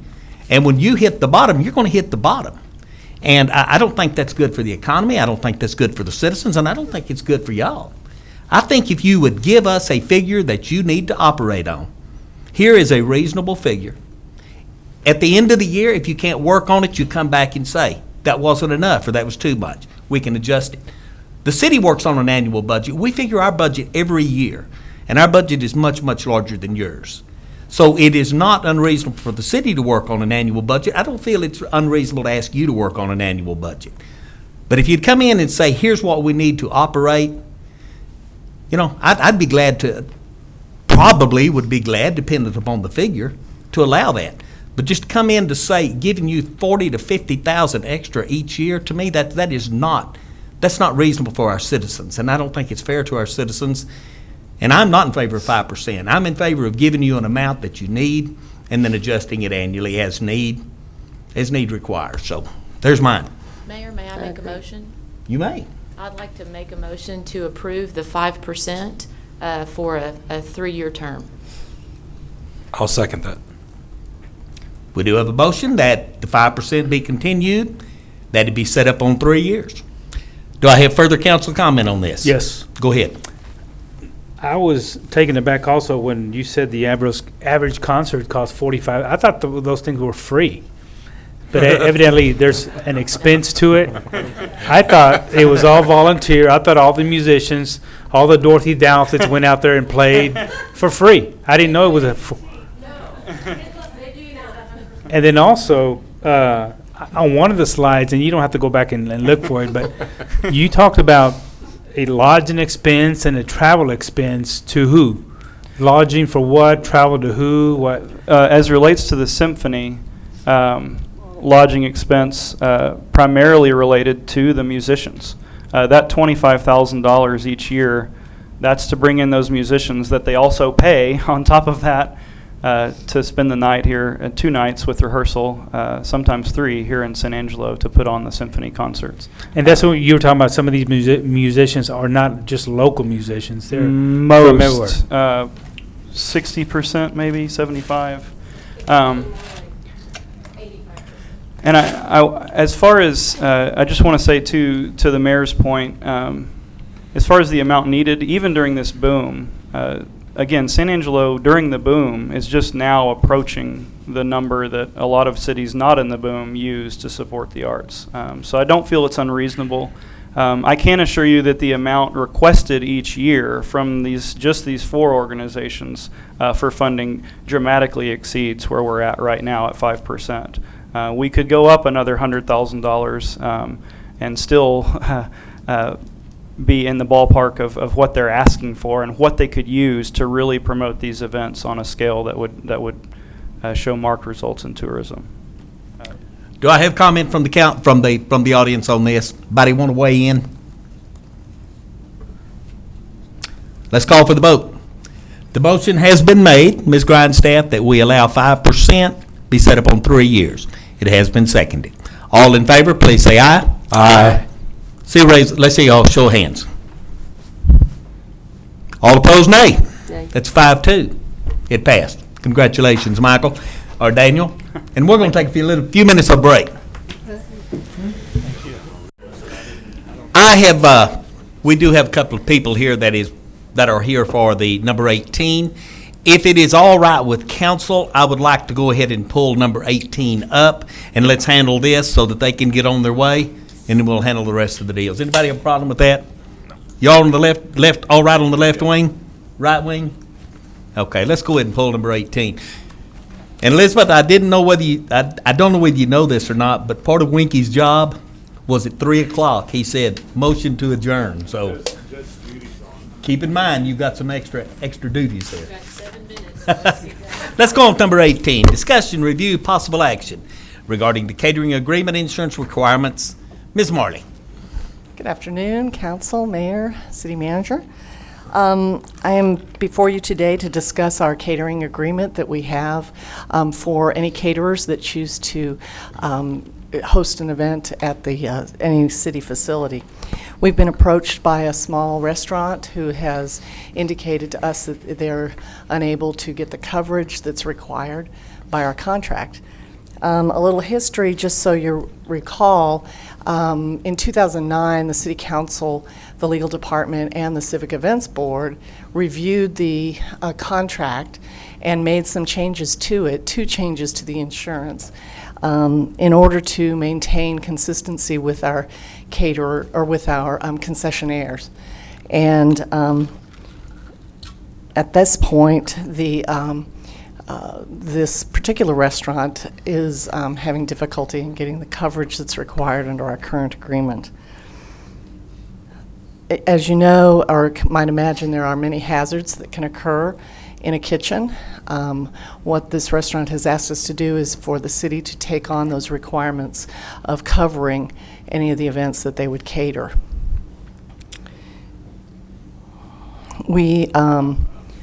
Yes. Would you repeat that last statement? Certainly. This restaurant has approached us and asked us as the city to cover their workers' comp insurance if they were to host or cater an event here in one of our facilities. Okay, thank you. Mm-hmm. Are we going to be open to all small companies saying this if we do this? That's part of this I discussion. mean, that's, We have a list of caterers. When someone comes in and wants to rent one of our buildings for an event and they need a caterer, we do have a list of caterers that we start at the beginning of each year with catering facilities that have coverage. If their coverage lapses during the time that they've been placed on the list, and if they are selected by a vendor, they would have to show proof of insurance at that point, or they're struck from the list. So that's where we are with this, and I don't know what else I can say about it except to answer any questions that you may have. So the question is that this one restaurant wants us to be responsible for his workman's comp. Yes, and some of the other insurance that they provided us copies of their coverage don't match the requirements as well. But yet all the other caterers in town take care of their own workman comp and their own insurance. Yes, sir, if they choose to be a caterer that's used in one of our city facilities. Yes, sir. Mayor, council members, I do want to point out, though, that this, also what they had requested on the agreement is maybe not necessarily that the city cover that risk, but also that the city perhaps allow for them to approach perhaps a temporary employment agency that offers this coverage as far as the workers' comp, and that they could fall under that umbrella is what they're asking for as well. So that is another request that came from them. So I just want to make sure that I pointed that out. That is correct. And when we checked with that temporary agency, they no longer offer that coverage. okay.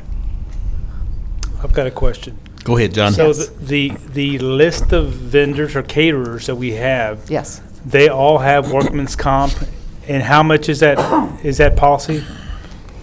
The workers' comp is 100,000. It's the statutory amount, 100,000 for the liability of each accident, 500,000 for disease, and 100,000 for the employer's liability for each employee of a disease. Well, what is the cost to the caterer? It's different. It depends on It your varies policy. on if you their get- exposure. Correct. Well, it just name one. I mean, what is? I don't have their policies in front of me. I guess John, my I'm question is, I've understood it, that, is it a $10,000 cost for them to have it, or? sorry. John, I've got John Seaton here who may be more And versed in some of those then, individual along those policies. lines, does everybody that on that list have it? They do. And is it an annual expense that they have to go after, or? Yes, Yeah. it's an annual Every year, coverage. $10,000 or whatever? Well, whatever the cost Right, is right. based on their exposure, sure. John? The premium is going to vary from, depending on the employer or the owner of the business, based on their experience, based on the size of their business, what the exposure is that the insurance company sees. The number of employees has something to do with it. Their loss history has a lot to do with it. I know of some who have 10 employees who are paying less than $3,000 a year, and others that may have 5 employees and they're having to pay $13,000 a year or more. So it depends a lot on their history, their loss exposure, their loss history. Mayor? Yes, sir. We have, or Lisa, this is probably yours. We have a hold harmless in the contract agreement. Why do we care?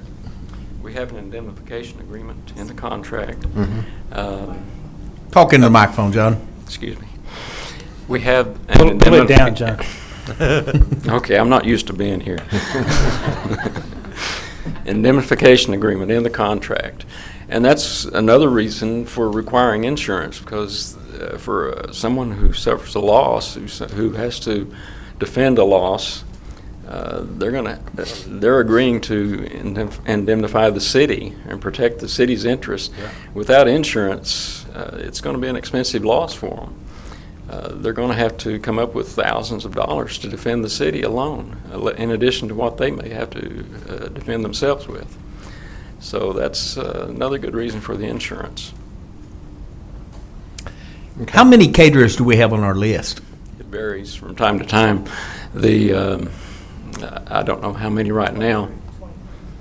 It's been up to 23. So we've got 23 vendors or 23 caterers.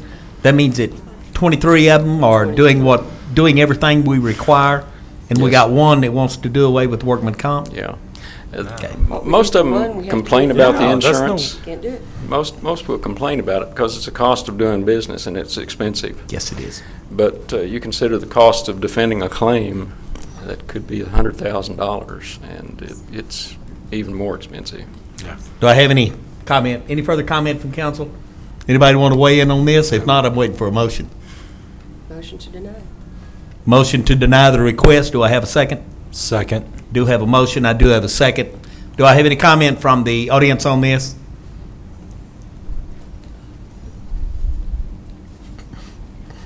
State your name, Dorothy, and you got 3 to 5. You don't get 40 like the last one. No, don't worry, I got this down. My name is Dorothy Douthit, and as many of you know, I am the owner of a very small business called Fiddlefire Catering.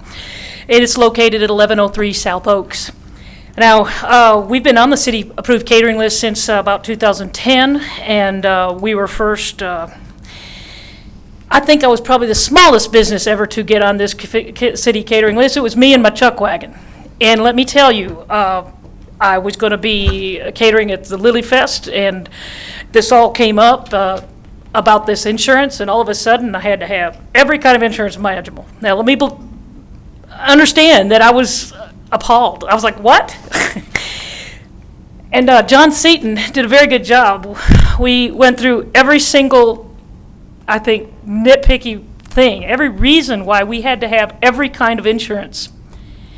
And why? Because I was small, I couldn't afford that. But he very diligently took the time to explain to me all of the reasons that everybody who catered on city property needed this, regardless of whether we were in a park or here at the convention center. And I got to tell you, when it comes down to it, the logic is there. His job is to protect the city and the city's interests, and as a taxpayer, I think he's done his job extremely well. I wasn't happy about it.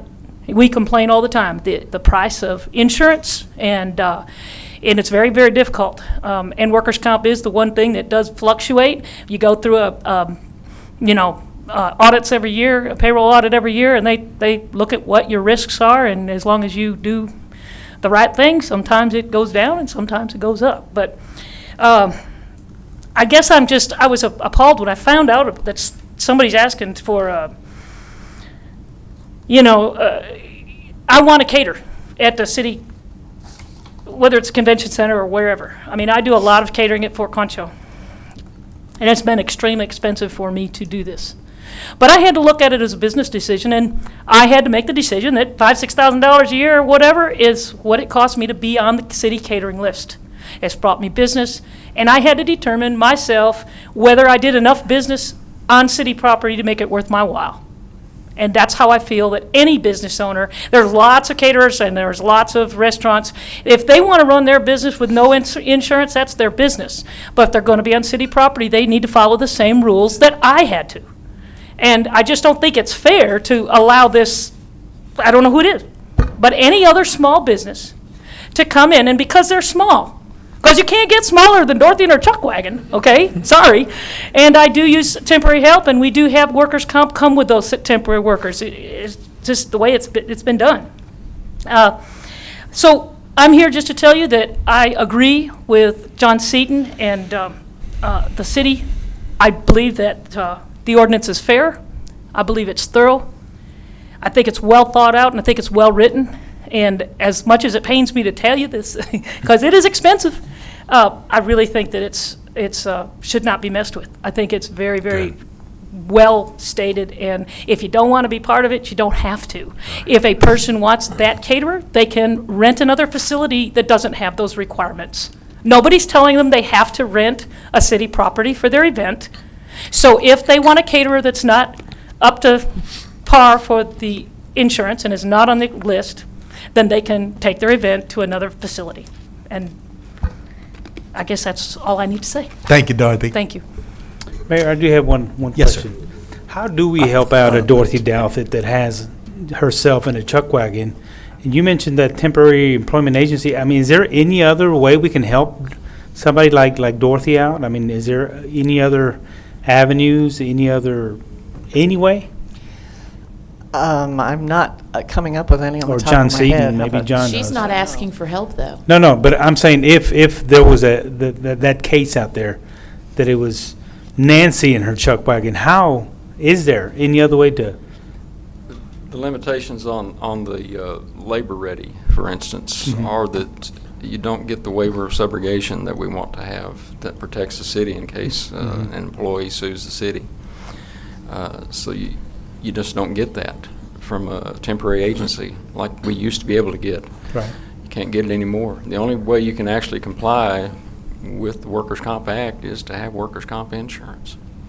And you buy a policy that addresses your company, your business. And that's one thing you check with all the 23 that are out there on the list, I mean, that they're up to date and. We get a certificate of insurance on each caterer, and we usually check them each time they come up, just to make Okay. sure that they're current on their list. I'm just trying to educate myself, but okay. Sure. That sounds good.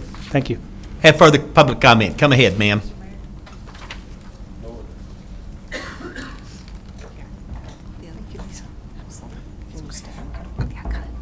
Thank you.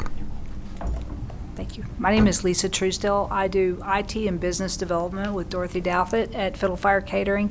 In the beginning, we thought that this was a hardship, and I guess that all business startups face an expense in the first 5 to 7 years. So any kind of insurance or any kind of imposed costs as such would be considered a hardship. However, in the long run, this has improved our business because, sir, this is food service, and food service is critical to safety and security of our citizens and our customers, our clients, and it's actually improved our business to have the required insurances because people want caterers who have standards and compliances.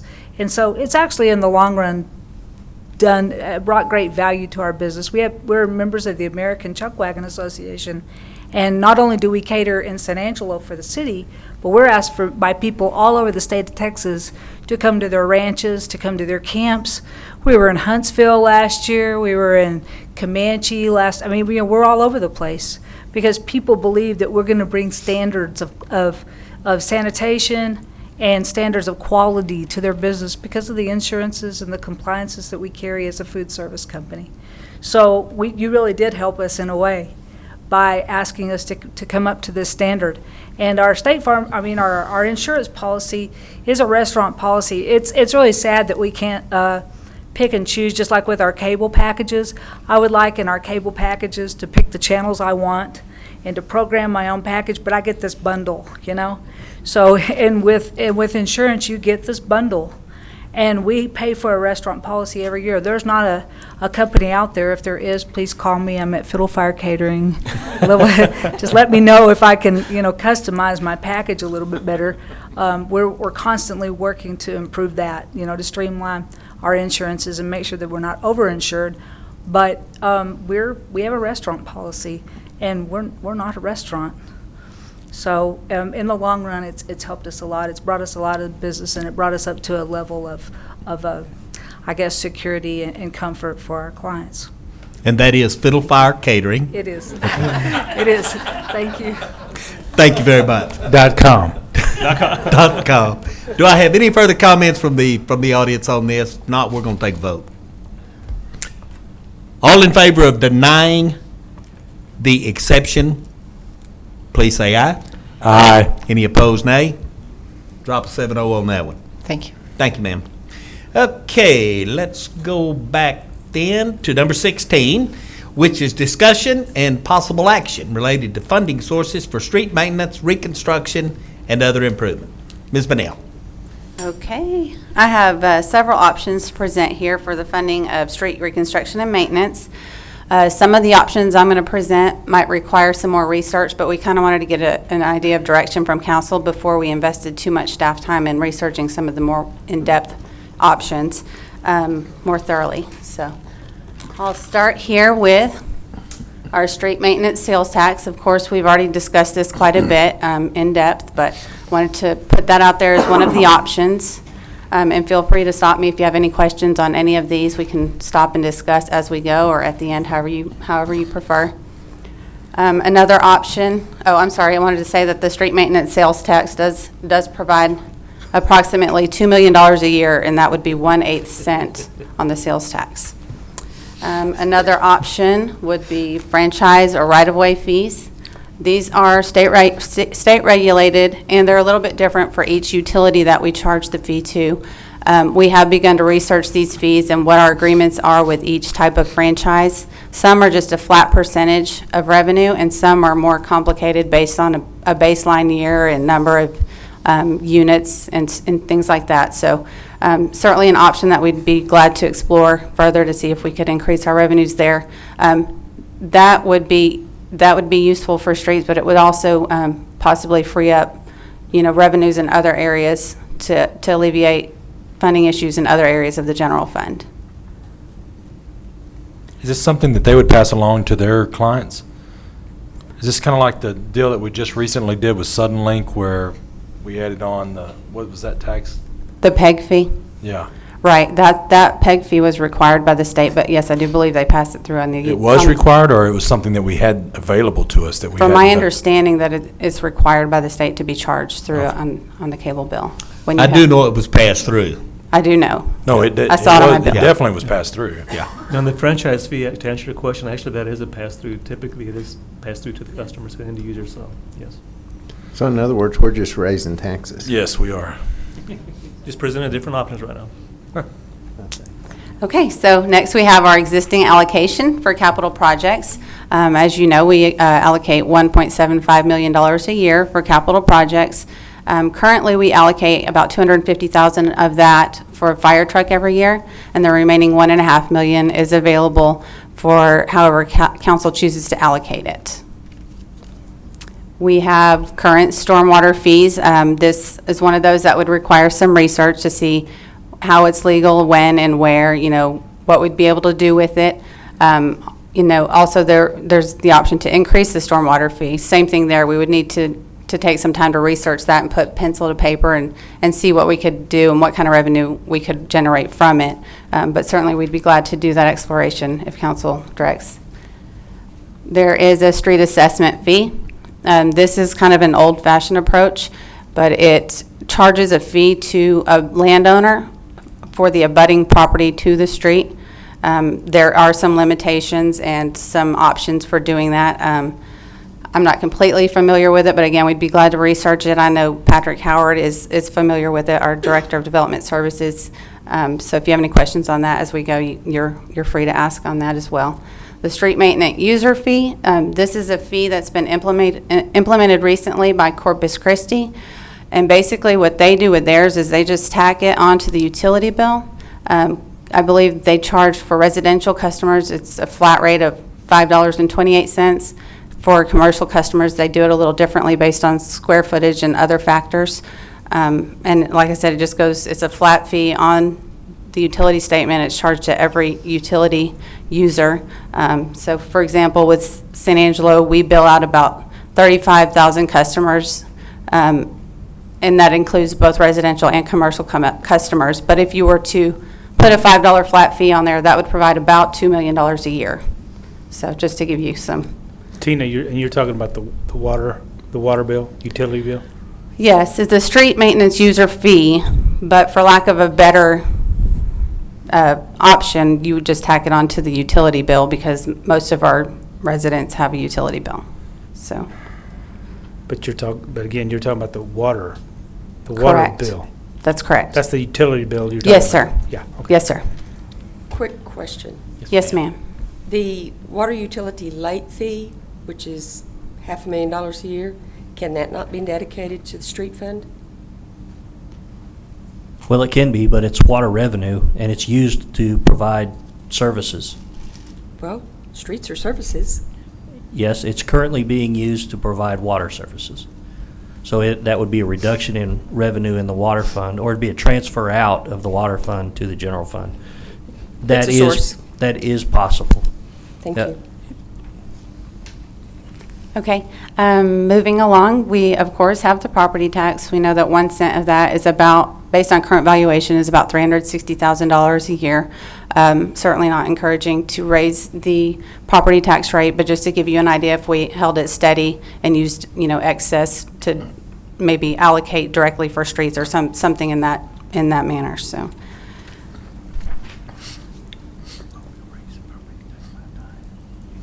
Some other current fees that we actually use or charge right now that we could look at to perhaps adjust or, actually charge the cost of the services that we're providing to the user.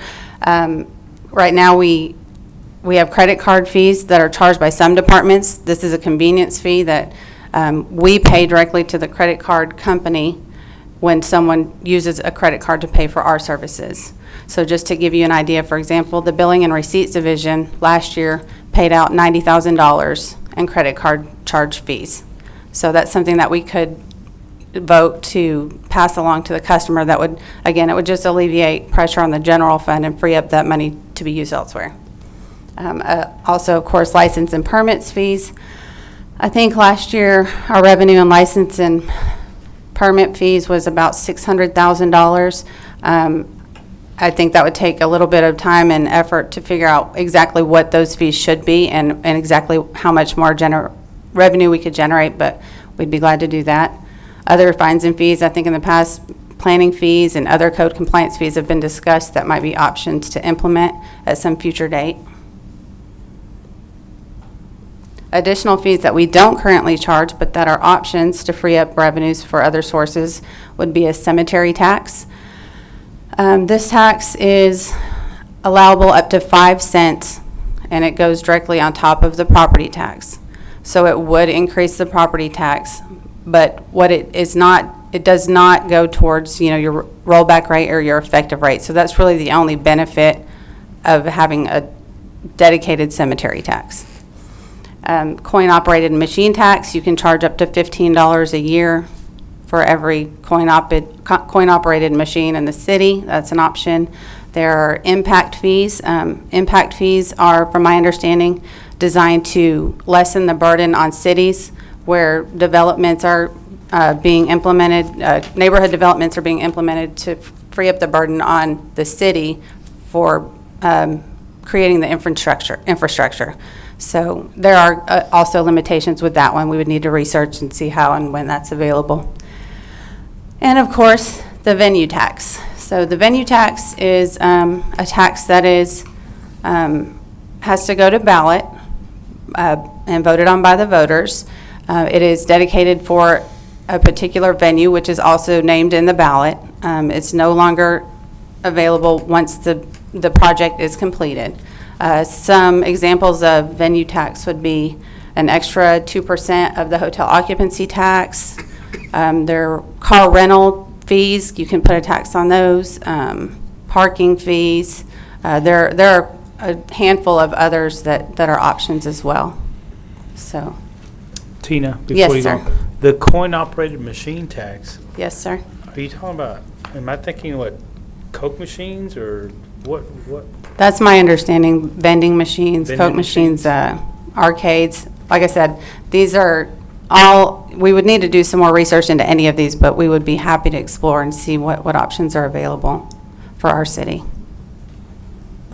But like, that's $15 per machine, so I don't know, if that would be worth. No, probably not. Okay. So, okay. Next. Okay, and of course, our decrease in our annual debt service requirement, also an option. It's more of a pay-as-you-go approach. So you see here this line, the blue line up here shows what the value of 8 cents is across the next 20 years. You can see right now it's about $3 million, and then over the span of 20 years moves up closer to $4 million. Oh, yeah. I didn't know if that worked while it was up here. So yeah, here it's $3 million in FY14, and it moves up closer to the $4 million mark by fiscal year 33. And then here in FY14, this is showing our debt service payments that are backed by the property tax. And so $2 million, our fiscal year 14 payment is about $2 million, but you can see it begins to decrease as we go the next, 15 years or so, down to about 1.3 million, and then drops off, and we no longer have any debt payments, assuming we issue no more debt. So we could obviously use that existing capacity as it drops and becomes larger and larger to do pay-as-you-go type maintenance and projects. And that's what I have for you. If you have any questions, I'll be glad to answer. Or any direction. I've got something I want to just throw this out. What about the idea of trying to pass a $50 million bond election, or, you know, $75 million, to make an impact on streets right away? And I understand about the 7-year cycle and maybe staggering the issues. Right. So did you guys look at any of that, or? Well, you'll recall that we actually did present that to council as an option a couple months ago, I think, at the night meeting. And we'd be certainly glad to explore that and bring it back.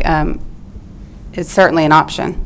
That's something that I guess would have to go to ballot, be put on the ballot for something like that.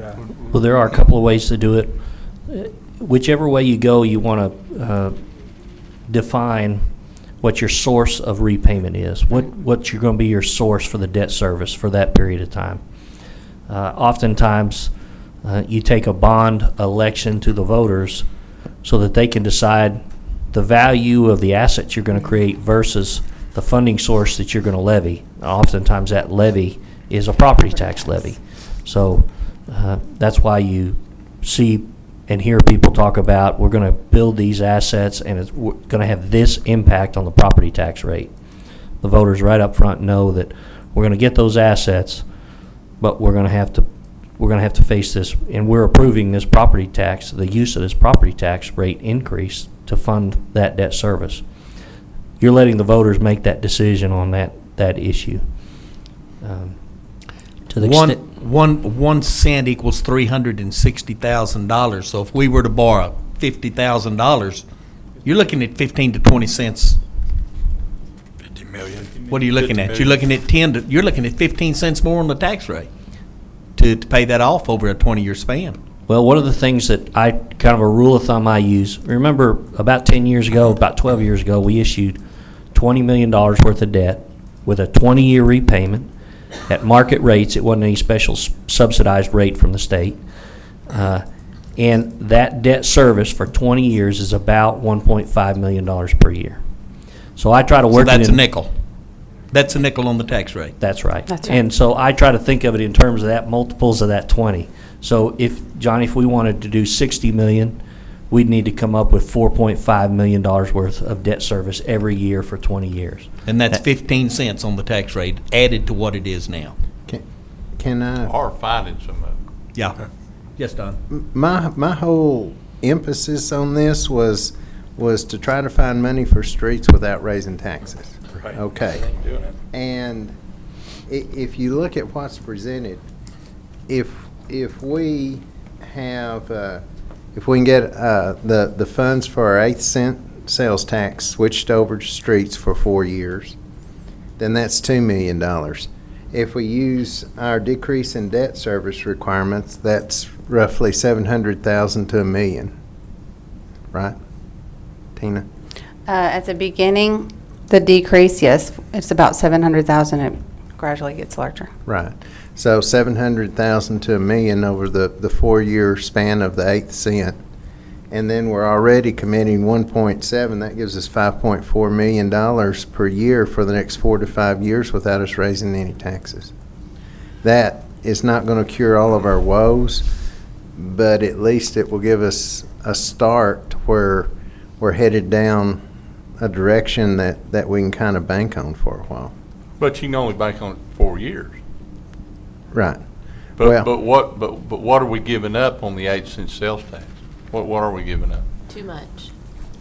$2 million. No. Well, I'm sorry, I'm joking. I think I've got some of that information here if I can dig it out. Are you talking about on the half-cent sales tax for yeah. economic development? There's not enough on both sides, so you would have to take from both the ballot side and the economic development side. And I think we gave some information, Michael has it right there, that we researched with some more exact numbers on each side. I've got a projection here. Don and I went over this. Don, you remember the big sheets. For the 14-15 fiscal year, based on this estimate, the total half-cent sales tax revenue stream in Costa DC. We're talking about money coming from the half-cent that goes to Costa DC.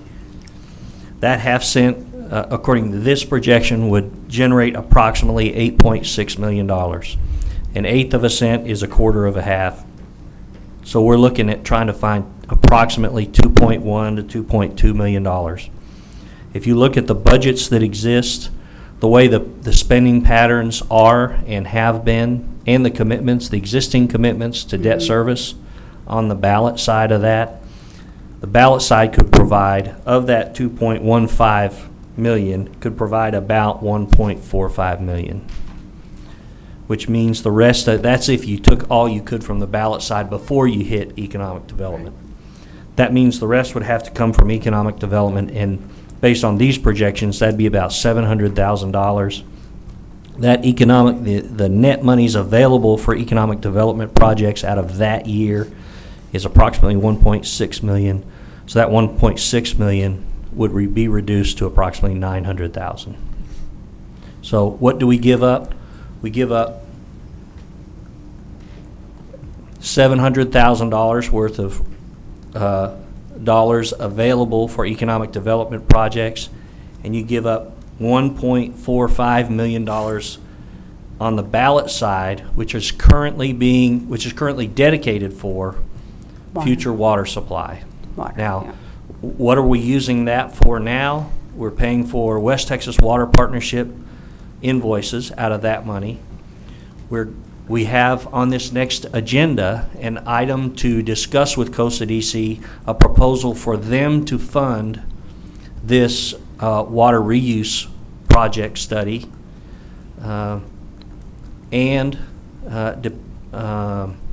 We will ask them to fund the Red Arroyo project extension also. Let's say we do those studies and we move forward with the project. If we haven't moved that money to streets, that $1.5 million a year would be available for some future water supply issue, assuming we get clearance from legal and the board and all that. If we don't have that money available to pay that debt, for example, and we just talked about $1.5 million a year, it would finance approximately $20 million per year for 20 years. Or $20 million financed over 20 years. If we don't have that money available to come from this source, and we do one of those projects, we're going to have to get that money from somewhere else. So that would likely be an additional increase on the water rates beyond what else might be necessary. So again, that's a very long answer. What do you give up? You give up approximately 40 to 45% of your economic development annual monies, plus you give up all of the monies available on the ballot side to work on future water supply issues. But that's with the finances that are here at this time. That's with no growth. That's just a snapshot of this moment. That's true. That's with no growth. And it's also with no decline. That assumes a steady amount into the future. I would hate to see us use the half-cent sales tax for streets.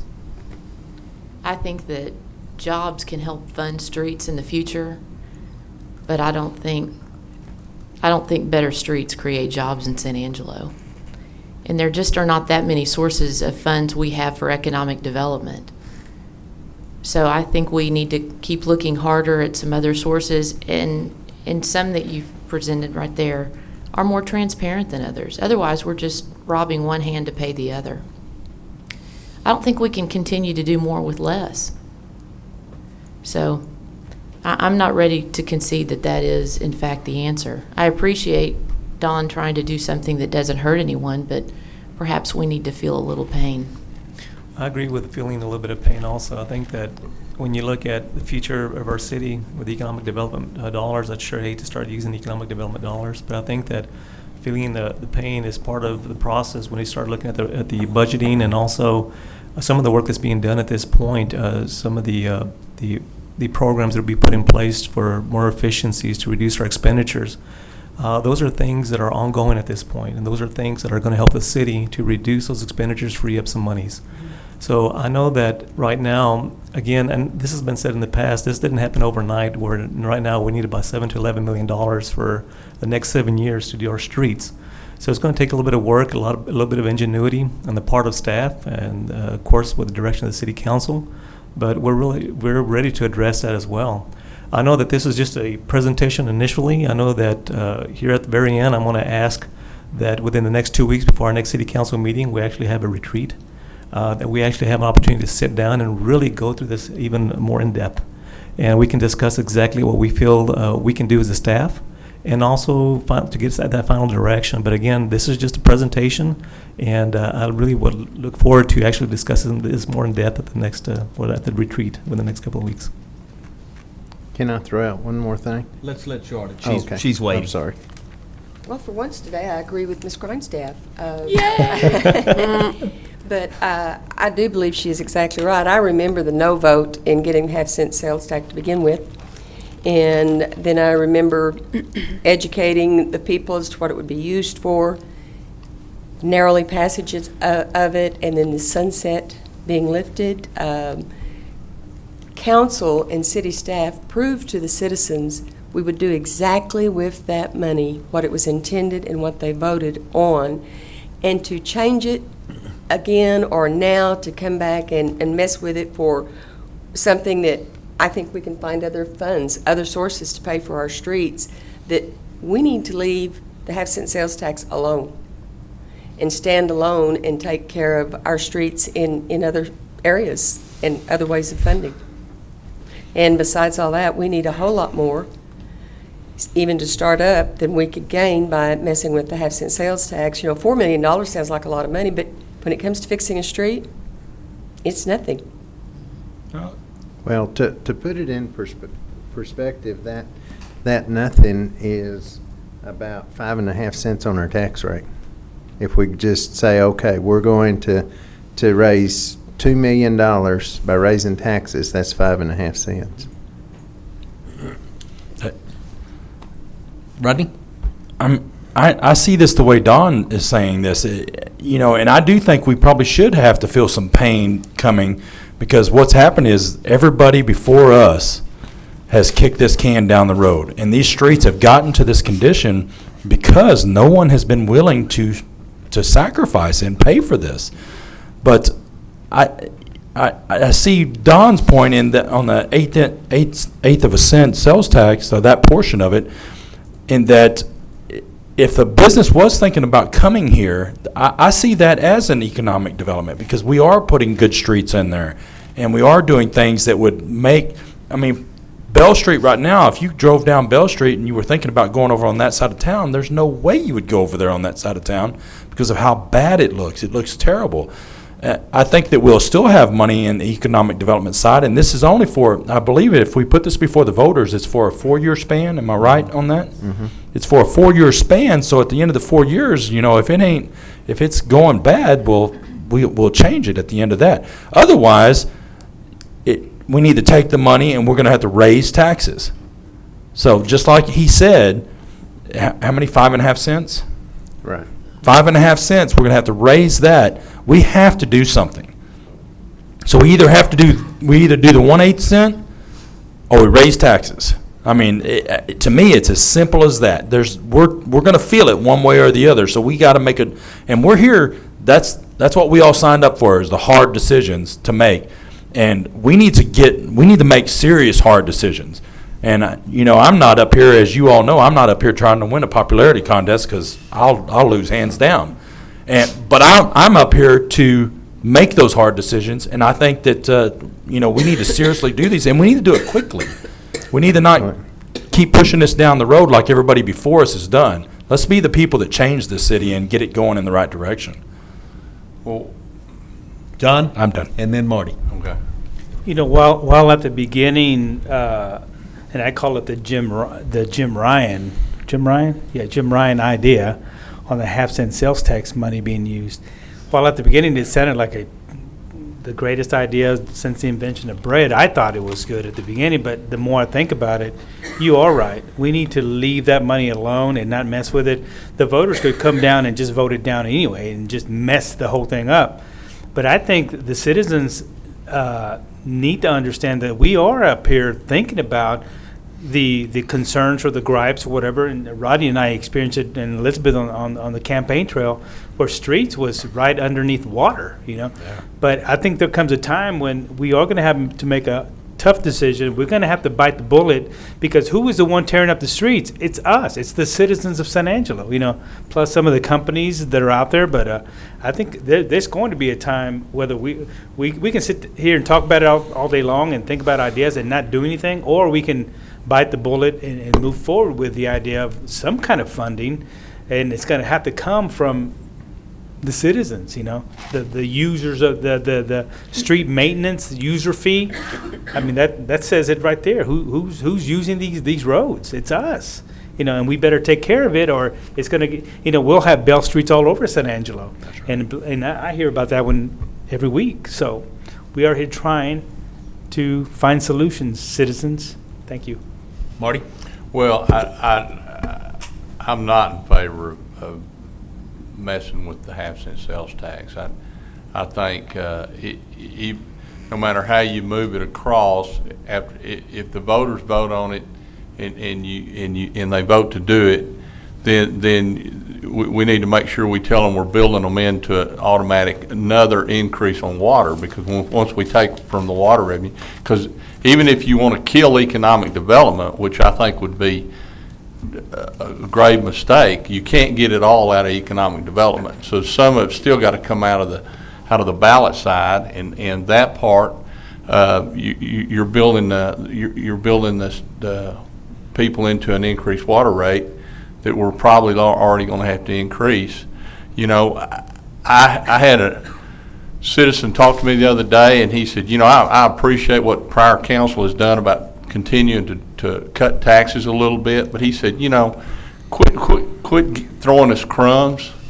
Take the hard stand, fix our streets, and if we have to increase taxes, increase taxes. I'm not in favor of increased taxes, but if we throw $2 or $3 million at it a year, it's like spitting in a fan. I think we're going to have to take a hard stand on it and take a big bite and go at it.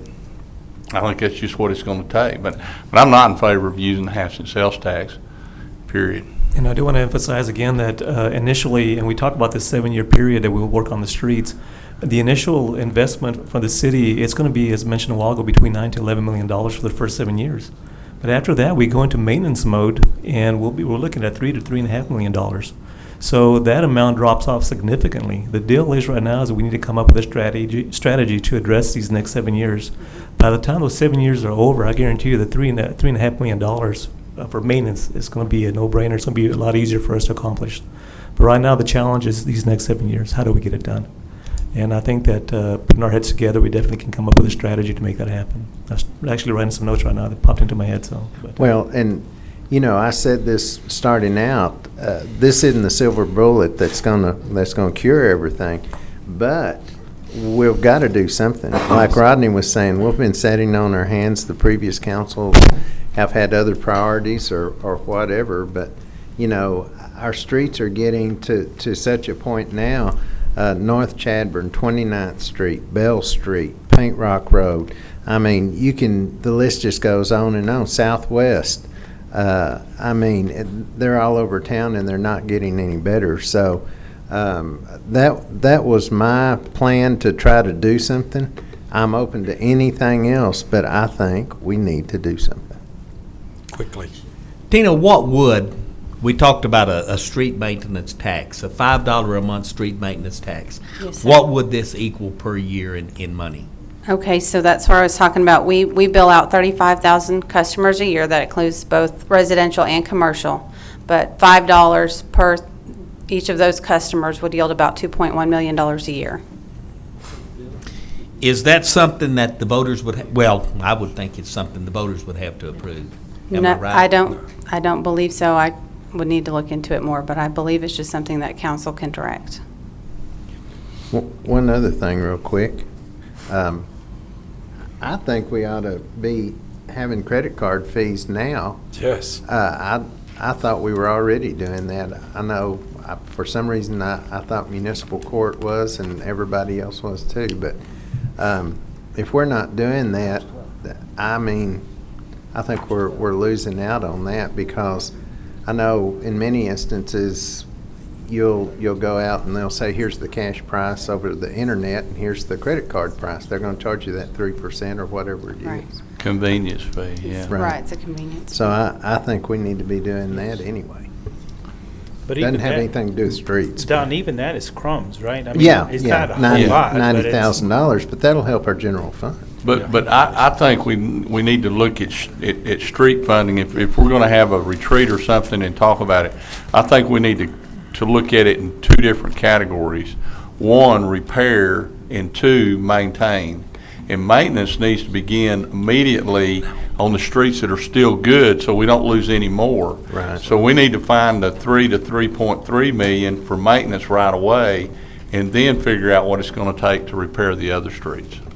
And actually, it's a twofold attack. When I talk about funding $9 to $11 million a year, that includes at the same time, it's a portion for maintenance and a portion for reconstruction. So you're doing it at the same time, and you're absolutely right, Marty. You want to make sure to take care of those streets that are on the cusp of needing reconstruction if we don't do something about it immediately. So it goes hand in hand. So there's two areas of funding, which is going to be maintenance as well as the reconstruction of those streets as well. Okay. But you're right on the money. Mayor? Yes, Can I ask a ma'am. question? Of all of the possibilities that you outlined, I think that the venue tax is the only one that...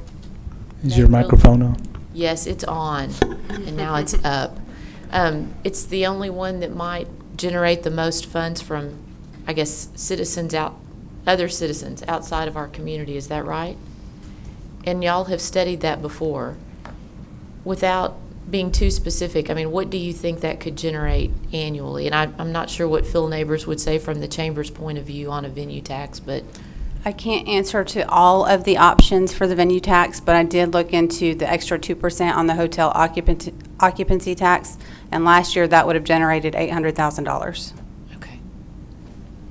And I think So all of back the to the other fan. options would probably be less. I think that would probably be the most significant at this point, at where we are right now, so. But 800,000 is significant. That's It that's is, it's significant coupled, especially with the other options We we used have. it in Abilene for a specific venue. I mean, Right. we actually had maybe several venues that were kind of It- high-budget venues. It's limited to a specific venue, but in the local government code, it does mention that it can be used for related infrastructure for a venue, and it does include in the language streets and roads. I would still want to run it through our city attorney's office, actually, before we implemented anything, but it is maybe an option, so. Is that a ballot? It is. Okay. Venue taxes, it has to go to ballot. Any of the Because venue some of taxes. some of the hotels nowadays, I mean, they're raking in monies. I mean. Well, it's just another opportunity to take what you would spend in general fund on a venue away. But I couldn't remember when they were looking at it before, what revenue that would generate per year, potentially. Of course, now our hotel situation is even, much different from then, so I would have no idea. Thank you. May I suggest that we take this information, and when we have our retreat, let's determine how much money we need per month, what we think we need to do what we need, what we need for what we need, and then we can look at this in more depth. Would that be? I mean, we brought it out. I appreciate what you've done. That gives us some options. Absolutely. And I think we need probably more than one, but I think we need to talk about this some more, because it's a serious problem. It's getting worse every day. Thank you, Tina. Yes, sir, thank you. Let's move on now to number 17, which is the first public hearing, consideration of introducing an ordinance amending the 2013-2014 budget, an ordinance of the City of San Angelo amending the budget for fiscal year ending October 1, 2013, ending September 30, 2014 for capital projects, equipment replacement. Ms. Morgan, you're on. Good afternoon. I have a few items here before you, just some housekeeping items, things that have been approved that need to be budgeted. And so the first one we've already touched on this morning, or about the PEG fees, that this was a mandate required by the state, and so we're going to budget for that revenue and budget for that expense. It is a restricted revenue source, and it can only be used for capital items related to public information. So that's $88,000 in change in revenue and the same amount in expense. The next item we have are some equipment replacement needs. We had some wrecked vehicles and some insurance proceeds.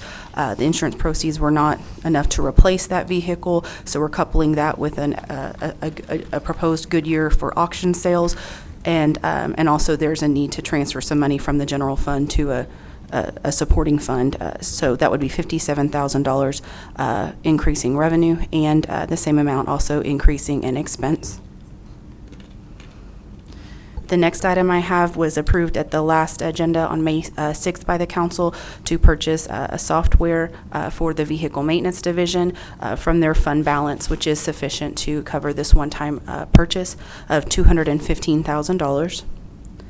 And then the last item, also again approved by the City Council May 6th, to expand the scope of the Fort Concho Stables air conditioning installation by $75,000. And so we'll transfer that out of the Civic Events Hotel Occupancy Tax excess into the Fort Concho Fund to move forward with that project. Housekeeping. Somebody want to make me a motion? I will make a motion to approve as presented. Second. Do have a motion to approve with a second. Any further council discussion? Audience discussion? All in favor, please say aye. Aye. Opposed, nay. Put a 7-0 on that. Thank you all. ma'am. Okay, we've got first public hearing, consideration of introduction of an ordinance amending Chapter 12, Exhibit A, zoning ordinance, Code of Ordinances, City of San Angelo, Z 1407, Aubrey L. Connor, an ordinance amending Chapter 12, Exhibit A of the Code of Ordinances, City of San Angelo, Texas, which said Exhibit A of Chapter 12 adopts zoning regulations, use districts, and a zoning map in accordance with the comprehensive plan by changing the zoning and classification of the following properties to wit: 1411 Orient Street, located at the southwest corner of the intersection of Orient Street and Avenue J, more specifically located in the Fort Concho Addition, Block 101, Lots 6 and 7 in South Central San Angelo, changing the zoning classification from two-family residential, RS2, to neighborhood commercial, CN, district, provided for severability, providing for a penalty. Your own, sir. Okay, I'll make this brief. The applicant is requesting a change in the zoning from two-family residential to neighborhood commercial. Staff did recommend denial based on some of the current development within the area. However, and that's consistent with the vision plan map, based on the vision plan map. However, Planning Commission did recommend approval unanimously for the development. I could show you some of the existing development if you so choose to see that. But the recommendation from the Planning Commission was to approve. However, the vision plan map varies slightly and ultimately led to a staff recommending denial of such. Johnny, this is in your area. Have you been by to look at this? Do you know where it is? Yeah, I know exactly where it's at. I'd like to see. Let's have some Sure. pictures on it, please, Patrick. They're on the background. Okay. I'm sorry. So you can see the neighborhood. I mean, it's kind of hard to see. The subject property is in the center. So this is the existing, this is the proposed zoning action. You can see near South Chadburn and East Avenue J, as far as the subject property. This may give you a better indication of what's in the general area. You can see there's some residential uses as well, although one would suggest that the area is in transition, so there may be some rational basis for some of what was discussed at the Planning Commission, however. As you can see here, again, the subject property, and then you see this is essentially the response map in terms of who responded to the notification. Okay, so here at the subject property, you can see that there is a recommendation for the vision plan map, which is counter to what was ultimately decided upon by Planning Commission. However, again, the basis for their recommendation was that they believe that the area was in transition and there is a potential to see some commercial development in the area. So here are some pictures of the subject property looking north from the neighborhood, at the neighborhood. Looking south toward the intersection of Orient Street and Avenue K. West view of the subject property. And looking west at the alley located east of the subject property. Mayor, that's an old, it used to be the Jehovah's Witness church. It was. Which they have moved over there to Pulliam Street. And I don't understand why they denied them. I mean, I thought it was, so it was not zoned commercial? I mean, even though the church was there? Right. This Church is allowed in any district. Okay. So essentially, the vision plan map, as I showed you, recommended the highest and best use of property to be something other than commercial, obviously residential. And however, again, with the discussion at the Planning Commission, there was some feeling that maybe the area being in transition may warrant such that that the city council should entertain an idea of rezoning it to commercial. Johnny, it's your area. Make a motion one way or the other, and let's talk about it. Well, do we have an idea of what will become of that? I mean, if we were to go to commercial? They were fairly general in what they were proposing. They essentially just said some commercial uses, and obviously there's no requirement to have the detailed for that. So they just mentioned neighborhood commercial, which for all intents and purposes, in terms of the most least intensive in terms of a commercial use, neighborhood commercial would be the appropriate zoning classification. And Patrick, I was looking for the letters in response to the area notification. There was just one letter? Two. There was, right. And they were both? Right, there were 18 notifications sent, 1 returned in favor, and 1 opposed. So it was proposed to deny it, right? Staff. Right, Staff. staff. But the planning commission said 100% unanimously to allow it. Correct. The staff recommendation was denial based on the recommendation of the vision plan map, which essentially talks about what is the best and the highest and best use of the land for the future. Okay. And we based our recommendation on that fact. I'm going to make a motion that we go with staff along with the denial. Deny for it to going into commercial. So I think I'll second that. I think that needs to remain residential. I at first, when I first saw it, I was thinking church, I was thinking commercial. I didn't realize churches can be anywhere. That's correct. So I'm going to. We do have a motion to deny going to CN. It has been seconded. Don? Isn't everything all around that commercial? The area's in transition, and so there is, obviously this may help give you some indication. There is residential across the street. There is some vacant lots just south of the area. So again, it's a transitional area. What's the zoning of the vacant lot? Let me see. Actually, do you know what the zoning is for these 2 lots? They're commercial behind there.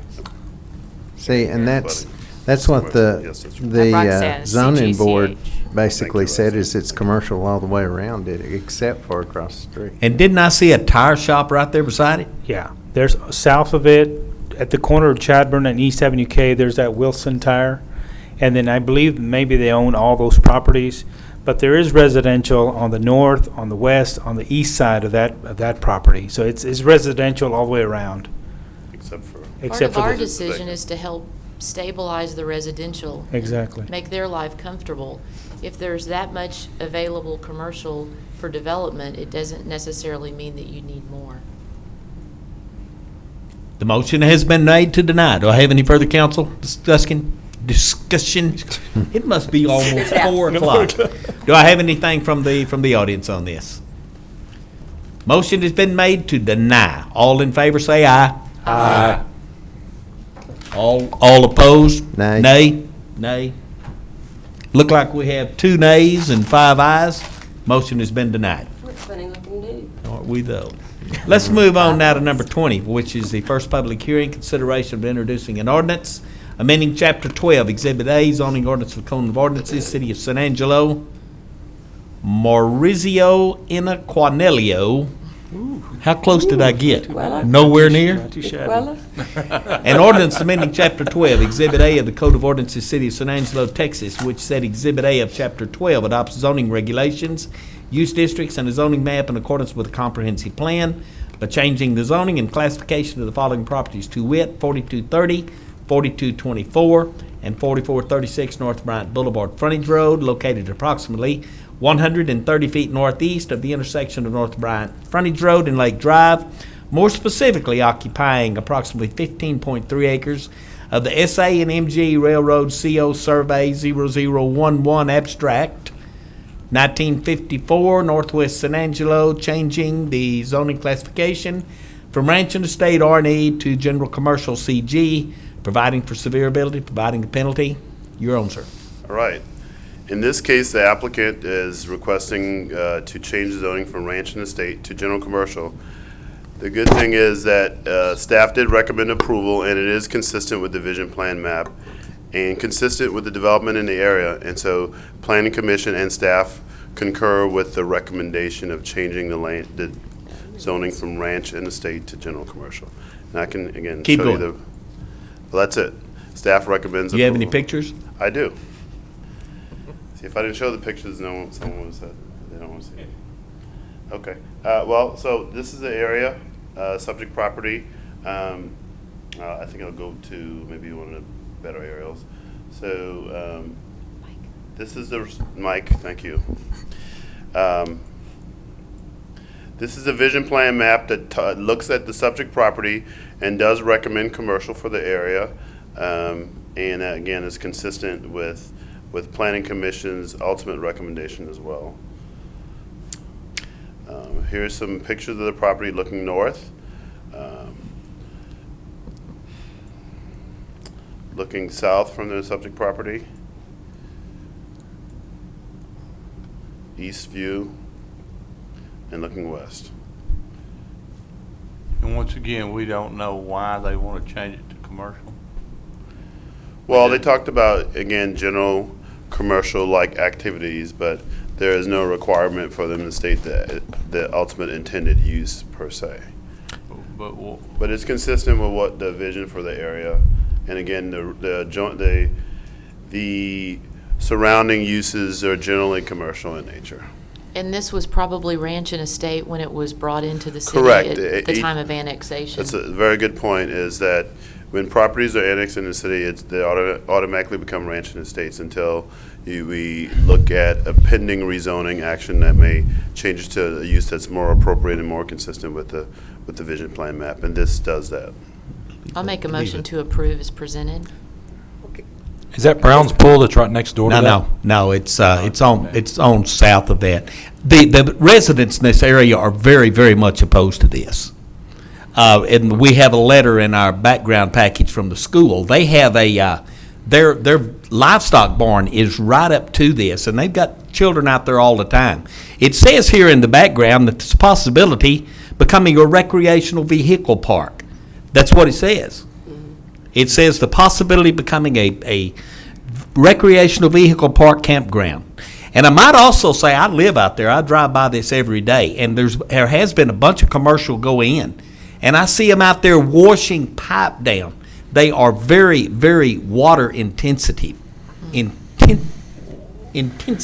Water intensive. Stand up, Roxanne, tell me what you want to say. What do you want, Roxanne? Who's reading that letter right here? Well, this has been to us before. Yes, We we've already the denied change. this. Well, this is a different applicant, and they're requesting something totally different. What you're referring to was over a year ago, somebody had an application in for an RV campground. What's proposed here, and this was also in the Planning Commission notes, was Cat Warren wanted to locate there. So that's not a campground situation. But we still have a letter in this one from the school district that says we do not want this. Right, and they didn't show up to the Planning Commission to discuss anything with the developer, and that's up to them. I do know that we also, Planning Commission at the same time, approved a subdivision for this area as well, and there are streets that are proposed to go in there, and they have, an idea of what development they want. So they're not proposing to rezone the entire parcels that they own there. They're just this section here for But Cat Warren. If we propose this and give them this commercial, they could put a RV park in there if they wanted to. You can go ahead. I mean, the zoning goes with the property. Okay, but That is absolutely, well, to the point of what uses are allowed within general commercial. Obviously, someone can state that they're going to be developing it for a purpose and come in for a permit once it's get rezoned to be something different. But obviously, the dialogue that went into the discussion about what was appropriate for the area suggested that general commercial was appropriate. So anything within those range of uses is what's going to be allowed. So that is something to consider. Again, the recommendation was for that area to be general commercial based on the fact that it's on a major thoroughfare and there is abutting commercial. However, that you can elect to see otherwise.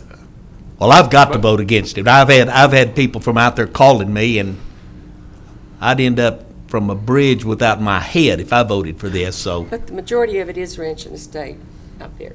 well, it's Again, ranch and changing, estates yes. is the default zoning when you annex an area into the city. Obviously, the vision plan map speaks more specifically to what seemingly is the most appropriate use for the area, and then subsequently will lead to zoning changes when there is a pending zoning action. City doesn't typically go and do comprehensive rezonings, although I want to entertain that in the future. But again, this is ranch and estates because it's essentially a holdover from when it did get annexed into the city. And everything east of this property, the abutting property, is still ranch and estates, and people live out there. It is ranch and estates, yes. Right. And I this- think we just need to be careful, though, because if we're going to go against the vision plan, we need to be willing to change the vision plan like a plan amendment.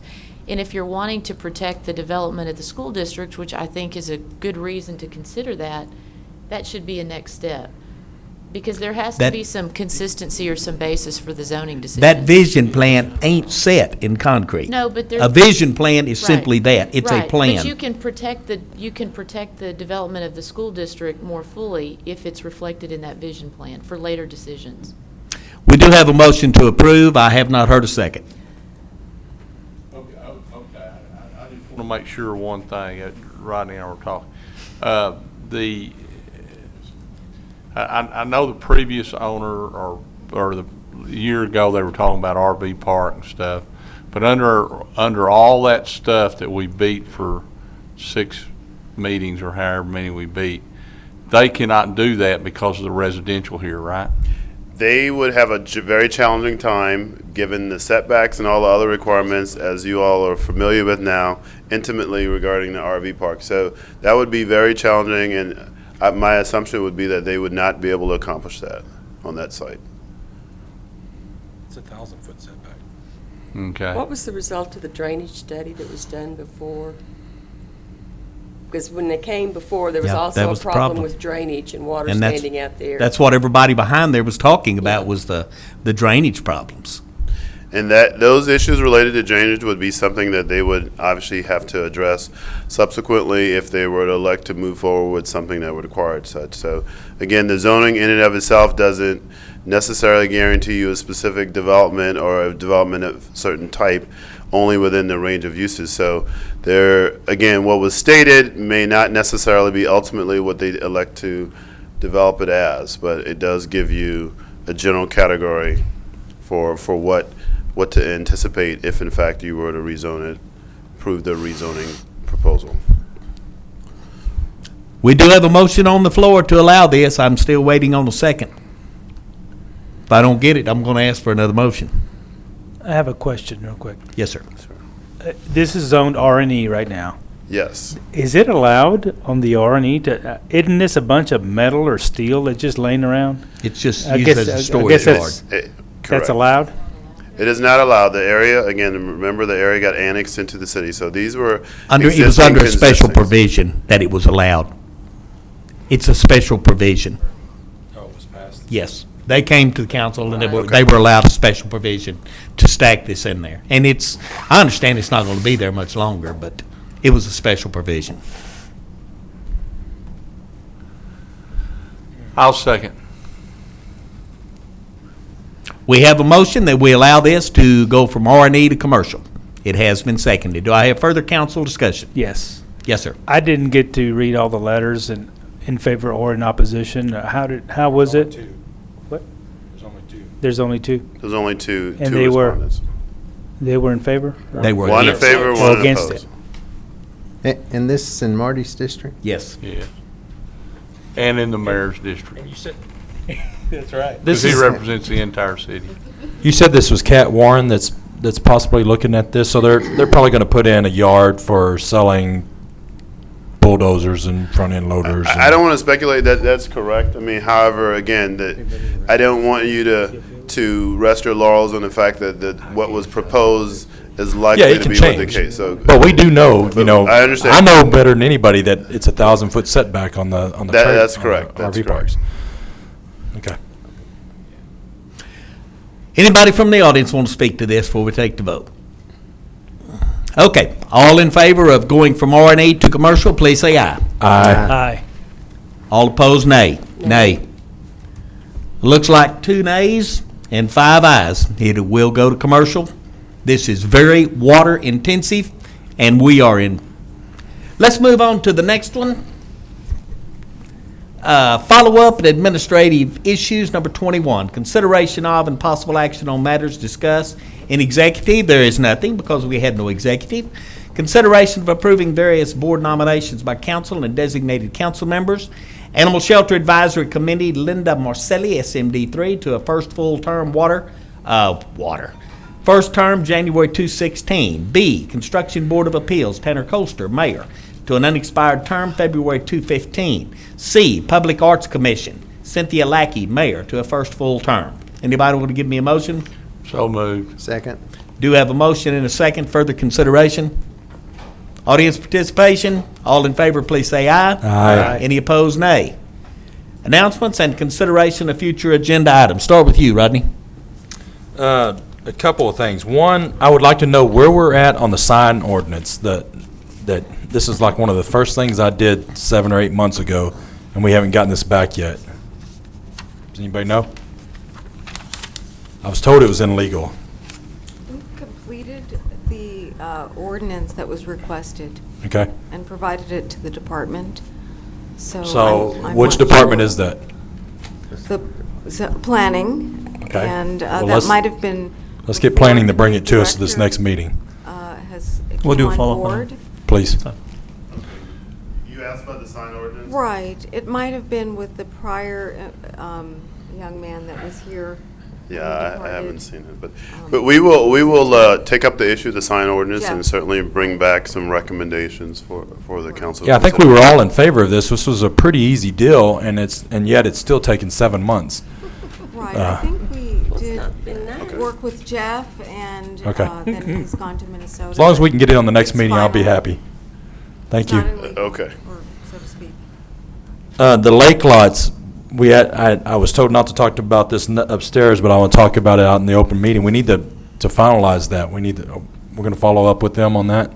We will. Okay, Yeah, let's we'll try to just get that talk done. about it. Okay. Thank you. That's it. Marty? I'll hold on. It's late. Johnny? I'll just quickly read my notes. Dogs on flatbed trucks standing on hot toolboxes. Ordinance.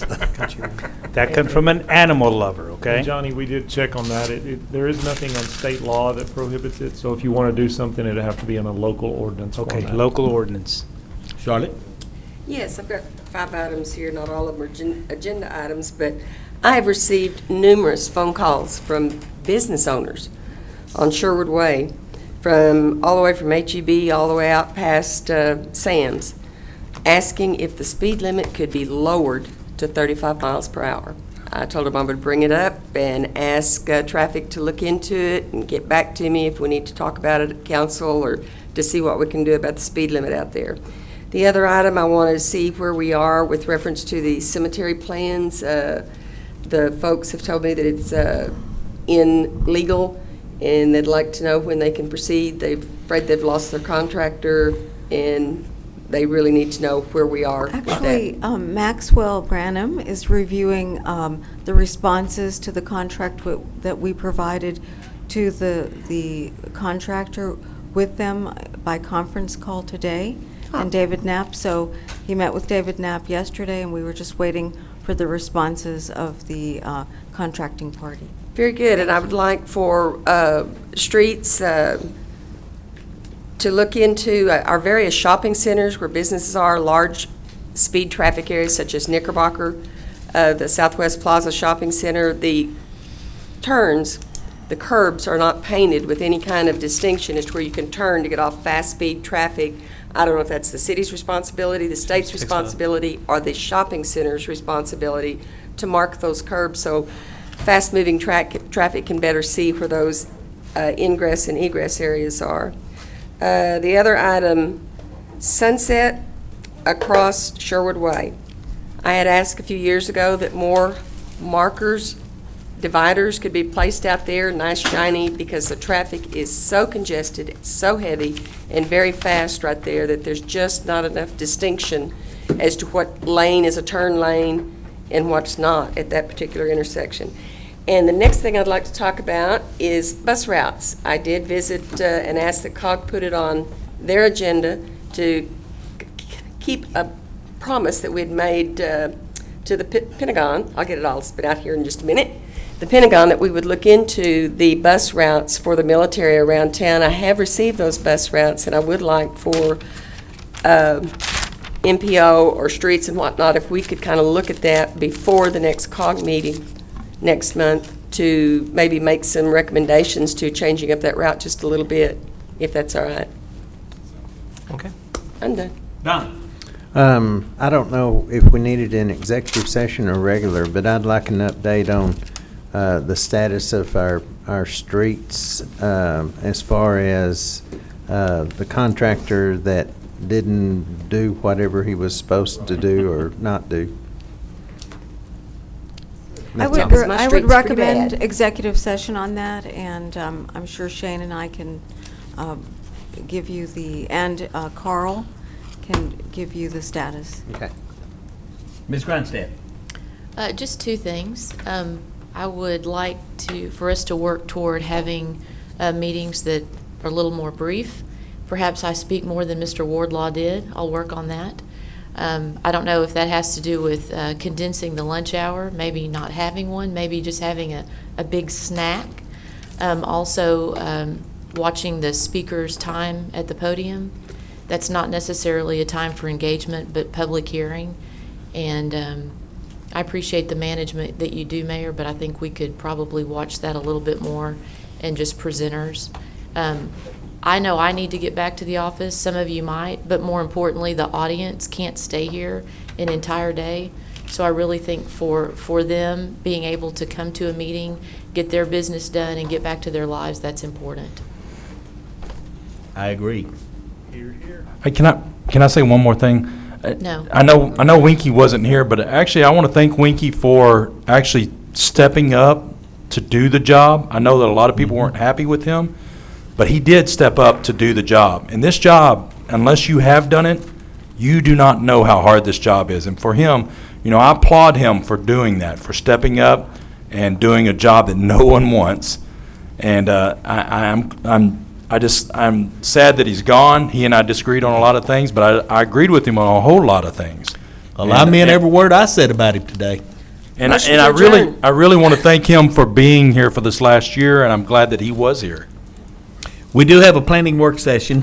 What do you have on that, boss? That is the retreat I was talking about. What I'd like to do, hopefully, is within the next 2 weeks before their next city council meeting, is to do a full-day retreat. I'm suggesting that we take it out of town or to do that. But I'm going to need hopefully your commitment for the whole day from 9 o'clock in the morning, probably to about 4 o'clock in the afternoon. So I want you to look at your agendas and let us know what day would be best for you. I'm going to get Becky to send y'all some dates, and we can get that confirmed. Can we possibly do it on a Saturday? We can. I want you to keep in mind that we do have a 3-day holiday that's coming up. We can do it on a weekday, we can do it on a weekend, it just depends on what y'all would prefer. Okay, so. Have Becky send some dates out. We'll Will do. pick one. Okay. What'd you say, Charlotte? Motion to adjourn. All in favor, say aye. Aye. This meeting's over. Thank you. And I'm gonna